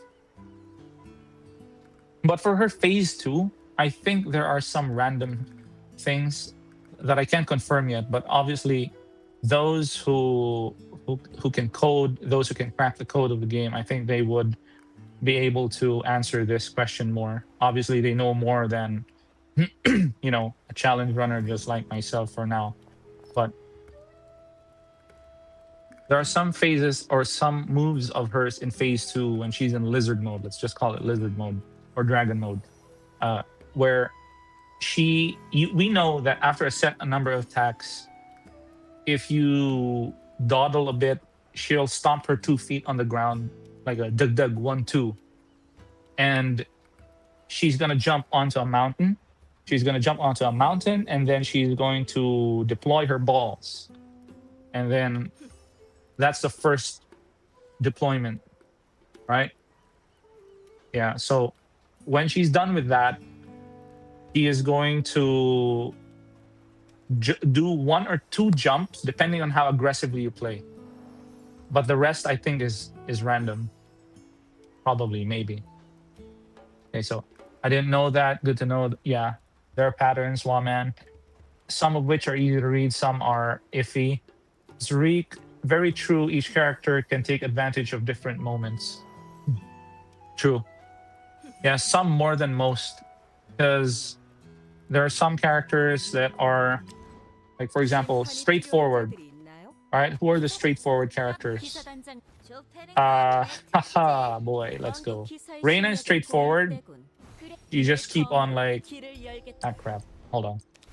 Let's build a team where there are straightforward characters, right? This one, Othello, Reina, and Ornette. Yes, for the most part, these 3. And I'm just building this team not because they're the optimal ones, although Othello and Ornette very much work together synergistically. Okay, so what's so straightforward about Othello? Eoing, eoing, eoing. That's how you stack frost on the enemy. Okay, demonstration. Practical demonstration. I'm gonna bring the team in, but I'm not gonna swap to other characters, just one. Yeah, but I'll show you what I mean. Okay, very straightforward.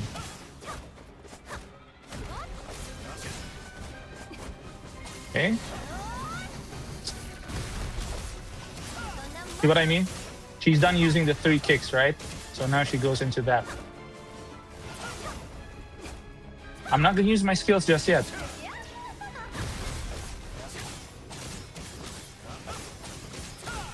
Okay, here we go. Now I'm gonna use my skills. See, this is as straightforward as a straightforward character can get. That's what I mean. And there's nothing like mechanically intensive about Othello. You just need to make sure that you hit everything. He's dead. Just like that, guys. Okay. Stomp.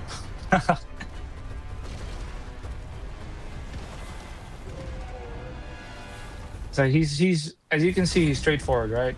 Okay, so Reina, let's switch to Reina.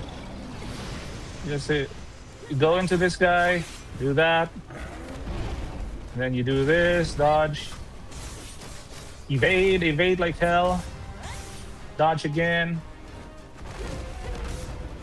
do that, right?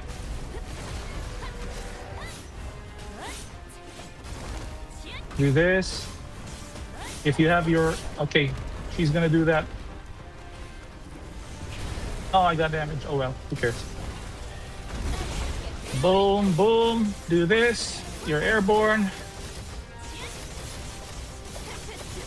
Right? And just like that, she's half HP. Down again.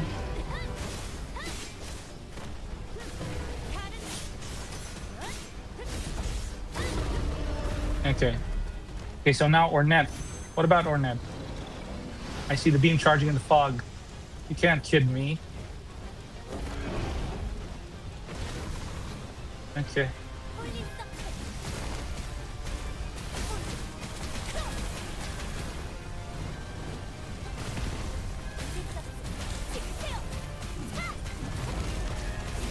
Okay, that's it. You just build stacks on her, and then after that, you know, you just unleash their attacks.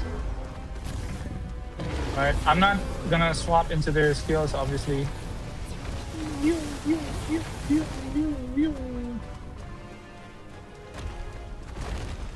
Okay, here we go.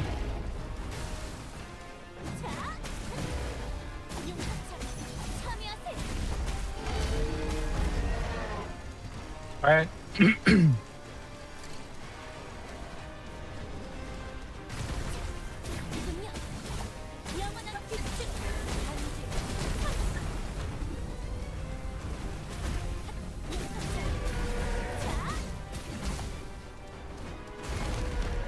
Judgment. And that's it. It allows you to reposition her Holy Cross. And I think we're not sure if this is a bug, but if you do, like, for example, this one, like right here, and do it another time, there's 2 that'll come out. Boom. And you gotta, with Ornette, the thing is you gotta do all of your attacks in this circle. This adds crit damage, I think. I'll check on that. Hold on. So see, these are examples of straightforward characters, right? Not exactly. Reina, there is an element of mechanical intensity, but she's not that. Yeah, I think it's karma related. Hold on. Let's check that. Karma. When using the Holy Cross skill within the area created by the Holy Circle skill, the cross becomes larger and the number of attacks increases. When you use it inside the circle, it doesn't say that you can cast another one. Oh, let's see. All right, I'll hold you to that. Wait, did I remove that? Hold on. Unequip karma. Let's go.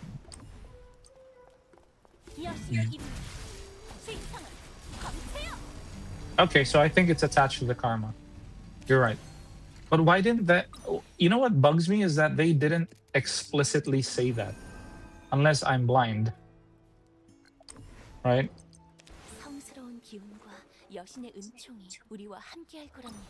Okay, so outside, it's bugged. It has to work in the circle only, but you do it outside of it. You know what I hope? I hope they don't fix this because it's such a nice quirk for Ornette. It's working out for her. It's working out for her, right? If they fix this, anything that Ornette is right now as a monster, it's gone. Or not really gone, but more like she gets nerfed to oblivion. Number of attacks increased. It does say. Yeah, I guess. Yeah, but this should be explicit. When they should say if it's gonna hold 2 Holy Cross stacks, they should say when using the Holy Cross skill within the area created by the Holy Circle skill, the cross becomes larger and the number of attacks increases. So what I read, what I can glean from that, what I can collect from that is if I do the Holy Cross skill inside the Holy Circle, the number of attacks per tick of this Holy Cross increases. That's what I understand. It never says that there's another Holy Cross you can cast. It's not explicitly stated here, which I think is a mistranslation. I don't know, probably. It should be more explicitly stated here. It should be something along the lines of when using the Holy Cross skill within the area created by the Holy Circle, the cross becomes larger and you can use another Holy Cross as a sort of follow-up, something like that, right? That speaks more candidly, that speaks more clearly of what it can do. Yeah, so exactly. So what Silver said, that's what I understood as well, more ticks. And that's what I understood as well, because it's not explicitly stated until you discover it by accident. It may be just a translation error. Could be, yeah, true. That's why they're fixing some translation localization errors right now, or localization like wonkiness. Yeah, but it's for the most part, Ornette is an underrated but insanely strong character. She's insanely strong. All you have to understand are 3 things with her. So skill-wise, you use this. This is nothing but filler. Okay, this is also nothing but filler for her in her case. Her dodge is just like any normal dodge, it's forgiving as well for the iframes. But her Holy Cutter, which is this one, boom, and then boom. You see that? There's like a, You want to spam that. So this stacks the thunder debuff fast, quickly, or whatever you'd like to call it. And then, first of all, engage with this, and then keep doing this, right? And make sure the second one deploys. Don't dodge abruptly, because what'll happen is you do this and then you dodge like that. It's not going to count. So do this and then hold on. Do this and then that and then this and then that and then this and then that. Just spam that. And then, yeah, like Othello, exactly. But Othello's thing with Othello is you have to hold the attack button, but the deployment time is right about the same time. Like you deploy this attack at almost like the same time, exactly like Othello Shizu. So throat dry, water break, guys. Couple of seconds. What a glass at? You can't see no glass here. What about you, boy? What you doing? You want healthy chips? Aren't you gonna order healthy chips? Where? Where is it? Is it outside? It's outside. I mean, if the guys are willing to wait, you guys willing to wait?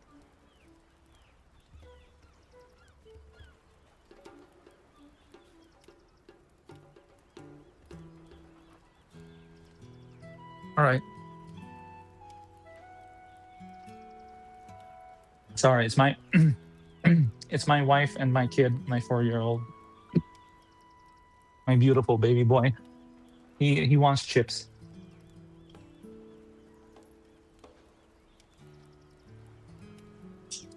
Healthy chips, as he likes to call it. All right, I'm back, guys. Yeah. So again, everything we're saying here, everything we're discussing here is my game is in Portuguese, so it's a problem across multiple translations. So I imagine it's possible. I imagine that it's possible that it's confusing Korean as well. Yeah. Because I mean that's the case for like when Oriental, let's just call it Oriental games, right? Asian games or games released in Asia, Korea, China, wherever else, Japan. Or in Japan's case, there are some that are more accurate, right? And this is because there are some things in Korea that are not exactly one-to-one translation, one-to-one ratio or translation in the English language, and vice versa.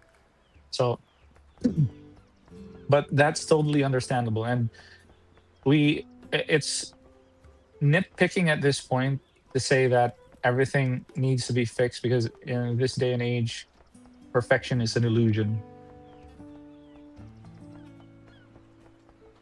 I mean, except for no hit runs, it can be done. It can be done. But yeah, so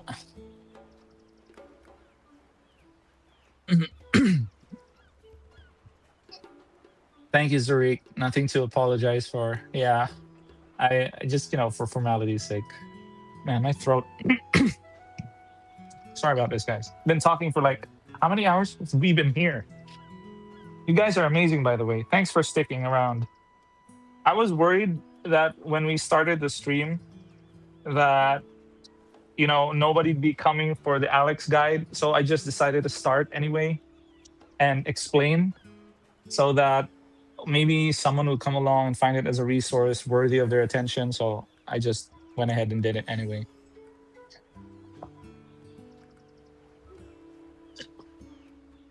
It feels so good on the throat. Okay, I guess.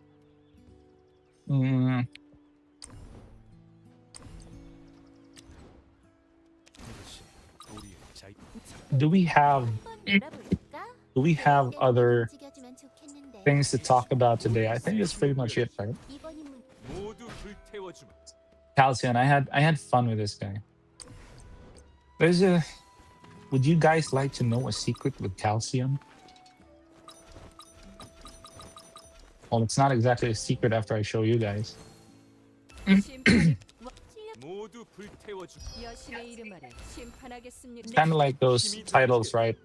Those titles where it says, "What you know about Calcium isn't what you think." I'll show you something. So he's more of he's the guy whom I'd like to call the closest to a Souls-like character in the game, because his rage, or the energy you get back from doing attacks, like for example, you do this and then you attack and then it goes and cool down, right, the skill, and you get energy or rage when you attack. It's not exactly fast, but anyway, he still dishes out decent damage, especially if you know how to like stack the airborne alone. So again, we're talking in a sense of solos, okay, not in teams. The challenge is, there's a challenge with him, right? There's a challenge with him. Let me just reset the cooldowns real quick. He cannot stack airborne, and I'll show you this in a sec as an example. He cannot stack airborne alone using his skill on the ground. Are there enemies here somewhere where we can demonstrate this theory or this practical application? But yeah, there's definitely a Knoll village right here. And is it empty? This is a mission. Okay. Story mission. I think there are enemies here. Okay, so I'll show you real quick. All right. You can't stack airborne with Calcium by doing this. Oh, you can for these guys, not for the boss. I better show it on the boss. Okay, so for Ursula, I think it's at the end toward the end, right? It's hard. You can't stack airborne effectively if you use Calcium's ground attack unless she's toward the end. So there's a workaround for that. What you can do is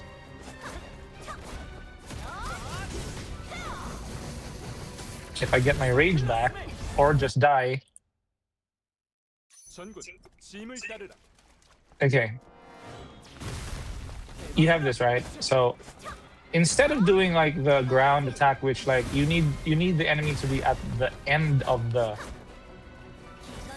unless of course I'm not. Yeah. So if you start it off from this point, from where she is, this point, it won't do the airborne status. So there's a workaround for that, and I think you guys saw it in the solo run, right? And you do this, attack her, and she's gonna make an opening, and then you do this, and automatically you can put her in airborne status. And I say that Calcium is really fun once you understand how that mechanic works. Like this. See? So now she's halfway through airborne, right?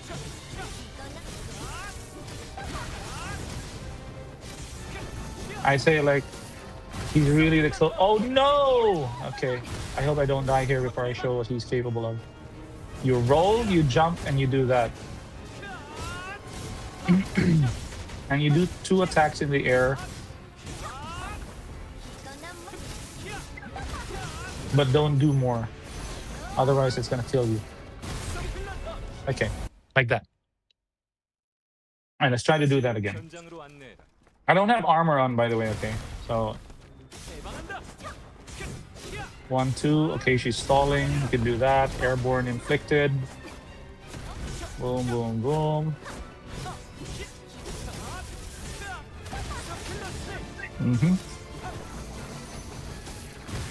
I really had fun with Calcium. Usually when she does that, she'll either jump into the air when she consumes all her kick combos, or she'll charge a beam like that, right? And then she'll go into the air.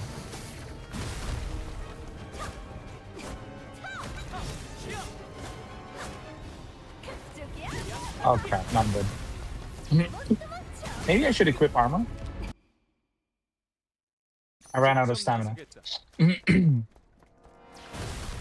I'm doing a poor job of showing you guys how it's done. Okay, hold on. Roll and then do that.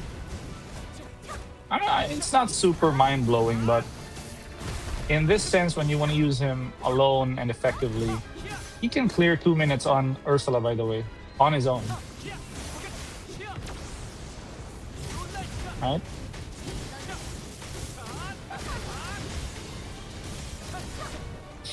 Whereas if you use the ground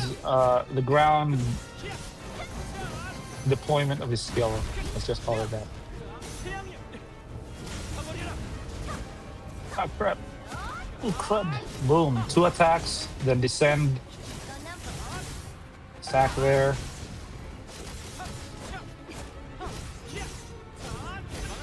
Roll into that. Okay. No, no, no. So close.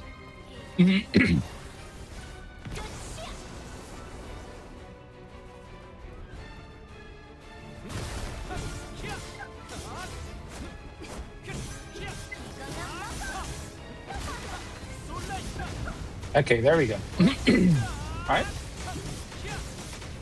Wow, so flashy.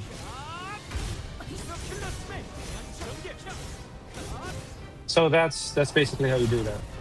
Yeah, this is pretty. Like when you realize that he can do that air on his own, it's pretty neat to find out.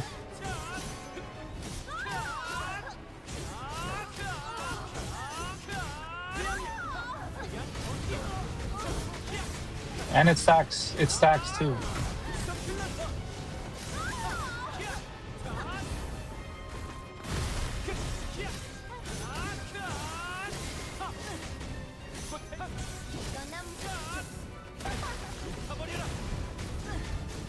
Okay.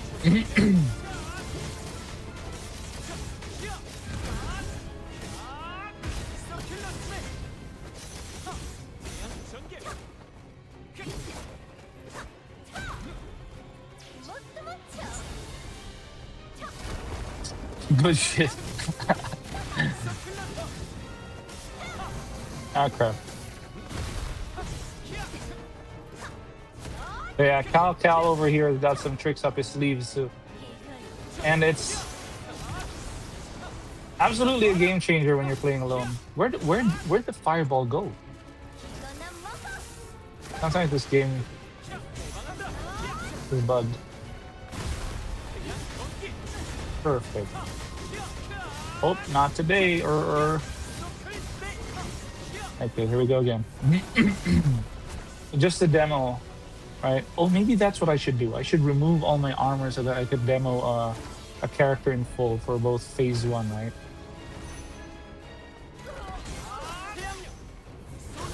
Boom. But definitely if she's down like this, you can use the ground attack and it'll stack airborne status just fine.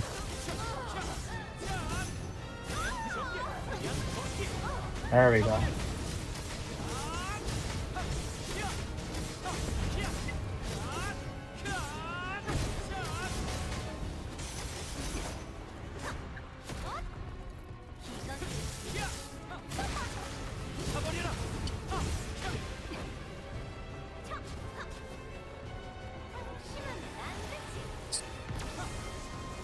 Sorry, I was looking at the chat while she was charging an attack.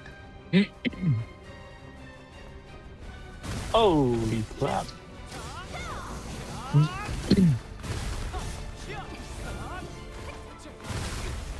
One shot. Yeah. So if we do his damage in full is also, it's equally amazing.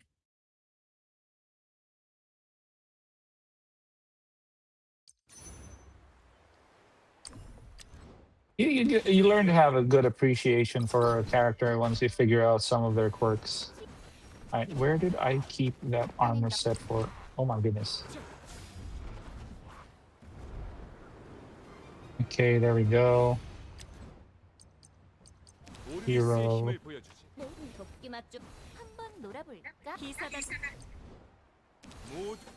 Did I? Definitely. Arya's karma, best karma for him. And then it just sends his stats into the stratosphere.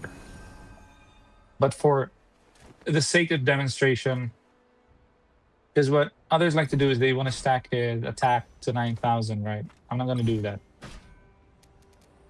We're just going to stick with 이런 장비는 처음이다. 고맙다. keeping his attack to a reasonable amount 보기보다 and 가벼워서 좋군. his crit damage all the way up. No, not that one. Where is that content? 고맙다. I'm pretty sure there was something here. 이런 장비는 Because this is what he looked like. There we go. Right? For his build. 9,000 attack. With almost 200 crit damage, 91% crit. So essentially, actually, we don't really need this because his attack is already through 8,000. We could just give him a rune for crit damage and call it a day. And that's a lot more. So let's bring him into the Ursula raid this time. Oh, no hit, no armor run is in the making. It's good for your sleep, guys. It's ASMR. You know, the run will last for like hours on end.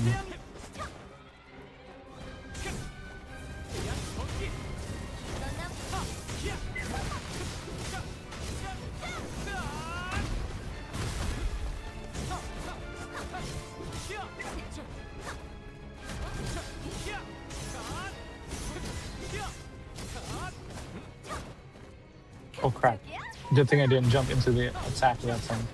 I would have wasted it right there.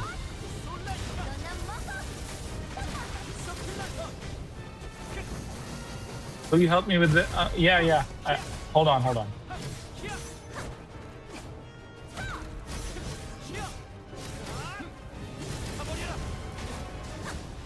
Okay, here we go.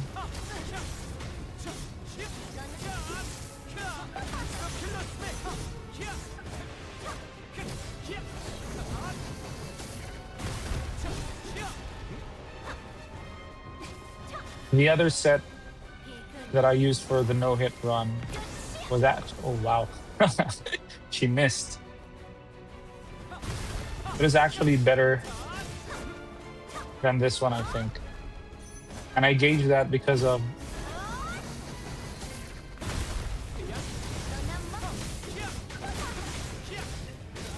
the fact that she's not airborne yet, which usually at this phase she already is.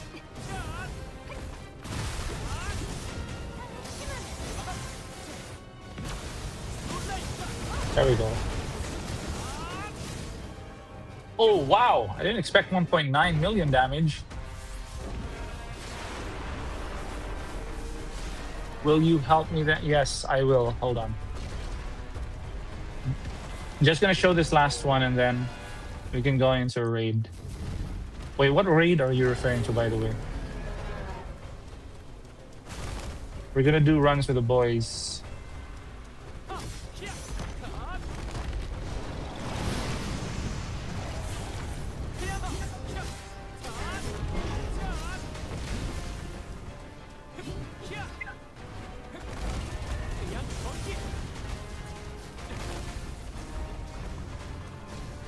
Okay, there we go.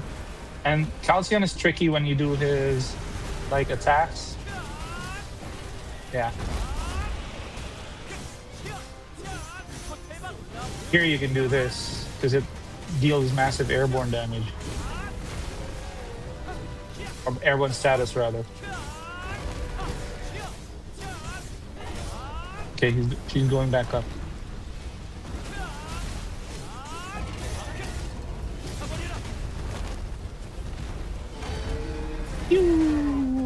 Yeah, Calcion is really fun. I really like him.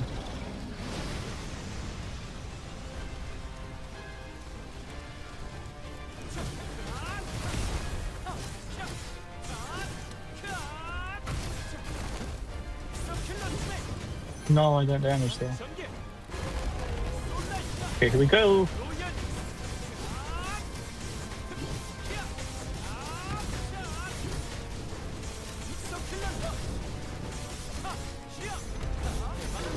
See? He's fun! Oh crap, I didn't realize that she's still alive. Okay, I thought she was dead. 대신 다음 무엇인가?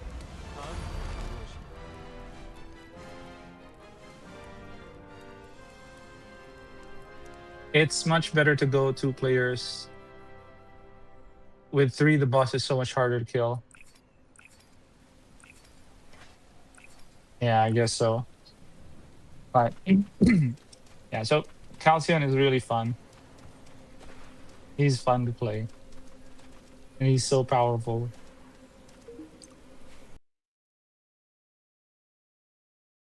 Yeah, huge burst damage. Like at first you could dismiss it like, oh, he's that guy who basically slaps a person with his sword until it dies, or slap a dragon until it dies, kind of guy. But when you activate his supernova or the explosion thing,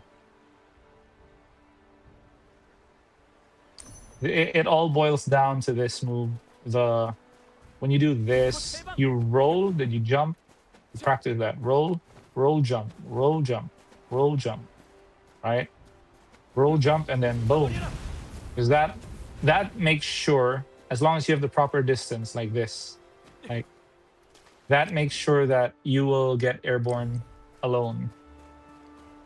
I had to die several times with Calcium though, but and experiment with different armor sets. But I think this one by far 길을 is. 열거라. I think this one by far is the best. Yeah. Or maybe not, because the crit damage. Yeah, I once brought his crit damage to 250k, or 250% rather. Sorry, 250k. What am I saying? And his attack, I just left it at like 7,900 something, and I guess it worked fine. He'd slap for like 45k per sword slash. All right, who's up for some raids before we call it a day? Probably.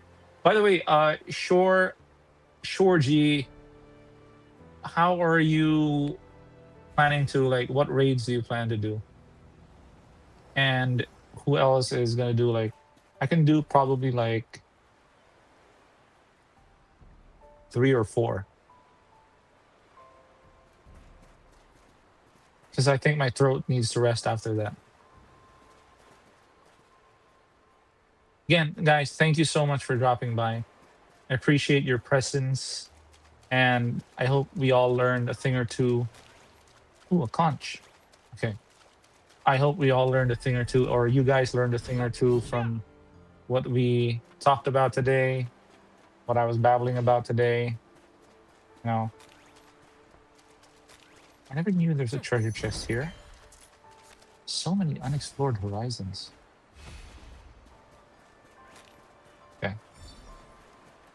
Raid Steelheart Fortress. Okay. All right. It's the first raid. Okay. Hero. Let's see. I'm gonna build a team. I already have a team. I'll just use this one.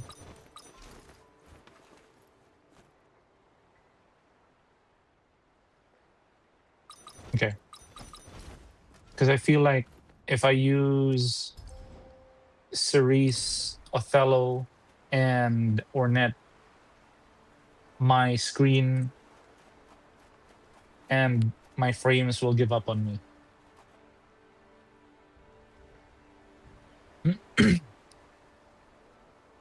Okay, so let's do some raids then.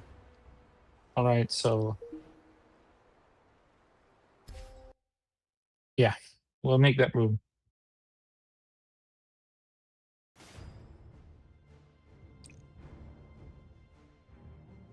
Let's see, let me catch up in the chat.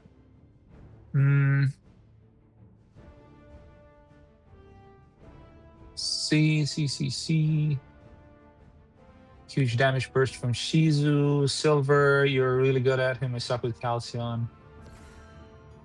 Don't worry, man. I know you'll get things done.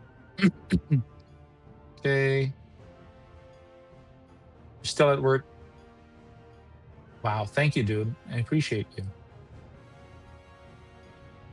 Thanks so much for the stream. So much information to process.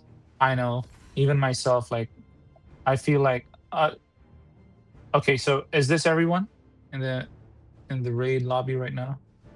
Okay, so just let me catch up on this for 1 second. Thank you as well, Silver. I appreciate your presence here. Big, big, big. Thank you. It's the first raid. Okay. So we're here now. Tariq, GG. Okay. All right.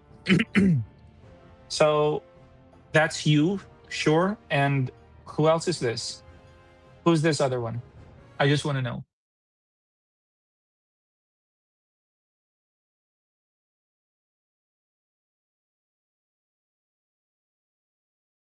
Wait, is this? I think I made Ursula's run. I'm gonna have to do this again, okay? I think this is the wrong raid. Yeah. My bad. I wasn't paying attention. Okay.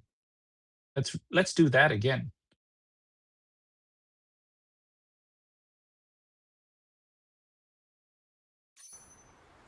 Alrighty. Raid again. Garon. Right. This time for realsies though. Alright, there we go. New room, new raid.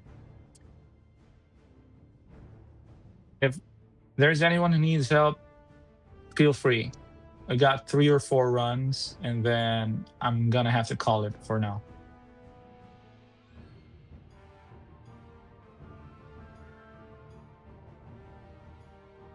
Sure thing. Bona LZ. How do you say that? I'll just call you Bon. Hey, sure thing, Bon.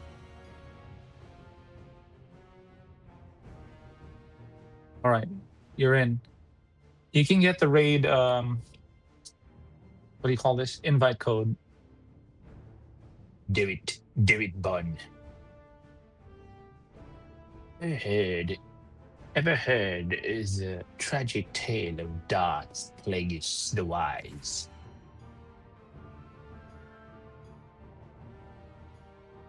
As everyone knows, in the future, I think it would be fun to have the raid run with only solo in team with the boys lol, as 9 characters are too OP. Not to mention the frames will absolutely get decimated. Oh no! We're gonna get decimated right here. Okay. All right. It's okay. Yeah, true. Learned a lot. Very fun stream. Thanks, man. Looking forward to more solo runs and unique teams. True. All right, dude. I'll do my best. Nightmare runs September, guys. Okay, you're Saturo's ex. Okay, let's go. Yeah, definitely Zexius. We should do like individual characters there. I think it'd be a fun thing to do, right? You're right. We should do that sometime. All right, here we go. For a minute there, I thought your name was Sung Jin Woo. 정군, 전투 준비.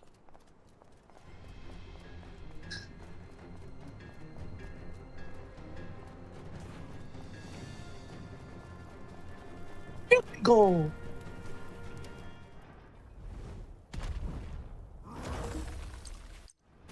Right, let's go.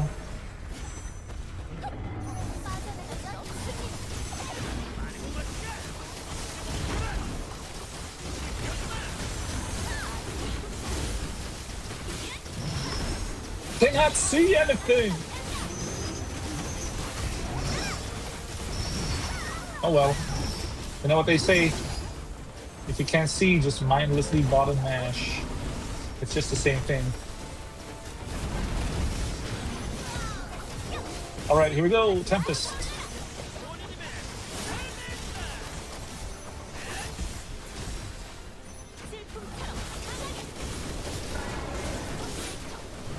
Gonna do the tornado, guys. Oh no! I forgot that I get sucked in if I'm in midair. Okay, here we go.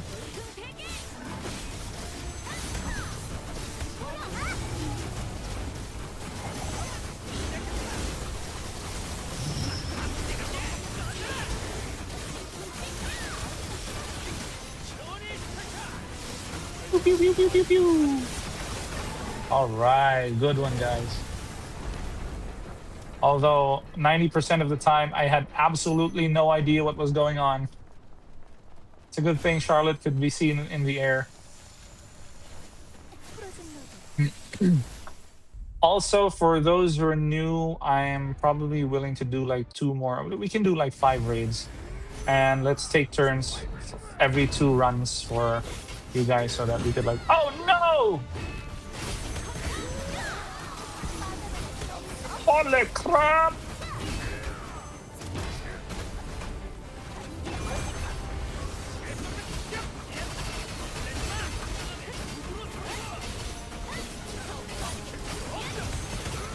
Okay, I'm out of there.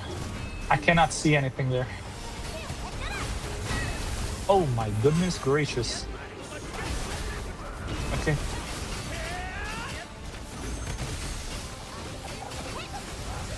Gotta do airborne. Good, good, good, good, good, good, good. Okay, he's dead, I think. Yeah, he's dead.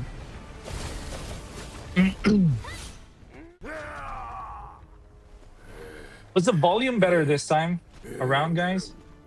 I mean, I checked with my wife a while ago. She said it was alright. Double checking. It was alright a while ago, Rob, right?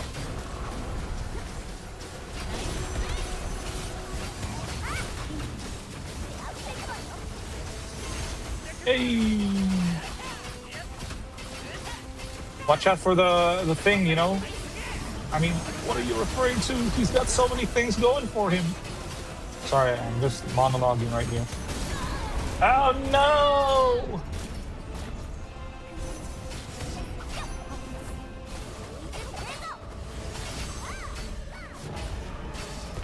Oh goodness, I'm glad I was in the air that time. That would have smushed me into bits.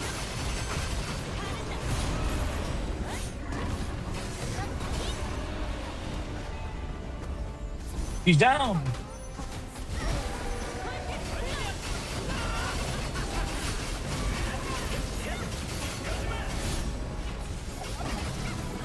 I missed the Tempest. Oh well.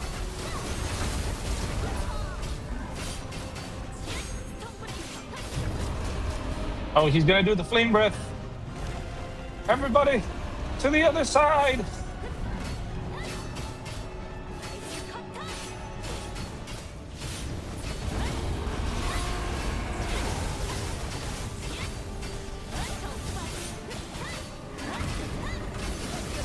No, you're never gonna catch me alive. Or dead, for that matter. No, Charlotte!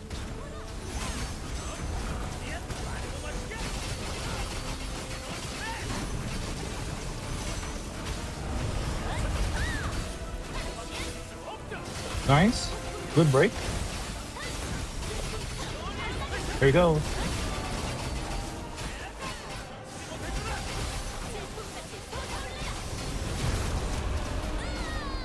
That's not good. Why is he floating midair?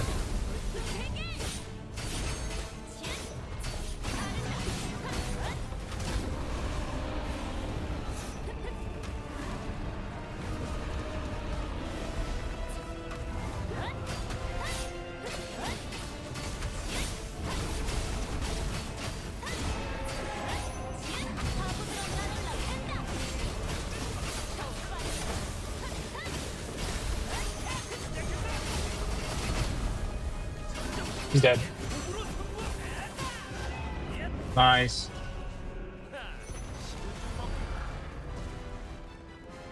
I won't pick ice next time.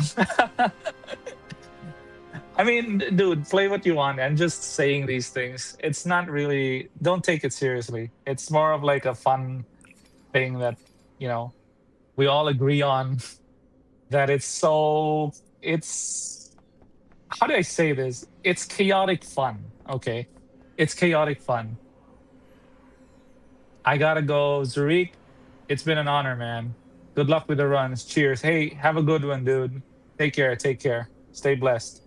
Can you do the other raid? Yes, we. If you want to. I mean, if Shorji is also up for it. Mm. Take care, Zurich. Thank you for being here. Until next time, dude.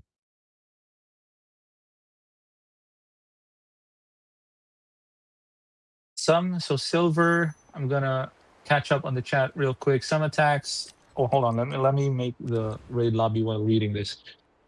Some attacks or dodges totally ignore those pull effects. I figured that out during doing some teams on that earthworm on Nightmare. Cerise Frost Slide just ignores it.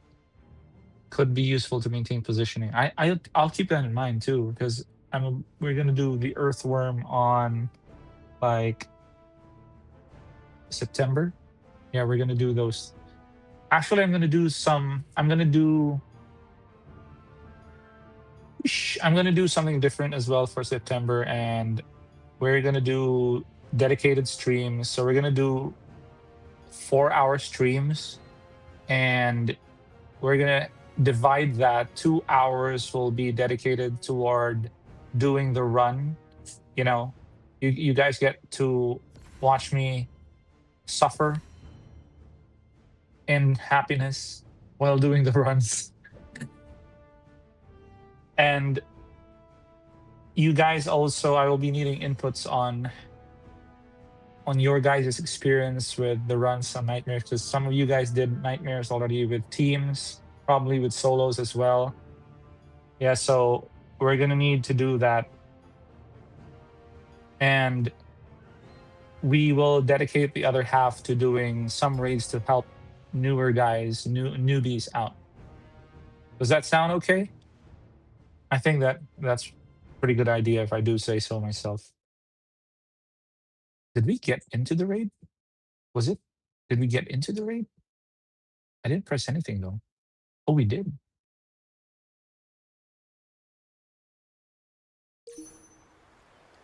Oh no, the party was disbanded because the challenge had not started for a long time. That's on me, I guess. Sounds fun. Yeah, so to September, yeah, so the Friday streams will be every Friday, right around 8 p.m. Hong Kong time, and 8 or 9 p.m. Hong Kong time. So, and we're gonna do half and half. So 4 hours. Oh crap, my bad. I forgot to set it private. I was busy talking. I forgot to set it private. Forgive me, guys. So we're gonna do half and half. 4 hours, 2 hours dedicated to like trying to figure out the nightmare run, and 2 more hours. 2 more hours to like frolic in raids and help out those people who are starting with the game or who need help with something.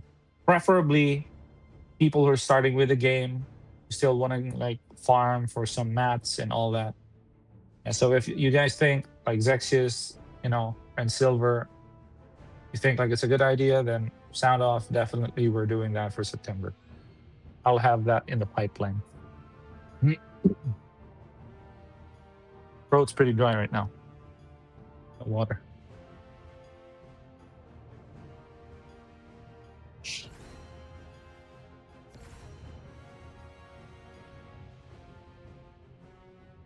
Okay. Request to prepare challenge. Okay. You live in HK, just around the time zone there. Yes, sounds awesome. Okay. Let's do it then. You guys bring ice team again? Oh, okay, ice teams again. It's okay. All cool. Teresia and Kalien. You.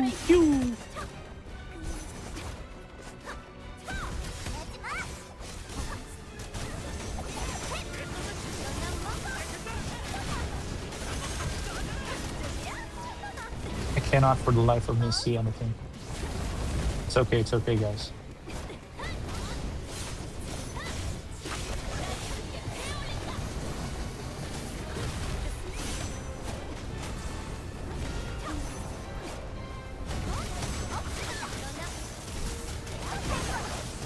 I should have. Yeah. Okay, here we go.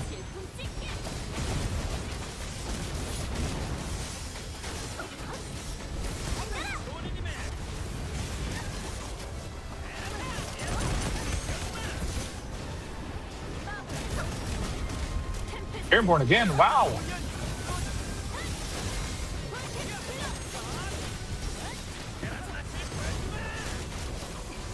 Johnny was like, wee.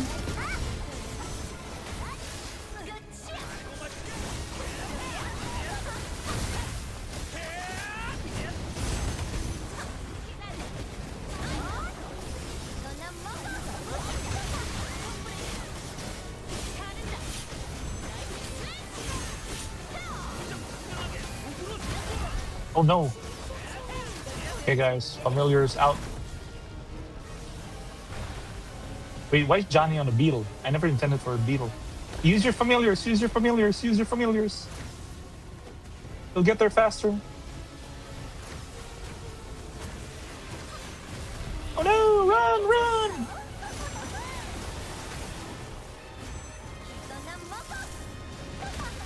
Pick him up, I'll stall.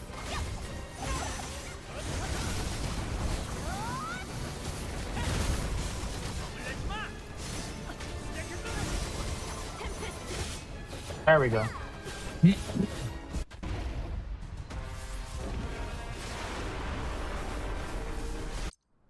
Thanks for the help, by the way. I'm in a weird place in the game where getting stronger is becoming a challenge. Well, say no more.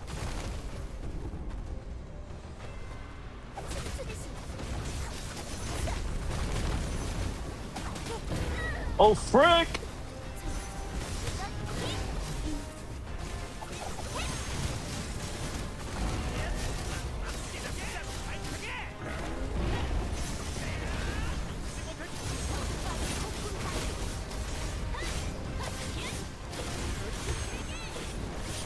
Incoming!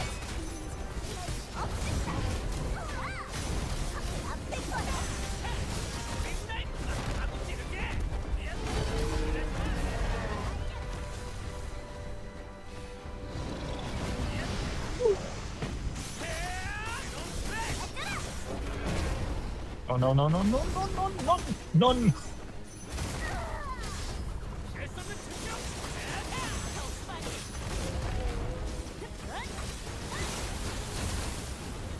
Here goes. Not this time.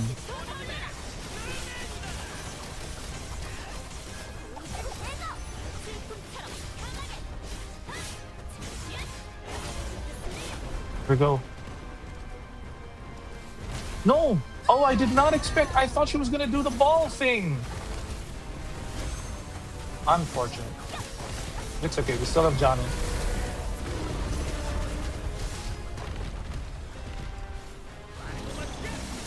Dear Johnny boy, don't fail me now.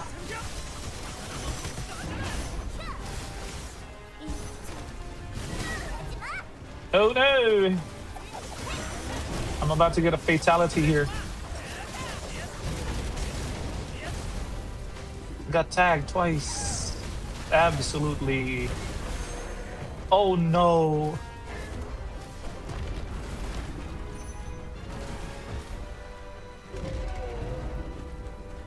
Yeah. It's okay. Let's try this again. Wipe. All heroes are down.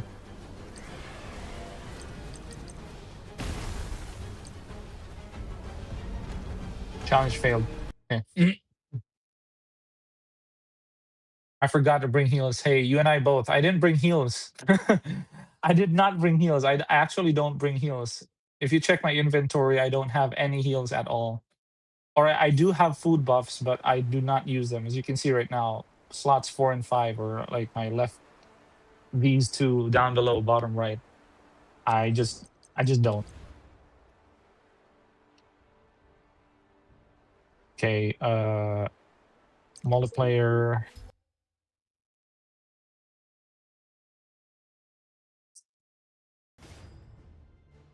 Okay, there we go. New room, new beginnings. So this is the second run. I thought multiplayer doesn't have heals. Not sure as well. I don't think I'm the person to answer that, Vex, because I don't use heals. You know? It's like it's been ingrained into me that I maybe it's just that I'm too lazy to craft food.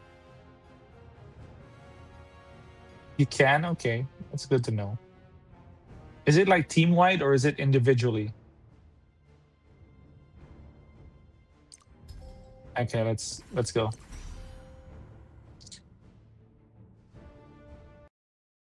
So if you guys are having fun, rather are having a hard time with Ursula, 성군. review the 전투 준비. stream later on because I show there's specific moments where Ursula is vulnerable.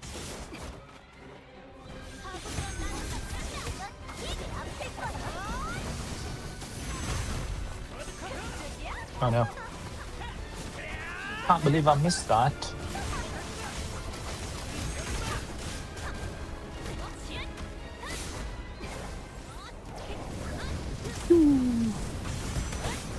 Oh no. Not today, lizard woman. I shouldn't get damage here because if I do, I'm dead. In phase 2.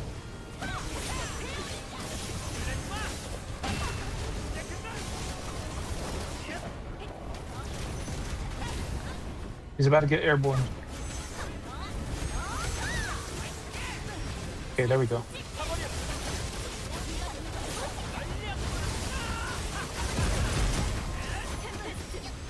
He's broken. He's broken.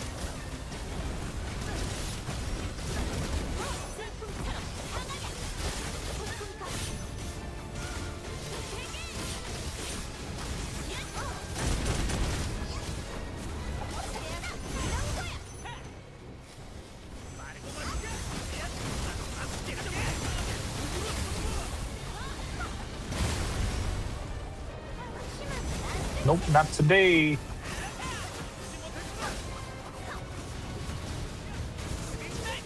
Okay, familiars.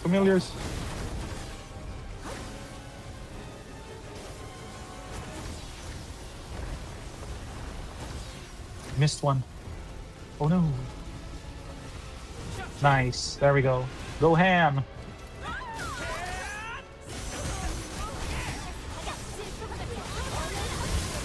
It should be it, right? Yeah, this is it.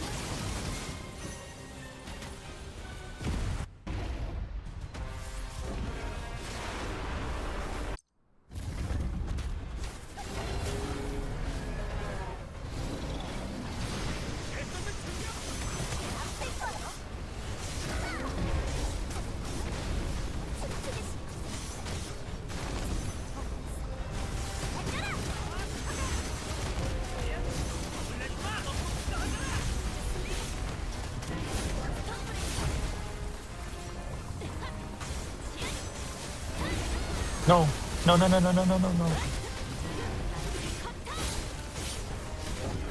Okay, she's going this time. For real this time, for real. Oh no, I failed to do the thing.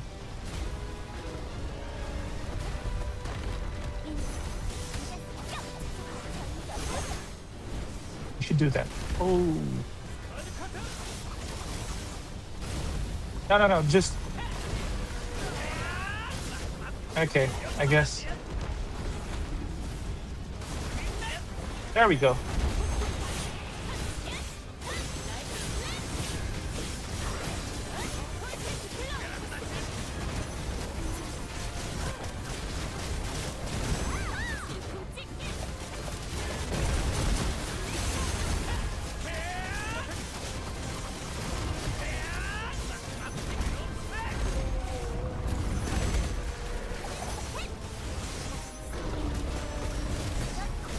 Not today.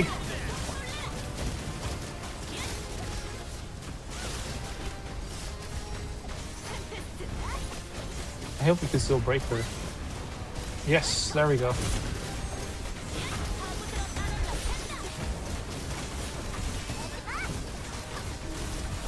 There we go. I think that's it. Let's go. Not bad, not bad. We're stacking up those medals, boys. And girls, if there are any. Cool. Great run. Well played, well played.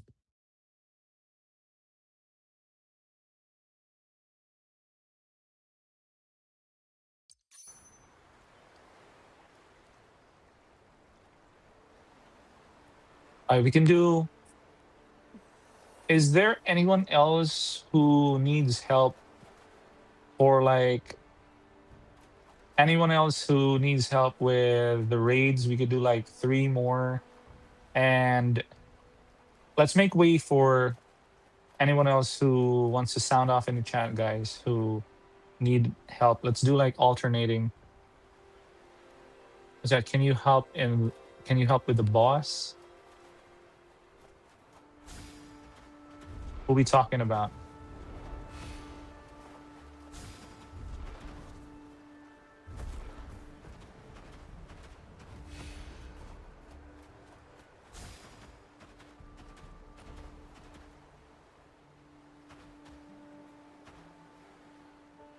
Okay. I encourage those who are still new to the game to come forward and let us know if you need help with anything, and we'll do our best to like help you with raids or whatever. Okay, so we've done 2 raids so far, and I'd like to take this opportunity to say that maybe we should also allow others to join. Okay, so we'll be taking turns with the raids so that others can join and participate as well. My throat's a little bit dry, so bear with me. Okay, so 2 raids and then another 2 for whoever else, and then we can do another 2 later on, and then that's it for me. Okay, because I gotta call it, guys. Anyone? If no one, then we'll just resume with the previous party we had. So y'all gotta sound off right now in the comments or in the chat.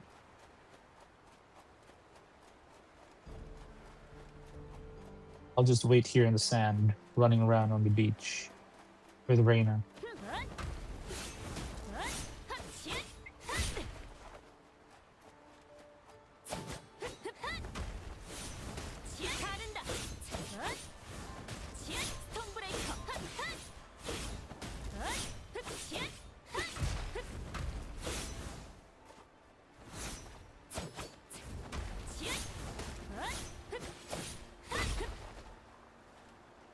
Okay, I guess since nobody's sounding off, let's do another raid. Feel free to come in again. Is it Ursula again or Gowron? Let's do alternating. We did Ursula now, and we're gonna do Gowron again. So this is the third. Guess we could do 2 more. Excuse me. Okay, there's the invite code. Feel free to do what you need to do.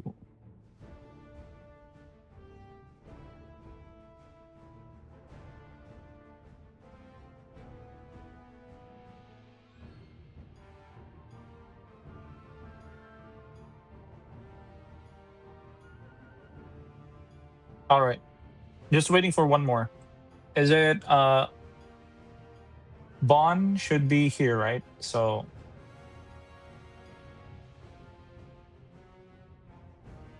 if you're still here, Bond, sound off so you can join. Or just join straight up.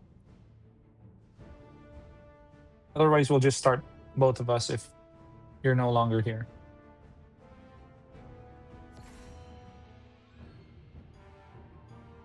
I'm gonna sit these 2 out to give space for others. I mean, nobody sounded off, so feel free to come in. I just give like a minute or 2, you know. You gotta decide quick because I'm on a timer as well. I gotta go in like 2 more raids. So if nobody's gonna join, if nobody's gonna sound off, then that's right there. That's an opportunity missed. It's okay, dude. Like, you can join if you want. I've given enough time for, unless there's somebody here who just wants to join. Straight up, just join. Don't worry about it. Jesus! All right, let's go. Okay. So let's do this. Hey, Silver. 출정의 시간이다. 정군, 나를 따르라. Where you been? Where you been? Where you been? All right, let's go.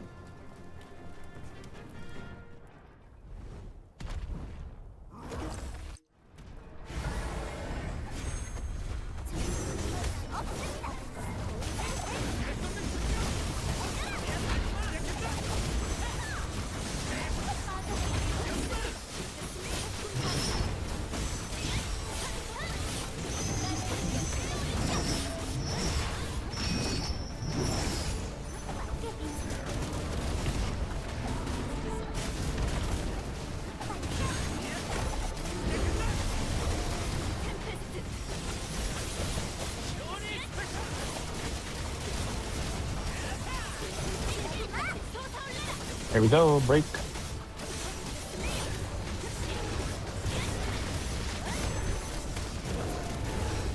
There we go. Another airborne. Yep, that's it, I think. Nice.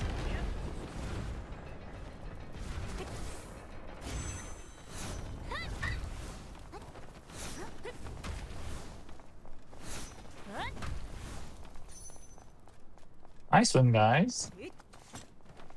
Guys are carrying. Okay, here we go.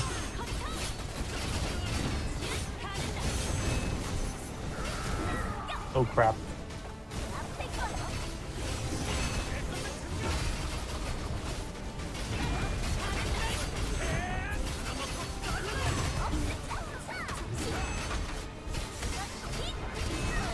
No way. Got hit by that? Zoom. Alright, he's gone. I think that's it.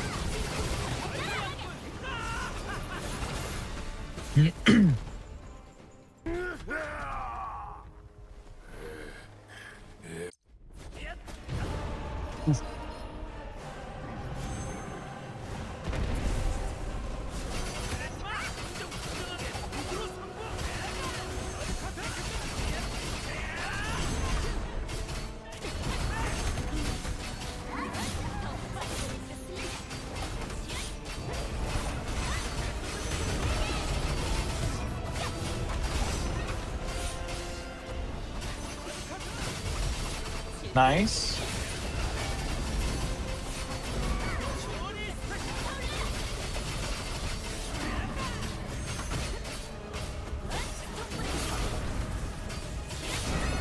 Oh crap. I forget how huge that axe is sometimes.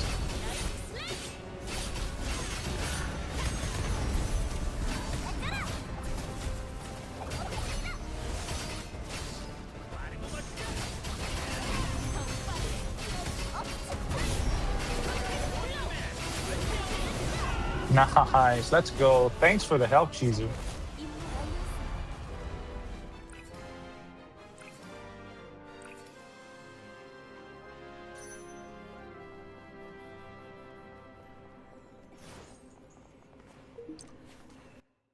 Good run. Good run.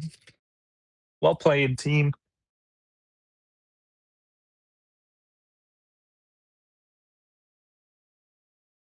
Okay, so what was that? The 4th, right?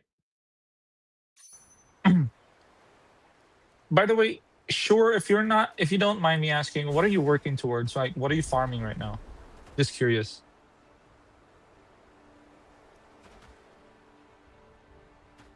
GG's, Silver. GG's.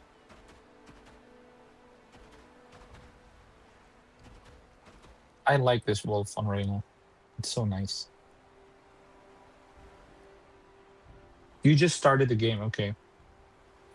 They're just farming materials by now.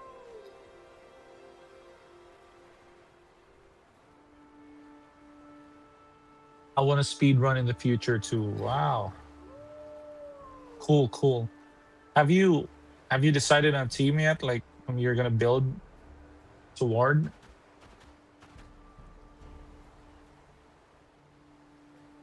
Hmm?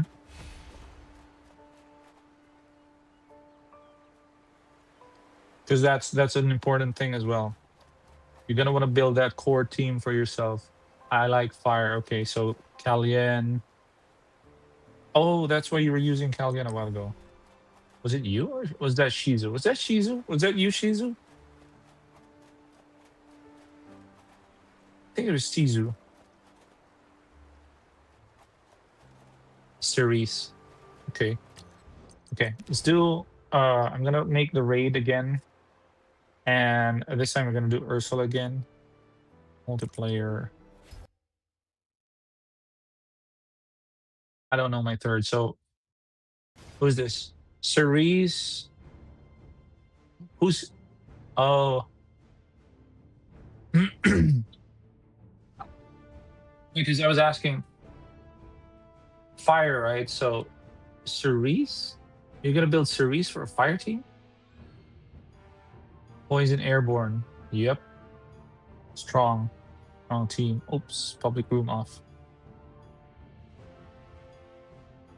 By the way, the invite code's just there. Feel free. So let's chat first.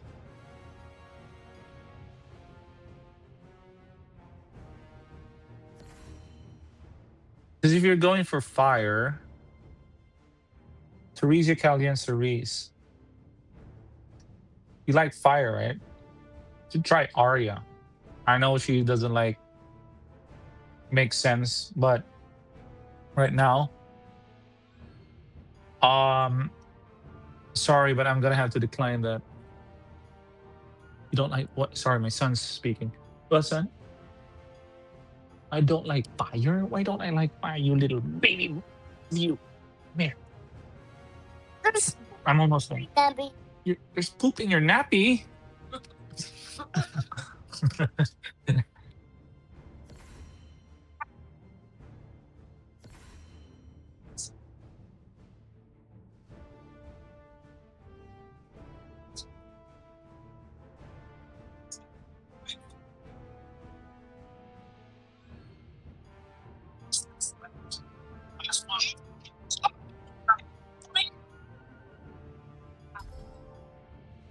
Bounce. It's pretty. It's built solid.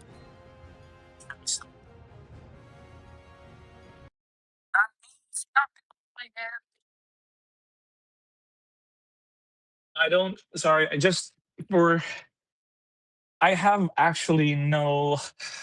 I've not added anyone on Steam ever since I could like recall. So I just. It's just a preference, you know. No offense, but like I don't do adding like that. I hope you understand though. But definitely, you know, on stream, the occasional helping hand is something I could offer. Cerise does a little bit of aerial, yeah. True, true, Silver. No problem. Thank you, man. Appreciate it. Yeah, no one was. Oh yeah, we didn't start. That's why it ended. It ended.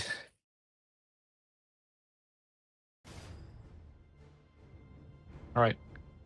So room again over here.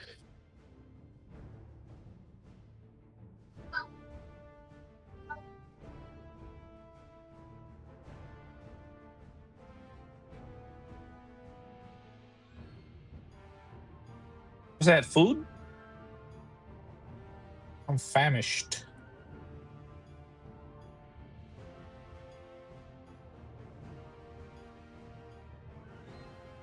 Okay, let's go.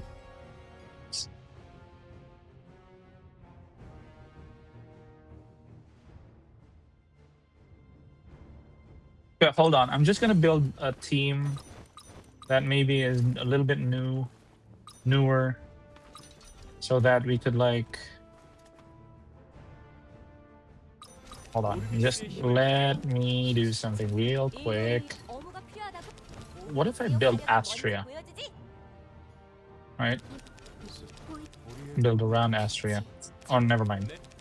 저희 교단은 Ornette, Othello, 저를 and 인도했습니다. 벗어주세요. 그것이 여기 is Cerise still up? Okay. 있습니까? Ornette, Othello, and Alex. Ornette, Othello, and Cerise. 알아두십시오. I guess we could just go with Cerise. 주왕실과 상의된 일. I've had enough of Alex for the day. He could like, he's cool and all, 에르난테에게 but you gotta learn when to say no. 우리의 앞길을 막는 자에게 죽음을.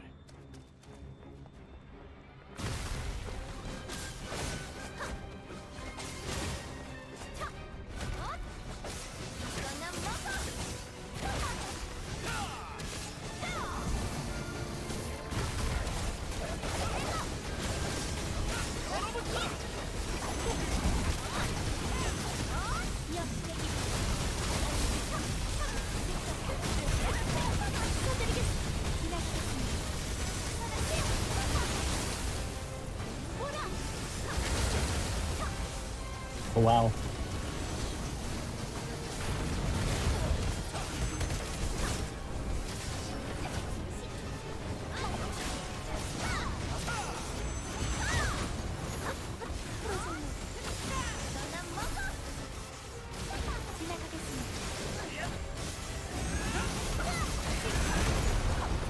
Crap.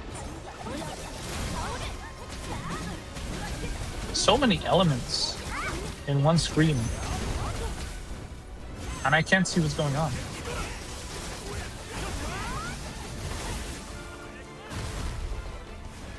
Oh, not today.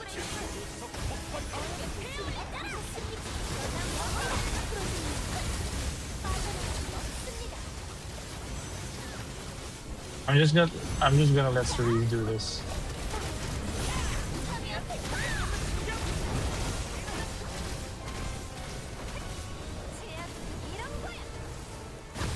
Oh no.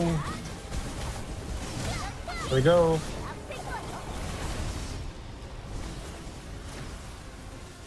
Wow, that's a lot of illusions.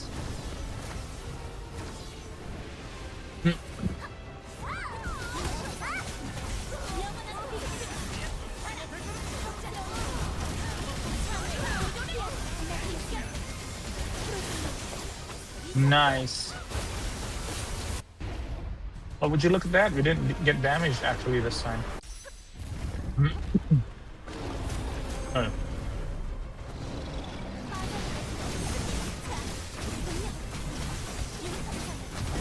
No, I got damaged this time. Unbelievable.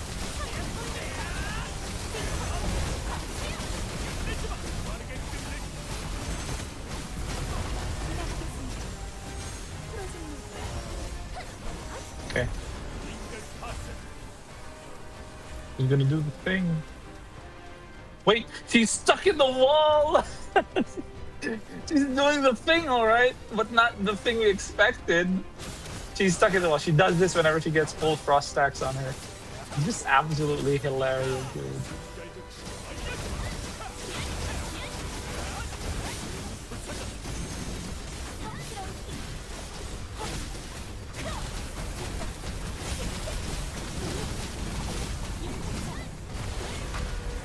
Oh no, she gave up on life.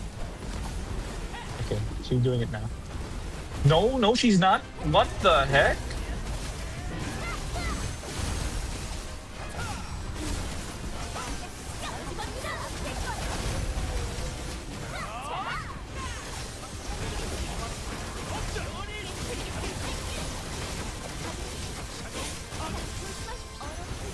He's dead, I think.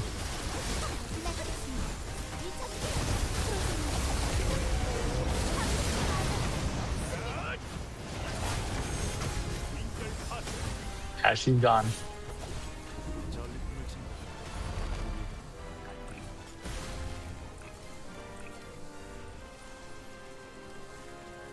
Nice. Good run. Good run. What is that? That was the fourth run, right? All right, we can do one more. GG's. Thank you for your help. Thank you for your service, Shizu. Shizu sounds like Shifu.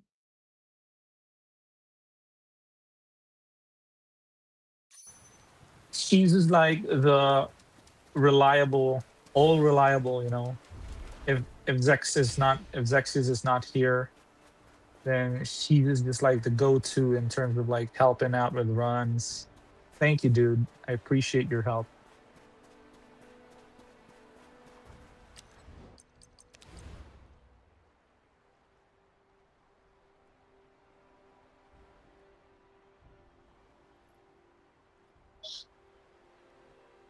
I wonder if it's still, yeah, it's still on. Hmm.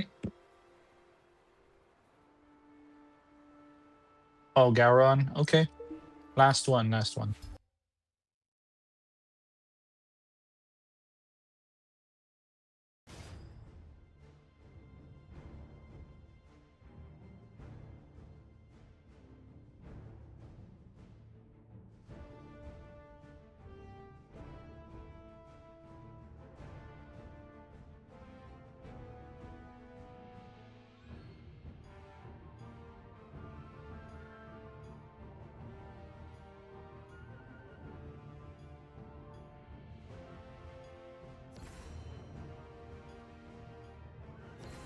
Okay. I think we're back up. The other AirPod ran out of battery. That's why. That's why we're changing to this one. This is gonna be the last run, guys. And before it all ends, I'd like to thank everyone who stayed, everyone who's watching, everyone who's yet to come. Thank you so much for the 익숙한 support 길이 you're 내가 showing 가는 거야. this 다들 조심해라. little community of ours. Hopefully it gets to higher heights. And just appreciate everyone's presence today. Especially those who like did the math. Silvers, Vexius, Thor. I'll mention the other names later on. Those very big guys. But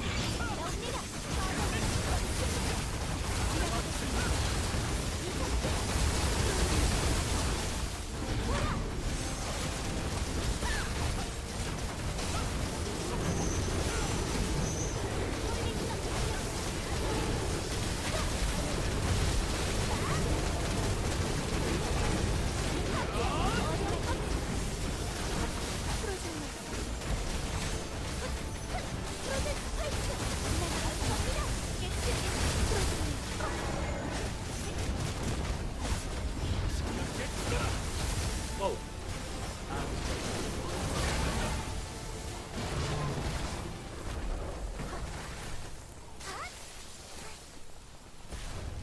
도와드리겠습니다. I forget this Korean like fast 지나가겠습니다. dashers out there.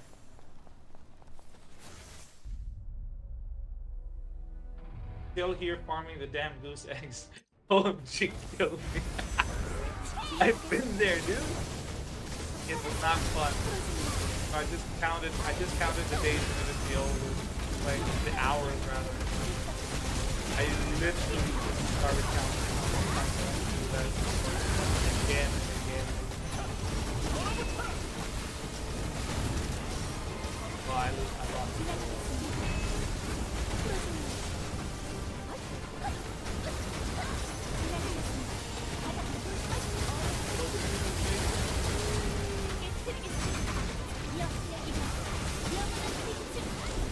Shackle slapped.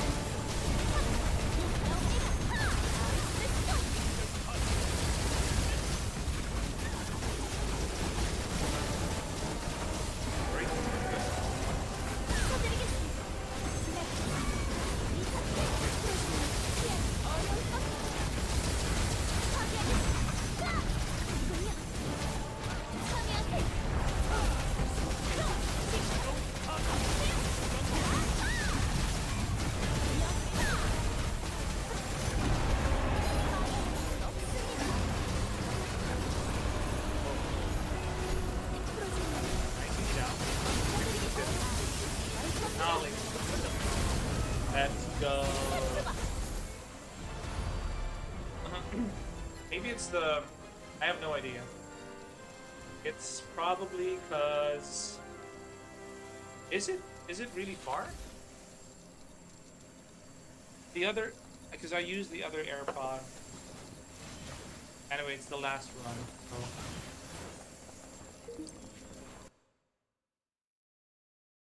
It sounds a bit farther right now. I don't know. Just me. Yeah, I think it does sound a little bit farther. Yeah, so probably is. It does sound a bit farther, huh? Yeah, it's toward the... I forgot to like charge the other P. Hold on.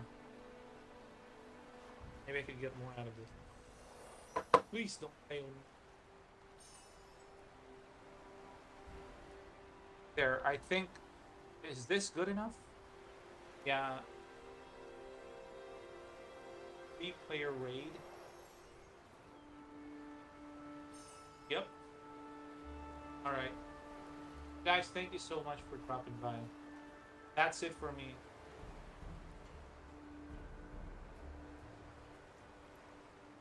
Totally different for Level 3. Yeah, it's definitely different. Thanks again, man. Thanks, Silver. Thanks to everyone as well who dropped by. Thank you, Silver. Thank you, Shura. Thank you, Zexius. Thanks as well to...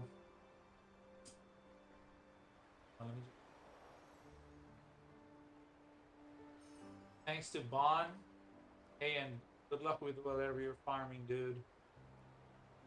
Just do your best. And next time you can do more runs as well, Bon. I'd like to give you a chance as well since you sat this one out. Thanks for your kind consideration as well. Appreciate you. So, elves. Back here, Zarik. I know you're already off, but in case you're here, thanks a ton. Yeah, the mic I think is really farther away this time.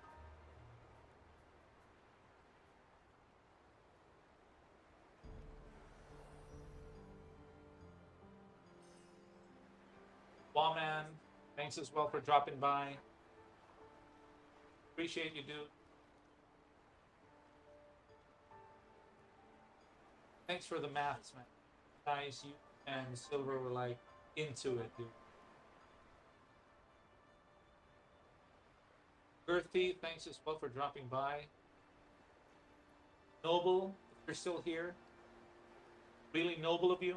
No, thank you, dude. Appreciate your presence. And I'm just scrolling through the chat now. I think that's pretty much.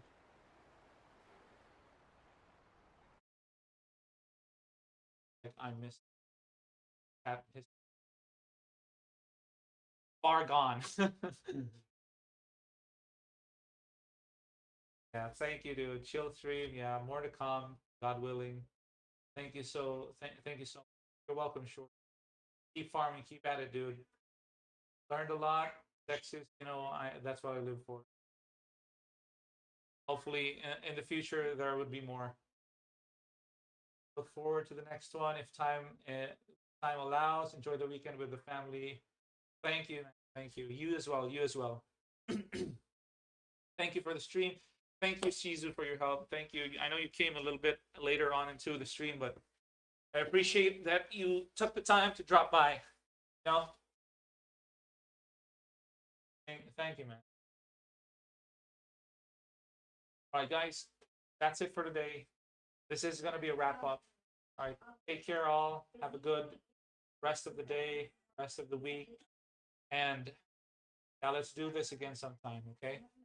Stay tuned, stay tuned. September is going to be amazing. All right, that's good. Peace, peace. Take care, everyone.